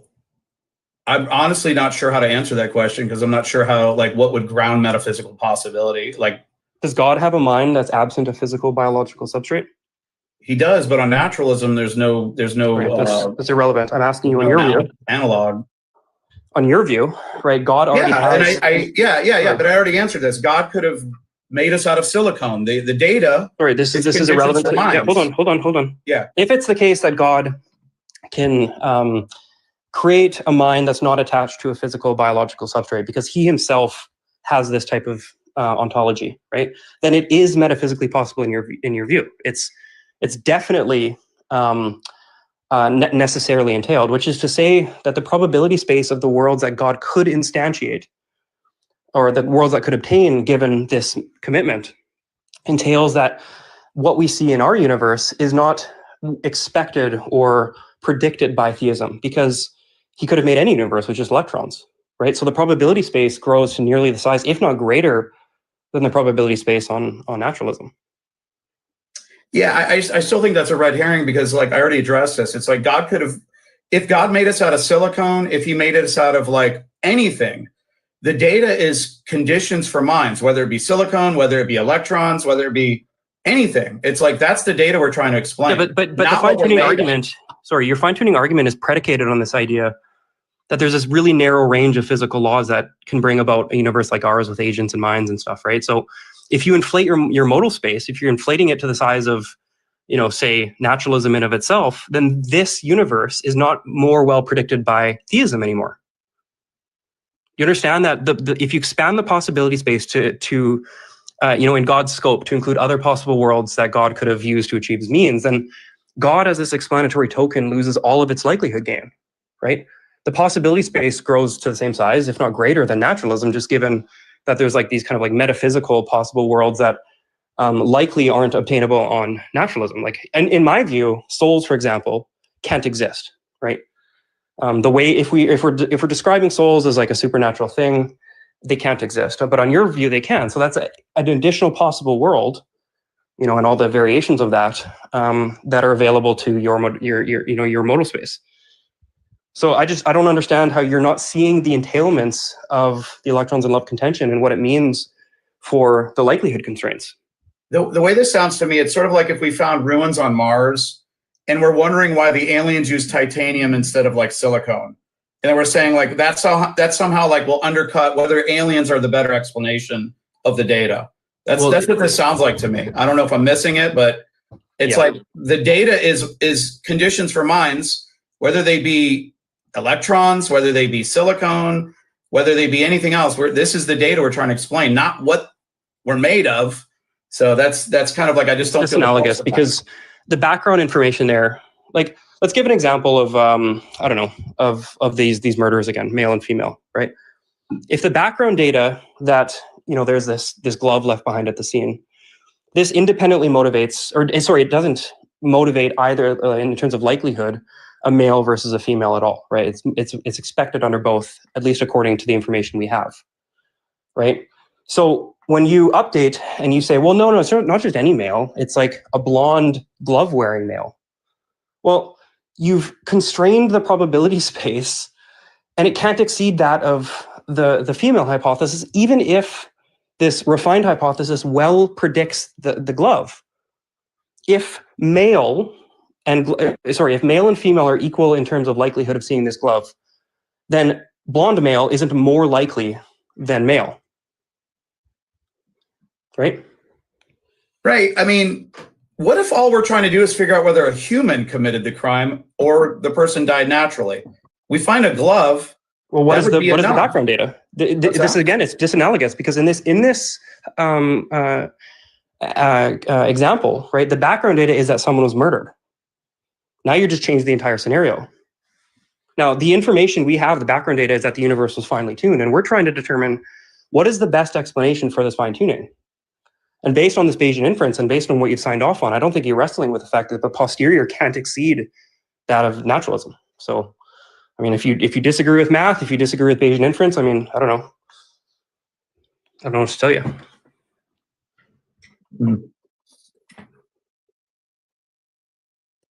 And look, you're like, if you're trying to say that the glove fits the suspect, right? You know, like if you're treating the glove like DNA evidence that uniquely identifies the suspect, well, that's what's precisely in dispute, right? In that analogy, like we're stipulating that glove wearing is equally expected under both male and female suspects. So the glove doesn't break that symmetry. Fine tuning is structurally the same unless you independently show that life permitting constants are more expected on theism than on naturalism. You don't just get to assume that. That's the very claim you need to establish. So if the glove, you know, equally fits multiple suspects and it doesn't favor one. Well, I would just say the glove doesn't fit naturalism. That's not even, and well, that's the burden that you fail to show.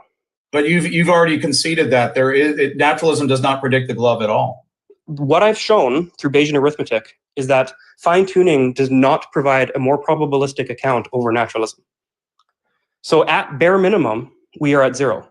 At bare minimum, I have accomplished the task of demonstrating that fine tuning does not favor theism over naturalism.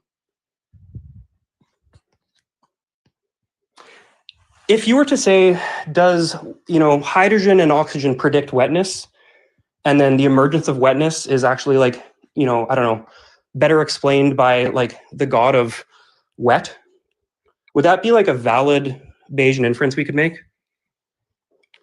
Like, what's the difference there? Can you repeat the scenario again? Can you repeat that? Yeah, like you're saying that the ontology of the foundation of the system itself offers some explanatory power in terms of like what we can expect to emerge from it, right?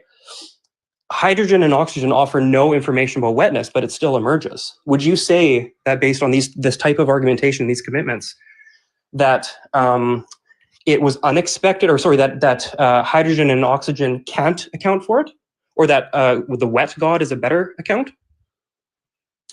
No, I don't think I would say that in that case. But I'm not sure that's analogous to what's going on here. It's not so much the emergence. It's like we kind of already went through that earlier. It's more or less like it just seems like there needs to be some kind of symmetry breaker. What's that? Oh, really quick. The time just wrapped up, Okay. so we can move to closers. But finish your sentence, Theo. It was good. my side. I mean, it's all good. Yeah, I'm good. If Sticks wanted to add another point to that, or we're all good. We can go to okay. Okay, and with that, Theo, you're gonna get 3 minutes for your closing statement, and it starts whenever you say your first word. Okay, I guess I'll just leave it to the audience or the judges to determine who made the stronger case. I would just go back to my opener. I gave 8 reasons why naturalism or theism predicts this data or expects it and makes it less surprising than naturalism. In my cross-ex with Sticks, he admitted that naturalism doesn't predict this at all. He conceded that. I've addressed the electrons in love. I've addressed whether theism anticipates a physical structure. I've addressed many of these things already. And so at the end of the day, I think even if we go with this bare theism symmetry breaker. I think I've broken the symmetry with these at least 4 reasons. I think the first 2 reasons especially kind of break that, because those are almost like assuming bare theism. And so I'll just leave it to the audience and the judges to figure out whether I've made my case or whether Styx has actually come against the case I've made and brought it to 0, as he said. And but Styx, man, I appreciate the engagement. And yeah, for sure. And I'm going to listen to this when it's done. And I try to learn from everything I do and try to get better at what I'm doing. So, but I appreciate the time, and thanks to the audience, and thank you, Coco, as well. So. Okay, and with that concludes your closing statement. And yeah, I'll be posting this on YouTube and multiple channels. Styx, you can start your 3-minute closing statement whenever you say your first word. All right, man. Yeah, I just wanted to thank you as well. This is my first formal debate. I kind of just do the little TikTok debates here and there, but it's been fun, and it's been really fun to debate this particular topic. Just to recap, I think how this went down. I think my opponent argued that fine-tuning favors theism because a rational foundation better predicts rational minds than a non-rational foundation. But notice what that assumes, right? It assumes the nature of the foundation constrains or predicts what will emerge or can emerge from it, right? If a reality that begins with a rational mind, rational minds are expected. And if it begins with a non-rational process, then rational minds are unexpected. But that principle cuts both ways, because if we apply the same reasoning consistently, then a non-physical foundation like God should give us no reason to expect physical things, right?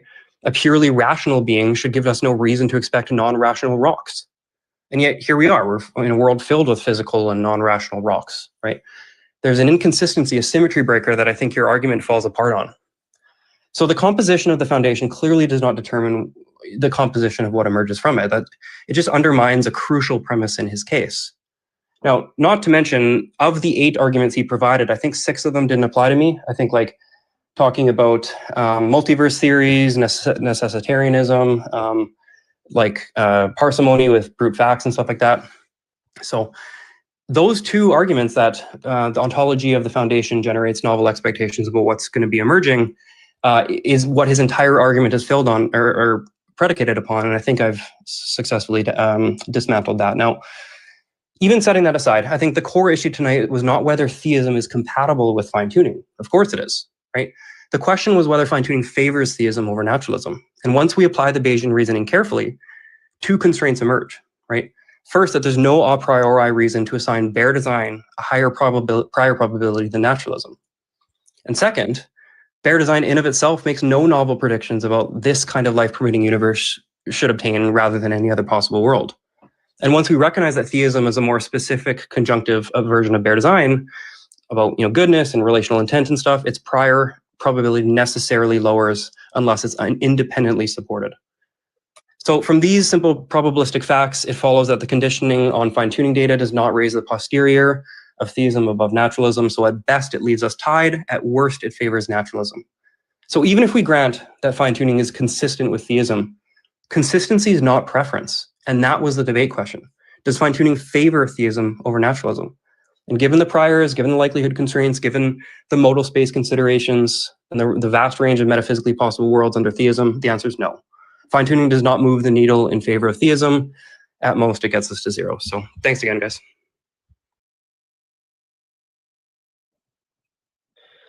Okay, and with that concludes your closing statement, and that concludes this debate. Thank you, both of you guys. I think you guys both did very well. And I think both of you guys were very studied for your debate. And so I have to check my timesheet, and we have one more debate tonight. It's going to be CF Jewel versus L Sirloin. And we can do a little bit of audience comments, questions, and concerns. But let me check the time and see when that debate is supposed to start. Let me see really quick. So yeah, that debate is supposed to start at 10:29. So we have like 10 minutes of audience questions that we can do right now. Are we not doing yeah. the judges or anything, or is that not happening? Oh yeah. Yeah. I'm gonna start a poll, and also, if you guys want sticks and theosophical wonderings, I can pick like 2 atheists, 2 Christians, and 1 neither atheist or Christian person from the crowd, somebody we know, to judge the debate if you guys want. Yeah, I mean that's yeah, I'm easy. Yeah, I'm cool with that. Okay. So give me 1 sec. Sorry, I sound out of breath. I was running some favors around the house, but I was still listening to like the closing statements. Okay, so people request in the comment section, we need 2 Christians, 2 atheists, and 1 person that's like agnostic or something else. And then I'll start the poll right now. But let me see. Grab the poll, custom, manage. I think like the previous debate, or like I'm not going to count on the poll because that all depends on who's in the comments. So even if it's Christians, so I think you're not going to avoid bias on that. I just want to hear feedback mostly. So yeah, from judges maybe, but. And yeah, that's the problem that I've had in like prior debates, right? Like I would do like a poll, and then like the audience is like filled with atheists, and then basically like a bunch of atheists were winning consistently for like a while, right? And then there was like this one debate with Jeff for Truth. He's an atheist, and he went against somebody, and like even though there was like a mostly atheist crowd, Jeff for Truth lost to the audience poll, and he kind of broke like I think a 20 debate run of atheist winning the audience poll all the time. But yeah, the poll is up right now. It's the blue clipboard on the left side of your screen, and then let me see those comments. 2 Christians, 2 atheists, and 1 agnostic, or somebody who's neither Christian or atheist. Who wants to come up? Feel free to request. Who wants to be a judge? And we can get that out of the way, then do comments. Okay, I see 1 person. Constantine's going to be the Christian judge. We need 1 more Christian judge. Yeah, comment below. Let me see it. I can let you up. Ish, Paul. Who is that? Sorry, give me a sec, guys. We're trying to get our judges. But yeah, we need 2 atheists and 1 Christian judge. Comment below. Let me know if you want to be a judge. Like comment like, hey, I want to be a judge. No, we didn't have judges for this debate, so you can request right now. I'm picking 2 Christians, 2 atheists, and weren't you doing 1, judges for every debate, or was that just random? Typically, the people who debate have to request it beforehand, and we typically just do audience poll. Okay. But to be honest, Yeah, I this should is probably, like, day of debates where the best ideas win, bro. Or no, that's the controversial compass. So like, You don't know. This isn't your show. It's not like you put this thing together, dude. Oh wait, hold on. Wait, what 2 atheists want to judge? What 2 atheists? Bring up Hatim, man. Oh, Hatim, you want to be a judge? Just make him. Just tell him to do it. Just force it. I mean, only if he wants to. I mean, but I know. So I run a page called The Controversial Compass, a space where the best ideas win. This page is Day of Debates, debates that entertain and educate. But okay, I'm just gonna Hi, Coco. Hope you're doing well. I was just curious, how in depth do you want this to be? Do you just want us to say the name, or? Give a couple critiques or comments on the debate, and I mean, you can make it as short as possible and say who you think won. Hatim, I'm gonna have you be a judge. I'm just gonna pick an atheist because we do have to get going. But who wants to? And then like, I need an agnostic. Do we got any agnostics in there, or anyone who's not Christian or not atheist? Yeah, someone who just suspends judgment on their worldview. We want them up here as a judge so they can not suspend. Like, how's that going to work? I mean, Braden? I'm technically that. Let's see. Flunser, you want to get up here? Yeah, I'll have you. Yeah, Flunser, get up here.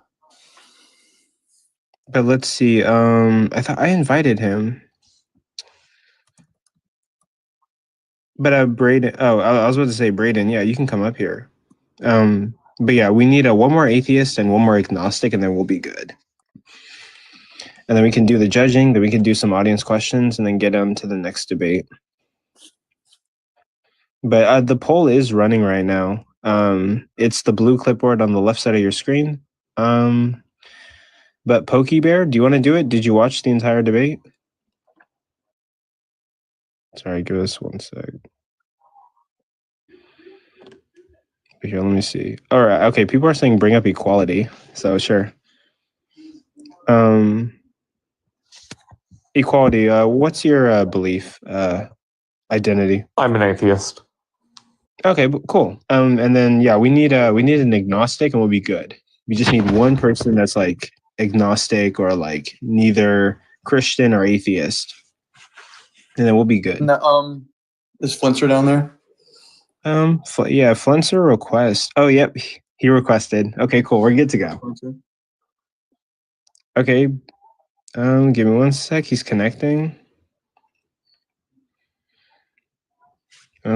He's like connecting, but he's not quite there yet. Turn on your camera. That'll probably help. But like point it at like the floor or something, and then because TikTok glitches. So if you just turn on your camera, turn it off, it helps you connect onto the panel.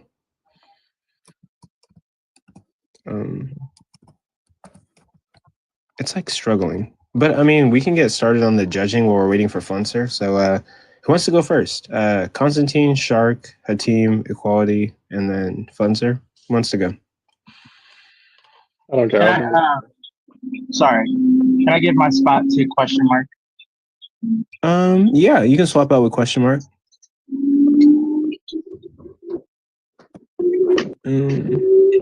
Let's see. Okay. And then I just got the poll results. And then I'm swapping him out with question mark. Who's question mark? Oh, I'm just a team friend. Oh, question. Okay, so you're an atheist, right? I generally, I lean toward atheism. Oh, are you agnostic leaning towards atheism? I mean, yeah, but I will take a strong atheism position given that, like, I don't know if you experienced this, but if I ever say, well, I'm agnostic atheist, half the time someone starts gibberating, so I just have to pretend I'm a strong atheist. Okay. And then Flenser, I'll invite you back up. Sorry, connection issues. I invited him back up, and then we're good to go. But yeah, if you guys want to start, anyone can go first. Yeah, give your judgment. We have 3 atheists, or what do we have here? We have 2 Christians, so Constantine and Shark, and then we have Is Shark? I guess Is that the one with the one under me? Yes, Shark is Yeah. Christian. Okay, got it. Okay. And then Equality is atheist, and Question is atheist. And then Spencer's agnostic is leaning towards agnostic. atheism. Okay. No, we're just looking for Flenser. Or do we have any agnostics? How many agnostics are in here, if not Flenser? I sent him an invite. Just tell Hatim to come back. Hatim is atheist. Or Hatim's goated. But wait, Plato's Cave. Do me a favor. Did you watch the debate? You could really help me out right now. Constantine, should I upload the whole clip between me and Hagel? Yeah, if you want to. I think it was a great exchange. All right, I'll probably will. I just gotta go all the way back through my VOD list and then find that. Yeah, that was a really cool day. Oh, yeah. Okay, I invited Plato. Let's see, which is basically Joey Rivera. He's agnostic. Joey Rivera is the agnostic that I would want to be. Like he's the blueprint for like what I'm trying to be. But yeah, Joey, I sent you an invite. Let's see if he like accepts it. But I guess who wants to go first? Oh, actually, really quick. Joey, did you watch this debate on the screen all the way? Oh, sorry, just got my mic in. What's up? Did you watch this debate on the screen, the entire thing? Most of it, yeah. Okay, and then you can make a judgment. Yeah. Okay. So who wants to go first? What is most? Like I was listening, so I mean I that's think all I what can say. Sticks is Really, asking is he wants some sort of Bayesian structure to quantify your most. On God.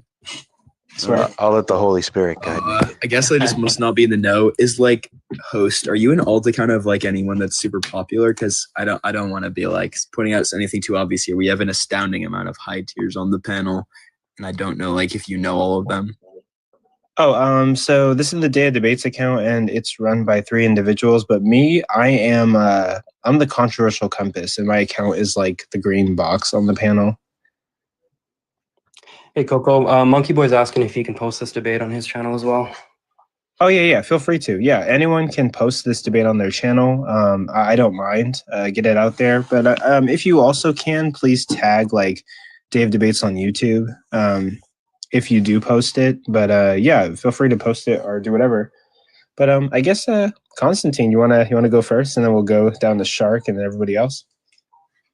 Yeah, look. So I think both of you brought a distinct strength to the exchange, right? And that definitely showed. Sticks, your preparation was evident from the outset. So, I mean, your command of sources and the structural clarity gave way to a robust argumentation, right? So, and the way you wove the contention of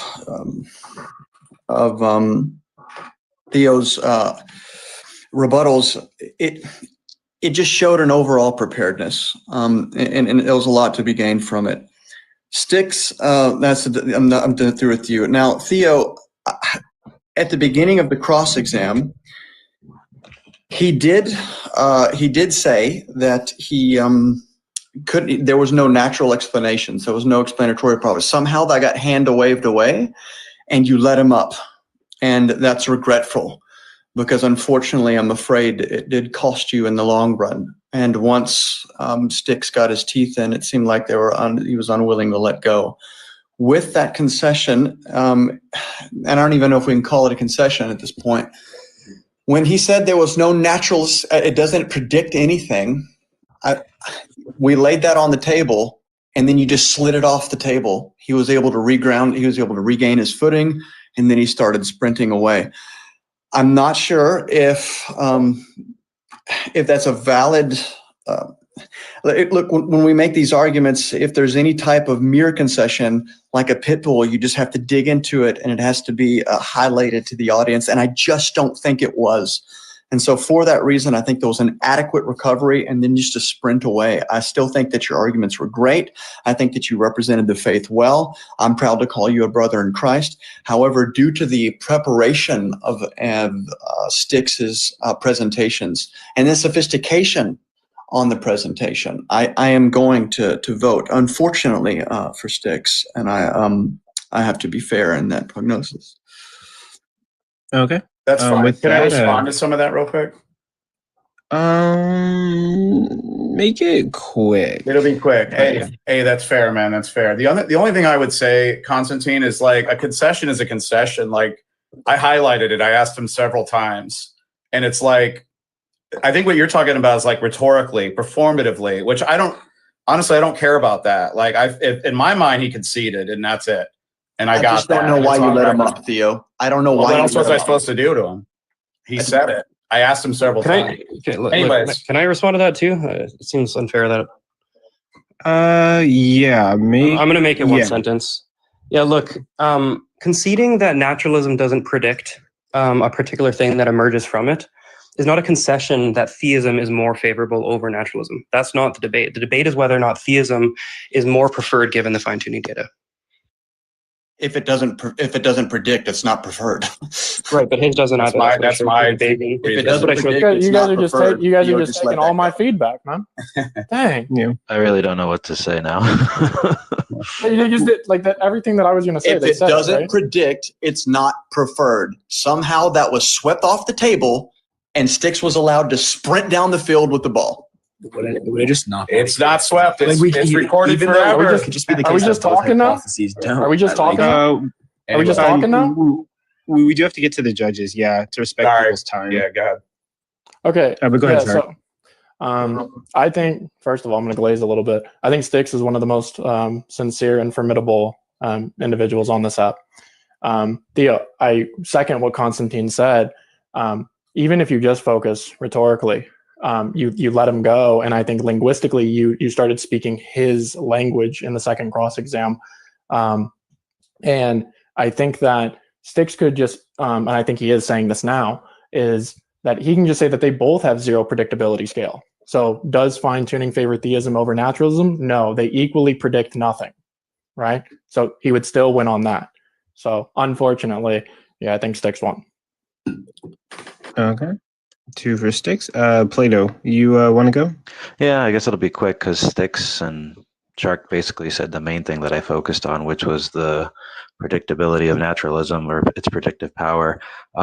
So if I had to just add to it, I would say something that I think Constantine said. It sort of felt one-sided at a certain point where it felt like Styx was just explaining things. Theo was quiet, which is there's nothing wrong with that, but the sense that I didn't see him fight back much in the questioning. He didn't give much feedback. And then I just kept hearing Styx talking over and over. From a performative standpoint, I think it shows dominance in the debate. So for those 2 reasons, the main reason I give it to Styx. Okay. Equality, what you got for us? Yeah, same thing. I will be brief. I think that, like the others on the panel, I agree with much of what, is it Constantine had said? And yeah, I would give it to Styx. Theo seemed to, I would actually agree with what Constantine said about his first cross-examination. His greatest strength wasn't at the very beginning when he almost tried to just get Styx to just accept his P2. And Styx more than once kind of said, but under my worldview, I wouldn't have to accept that. But I would agree that as he went into that first cross-examination and he was focusing on what is not possible without a mind, I think he would have done better to continue down that thinking. A couple of main reasons that we do it to say, we're definitely points later that the to misunderstand almost like the opening line does to mean favor theism. So it's not just possible, it favors it. And I would agree to it that just that at some point and just in the class of Styx, and we were all kind of learning. Okay. So you Styx, right? All right. Question. I mean, unfortunately, I always felt like I want to discuss. Just what I'm going to have to say, I agree with the responses. A little more like I think who said that, I don't remember, that like yes, they can just both expect fine tuning at 0, so they're not going to favor it over each other. So even if like fine tuning is expected 0 under naturalism and it's also expected 0 under theism, it's not really like conceding the debate. It's just saying they don't expect it at all. But yeah, I'm gonna have to give it to Styx, like all the other judges did. Okay. With that, I think both contestants did a very good job. We're very studied. Amazing job. Amazing job. Yeah, we're Well quoting done. stuff that like I was like new to, right? But Styx, congratulations on your win with a 5/5 judge vote. And absolutely. And tomorrow I will be posting the audience votes for all of the debates, but congratulations. And we'll be posting that later. A real quick announcement, and then we'll do like a little bit of Q&A. But I think what I'm probably going to do for the last debate is we sort of did go over time a little bit. So the next debate was supposed to be this one. A creator is necessary for our universe. But I think what I'm going to do is push this debate to next Friday. See if Joel is okay with it. But Else or Loin, if you're in here, sorry for the inconvenience, but is it possible that we could do your debate next Friday? Definitely an earlier time, probably like 6 or like 7, because there won't be any other debates on the docket. But we just ran over a little bit, and then we'll just do audience comments, questions, and concerns. Sorry about that. But yeah, we'll get to comments, questions, and concerns, and then we'll just call it a night. While we're waiting for that, Theo, I just want to thank you so much. I don't know if I would have had the balls to schedule a formal debate for myself. So I appreciate you challenging me. You pushed me. I didn't know a lot of the stuff I debated, 3 weeks ago. And so you forced me to kind of step up my game and understand some things I hadn't before. And if anything, that's like the best part of this. So appreciate it, buddy. Yeah, for sure, man. Likewise. Likewise. Okay. And yeah, no, I think both of you did like amazing. Like one of the top you guys were like the top performers of the night. But with that, we'll get to audience comments, questions, concerns, and critiques, and then judges, if you have anything else for us, let us know. Otherwise, I'll drop you from the panel, and we'll keep it moving. I get about 5 minutes if that's okay. It's super late here, but for the comments and critiques and all that stuff. I bet Hatim would have voted the same as me. So even though he left, I don't think it was too big of an issue. Yeah, but and Theosophical, if you have to go because it is late, that's totally fine. Okay, I mean, I'm open if anybody wanted to hop up or whatever. I'm not sure how you do that. Oh yeah, I guess we got like 5-10 minutes, 5 minutes. But if you guys want to come up, ask any comments, questions, concerns, or critiques, feel free to. I'll bring Pokey here. Yeah, I can hear you. Go ahead. Well, I just wanted to congratulate the debaters. You guys did it. I think it was very entertaining round. I think I learned the most from this debate than any other debate I've watched for sure. And I think you guys did well rhetorically on both ends. I do think something that stuck out to me, like things that stick out to the audience, I think, are like the dagger questions. I think Sticks had a dagger. I was curious on Sticks why that kind of question wasn't levied earlier, like the bear theism question. But what do you expect? Yeah, I mean, it was kind of. Here's the thing with Bayesian inferences. This is not an easy domain to understand, and if you're not looking at the arithmetic, if you're not understanding kind of like the conjunctive penalties, the implications of like the likelihoods and the constraints and all these things, it's kind of difficult to wrap your head around. And so I was trying to keep it intuitive for the audience as well, and to not get too caught up in the deep Bayes stuff. But that was a critical point, and yeah, maybe I should have introduced it a little earlier. Because I felt like that was just a nail in the coffin. Like when you asked that, and there was like 15 seconds of silence. I was all over the comments like, "Whoa, what's going on?" And Theo, how were you feeling when you were asked that question? Which one was it? What were your thought process? Which question was it? I forgot what it was. Specifically about the bear designer Sticks. What was it? Do you remember? Well, the question that we kind of got stuck on was whether or not the bear design hypothesis entails a creator that would entail or create a universe like ours with life permitting conditions, or if the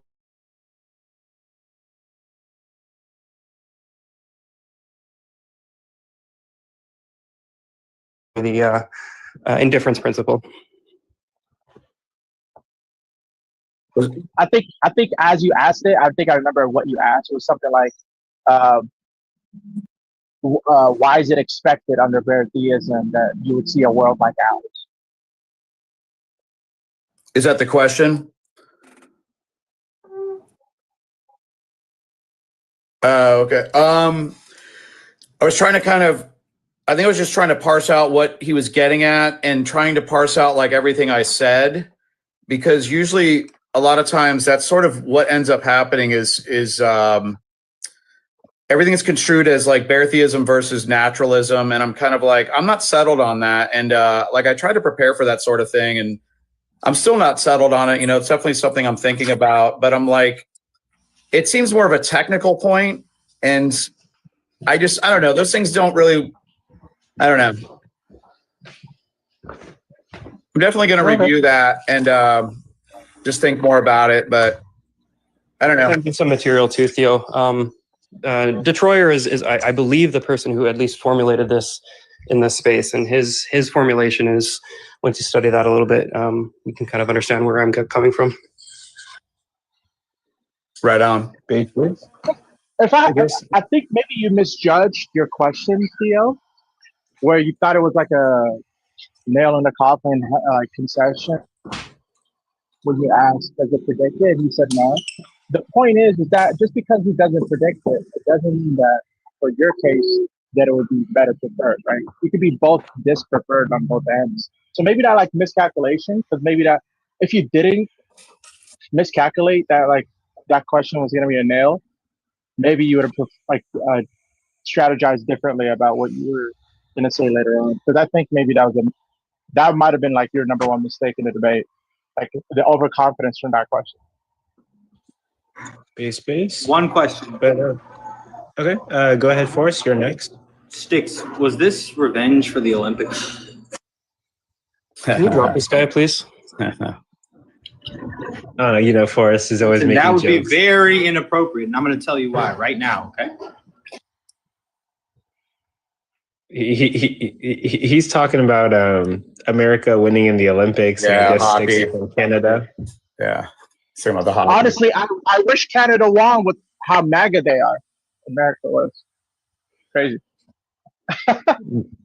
But Sean, you got anything for us? I just had a question, and if it was explained earlier in the debate, I only caught the back end of it, so I apologize if it was explained before. But I hadn't studied Bayesian probabilities before, but I was able to pick up on what Sticks was explaining. Basically, if you establish that a Schmurder happened, there's a 49% chance it's male, assuming that's the gender makeup or what have you. But then if it's a male and a blonde, you kind of cut it down or what have you. For both, actually, how do you establish, if my understanding is correct, if it's not, please let me know. How do you establish Bayesian probability with something that has zero priors? I would just be interested to know that. So when you're doing prior assignment, you typically invoke like the principle of indifference. So bare design and naturalism have the same explanatory power, and the like a priori antecedent probability is just distributed at least 50-50. So that's the prior, but the second constraint, actually, on the likelihood is actually the one my opponent should have pressed on. But the probability of seeing life given bare design does not exceed the probability of life given naturalism. And the motivation for that is just that a bare designer doesn't tell us anything about the intentions or motivations or disposition of the designer, and so we can't generate any novel expectations about the type of world that would obtain. And same thing with naturalism. Naturalism doesn't tell you what's going to obtain. It is the explanation of the nomological laws, I guess. Now, it follows then just from those two constraints, just through transitivity and Bayes' theorem, that the posterior on the conjunction of design plus additional considerations is less than or equal to naturalism. So I don't know how else. It's tough. I'd probably have to send you like the formulation if. Yeah, I'll look it up myself. My question, I have a question about this, is like, why don't we add conjuncts to naturalism? It's not like contentless. Well, so naturalism is just the thesis that things are naturally in causal relation with one another. What kind of conjuncts does naturalism entail? Seems like it would be, there's like, I don't know, there's some kind of causal power happening. There are, I don't know. I'd have to take some time to think about it, but it seems like it's not just this simple thing. There's definitely like features to it. Here's the thing. Even if that contention were levied, I could just change the formulation and say that naturalism and supernaturalism, or like supernaturalism has a less than or equal to probability compared to naturalism, and then we're kind of on the same priors. Naturalism, to me, I kind of defined it in the beginning, is just defined as like natural causal relation with natural things. So I don't know what kind of conjunct we would add to lower the prior on the particular notion of naturalism I held. Yeah, I don't know. It seems like there would be something there. I'd have to think about it more. But Okay. And with that, I think Sui will be probably like our last guest, I guess, or yeah. Oh And then yes. we'll You said earlier that uh, the presence of a bear or some sort of intelligent designer doesn't tell us anything about why the entity would design the universe in such a way. How is intelligent designer being defined? Or that question was for me? Yeah. Yeah, I mean that was. I mean, intelligent designer is just going to be like the god that's in question, right? The question here is like, does fine tuning favor theism over naturalism? Theism is a subset of a bear designer, and when we defined a bear designer, we're just saying that it's like a mind that created the universe, and so any additional conjunctive propositions that we add onto that that are not like analytically entailed by the background data would suffer from a conjunctive inequality penalty. Okay. And you don't think you don't think a reason for why the universe was designed this way could be that some sort of pro tanto reason. It could be some sort of pro tanto reason for the emergence of conscious beings, which allows for them to have rights and agency. Sorry, was that for me? I didn't really get the question there. Yeah, I was just asking. You don't think the reason why it would be expected under the Bear design hypothesis is because life permitting conditions would give rise to conscious entities, Yeah. and that could serve as a pro tanto reason as to why the intelligent designer. I just don't think the background data on bear designers entail that it would want like it could be the case that a bear designer just wants electrons to exist for reasons beyond our understanding. If we don't add any motivation or disposition of the designer, then we have no reason to believe it's going to instantiate any world or obtain any world. I don't think it would have to be entailed. It just would have to be more likely. But why would it be? Yeah, like what about that type of designer would be more likely compared to a designer that just wants electrons or just wants like infinite, I don't know, universes that don't actually have any like stable matter? Because presumably, you would want to say that conscious entity. Well, I'm not too sure if you hold to this view, but I don't think it's contentious to say that conscious entities are intrinsically good. Conscious entities are intrinsically good, or just being a conscious entity is intrinsically good. I don't think I have any motivation to believe that all possible designers in that modal space are good or would want to be good or want to instantiate. You don't need all there. I think you would just need one. No, why would you need all?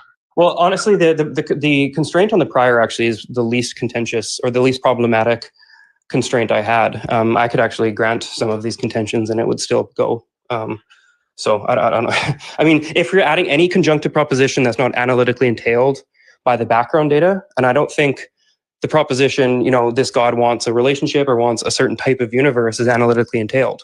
That's conjunctive. Let me ask you, Sticks, real quick. What do you mean by analytically entailed by the background data? Yeah, so like a mind is a broad hypothesis, right? A mind that created the universe. There's no information about what it wants or its disposition or anything like that. So like back to my murder example, like. But I kind of posited theism. I kind of gave something more robust than just a mind. That's exactly the problem, though, is that theism is a subset of Bear design, and that's why it faces the conjunctive proposition penalty. Hey, Six. Maybe it'd be helpful to give examples of what we do expect from like Bear theism. You can expect maybe anything. Thoughts. This is kind of the contention. Couldn't you at least expect thinking? All we can expect to emerge from a designer is a design. And we don't have to say you can expect value because it's not going to design something it doesn't value or want. Well, yeah, but then we're kind of at square zero because maybe it wants a universe that doesn't have life permitting conditions or.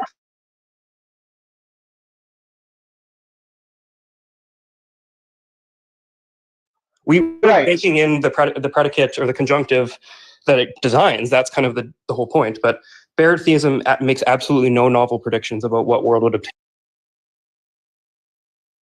obtain. Not any stuff. What I'm just talking about, like, to help them understand about like what's analytically entailed. Yeah, let me give you an example. So as a murder, the murderer was alive. Like dead murderers don't kill people. So it would just be analytically entailed. So that conjunctive proposition wouldn't be penalized in the same way that like a blonde murderer would, because not all murderers are blonde, right? The same way that not all designers want a universe like ours. This sort of goes back to, this is the thing I'm struggling with. It seems like I'm not sure whether every conjunct, like earlier you said that they don't need to be analytically entailed, because it's kind of like, I don't think any hypothesis analytically entails the data it explains. Like it never works like that. You know what I'm saying? So it's like, it's based on the background data. If the background data is that it tells us something about the hypothesis, then yeah, that's not suffering from a conjunctive proposition. But there's nothing about the universe was designed by a mind that entails that it was designed by a mind who wants a universe like ours. But I mean, I already gave reasons for that, and I don't think it would have to be some sort of analytical entailment. Yeah, respectfully, that's exactly these reasons are conjunctive propositions. I don't know. It's difficult to say this. Just look, even if it's good, right, to want life, or even if it's good to have life, or if life is good intrinsically, why would we think that the bear designer is something that wants good things? Presumably, the bear designer is a good thing. Well, it's baked in. It's baked in. Jesus, it's baked into that of the bear. Wait. It's not a conjunction because it's baked into that of the designer that it is the kind of thing that it's all good. How is that baked in? That's not bear design, bro. yeah, I guess how does bear design entail goodness? The thing I'm struggling with, it almost seems like we can't ever define theism beyond this idea of bear design. Like, what about like classical theism? What about the omnitheism? Like, we can't ever bring that to the table with these constraints. They seem artificial to me. That's what I struggle with. They seem artificial until you look at the arithmetic. I don't know.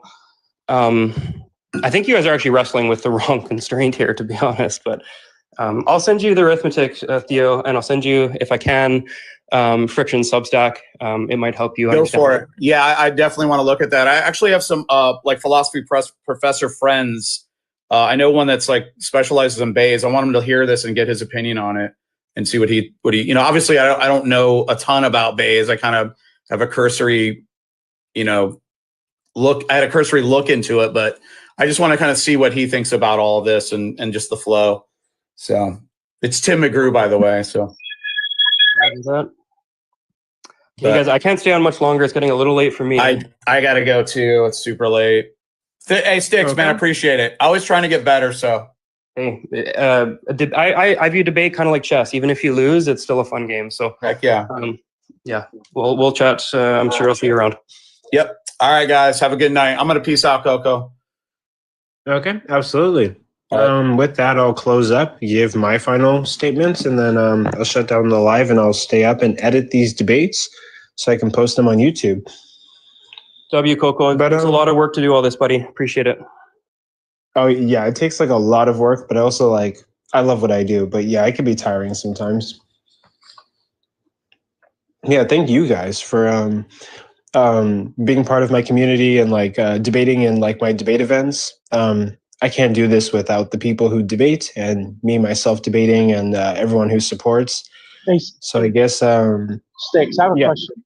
Dude, I'm not doing. Sorry. Oh, go ahead, Katium. Yeah. Oh wait. All right. Could you possibly DM him? No. Or send it his DMs? Or I mean, unless you guys want to finish up, yeah, you can. Okay, 30 seconds. I just wanted to see if deism and bear designer are the same. Pretty much. I don't really see much difference.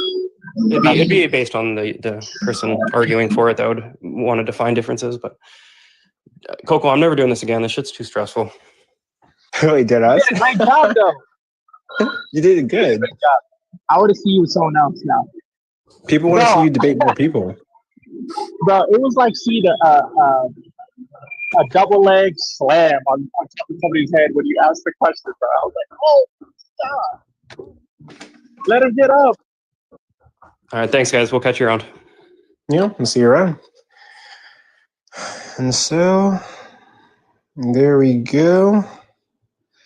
But with that, I guess I always do this after every event that I host. I give some final comments, and you know, this is for anybody who wants to stick around to the last moments. warmed up some Popeyes in my kitchen, some leftovers. I'm about to go to my room. But ultimately, thank you guys for being here. Thank you for the people who debated. I can't do this project without the people who debate on my platform and give me a chance. It's a privilege to be able to host very intelligent and great minds. So I genuinely appreciate it. Even though I don't get along with all the moderators, there have been some falling out, some enemies, some friendships that have been shattered.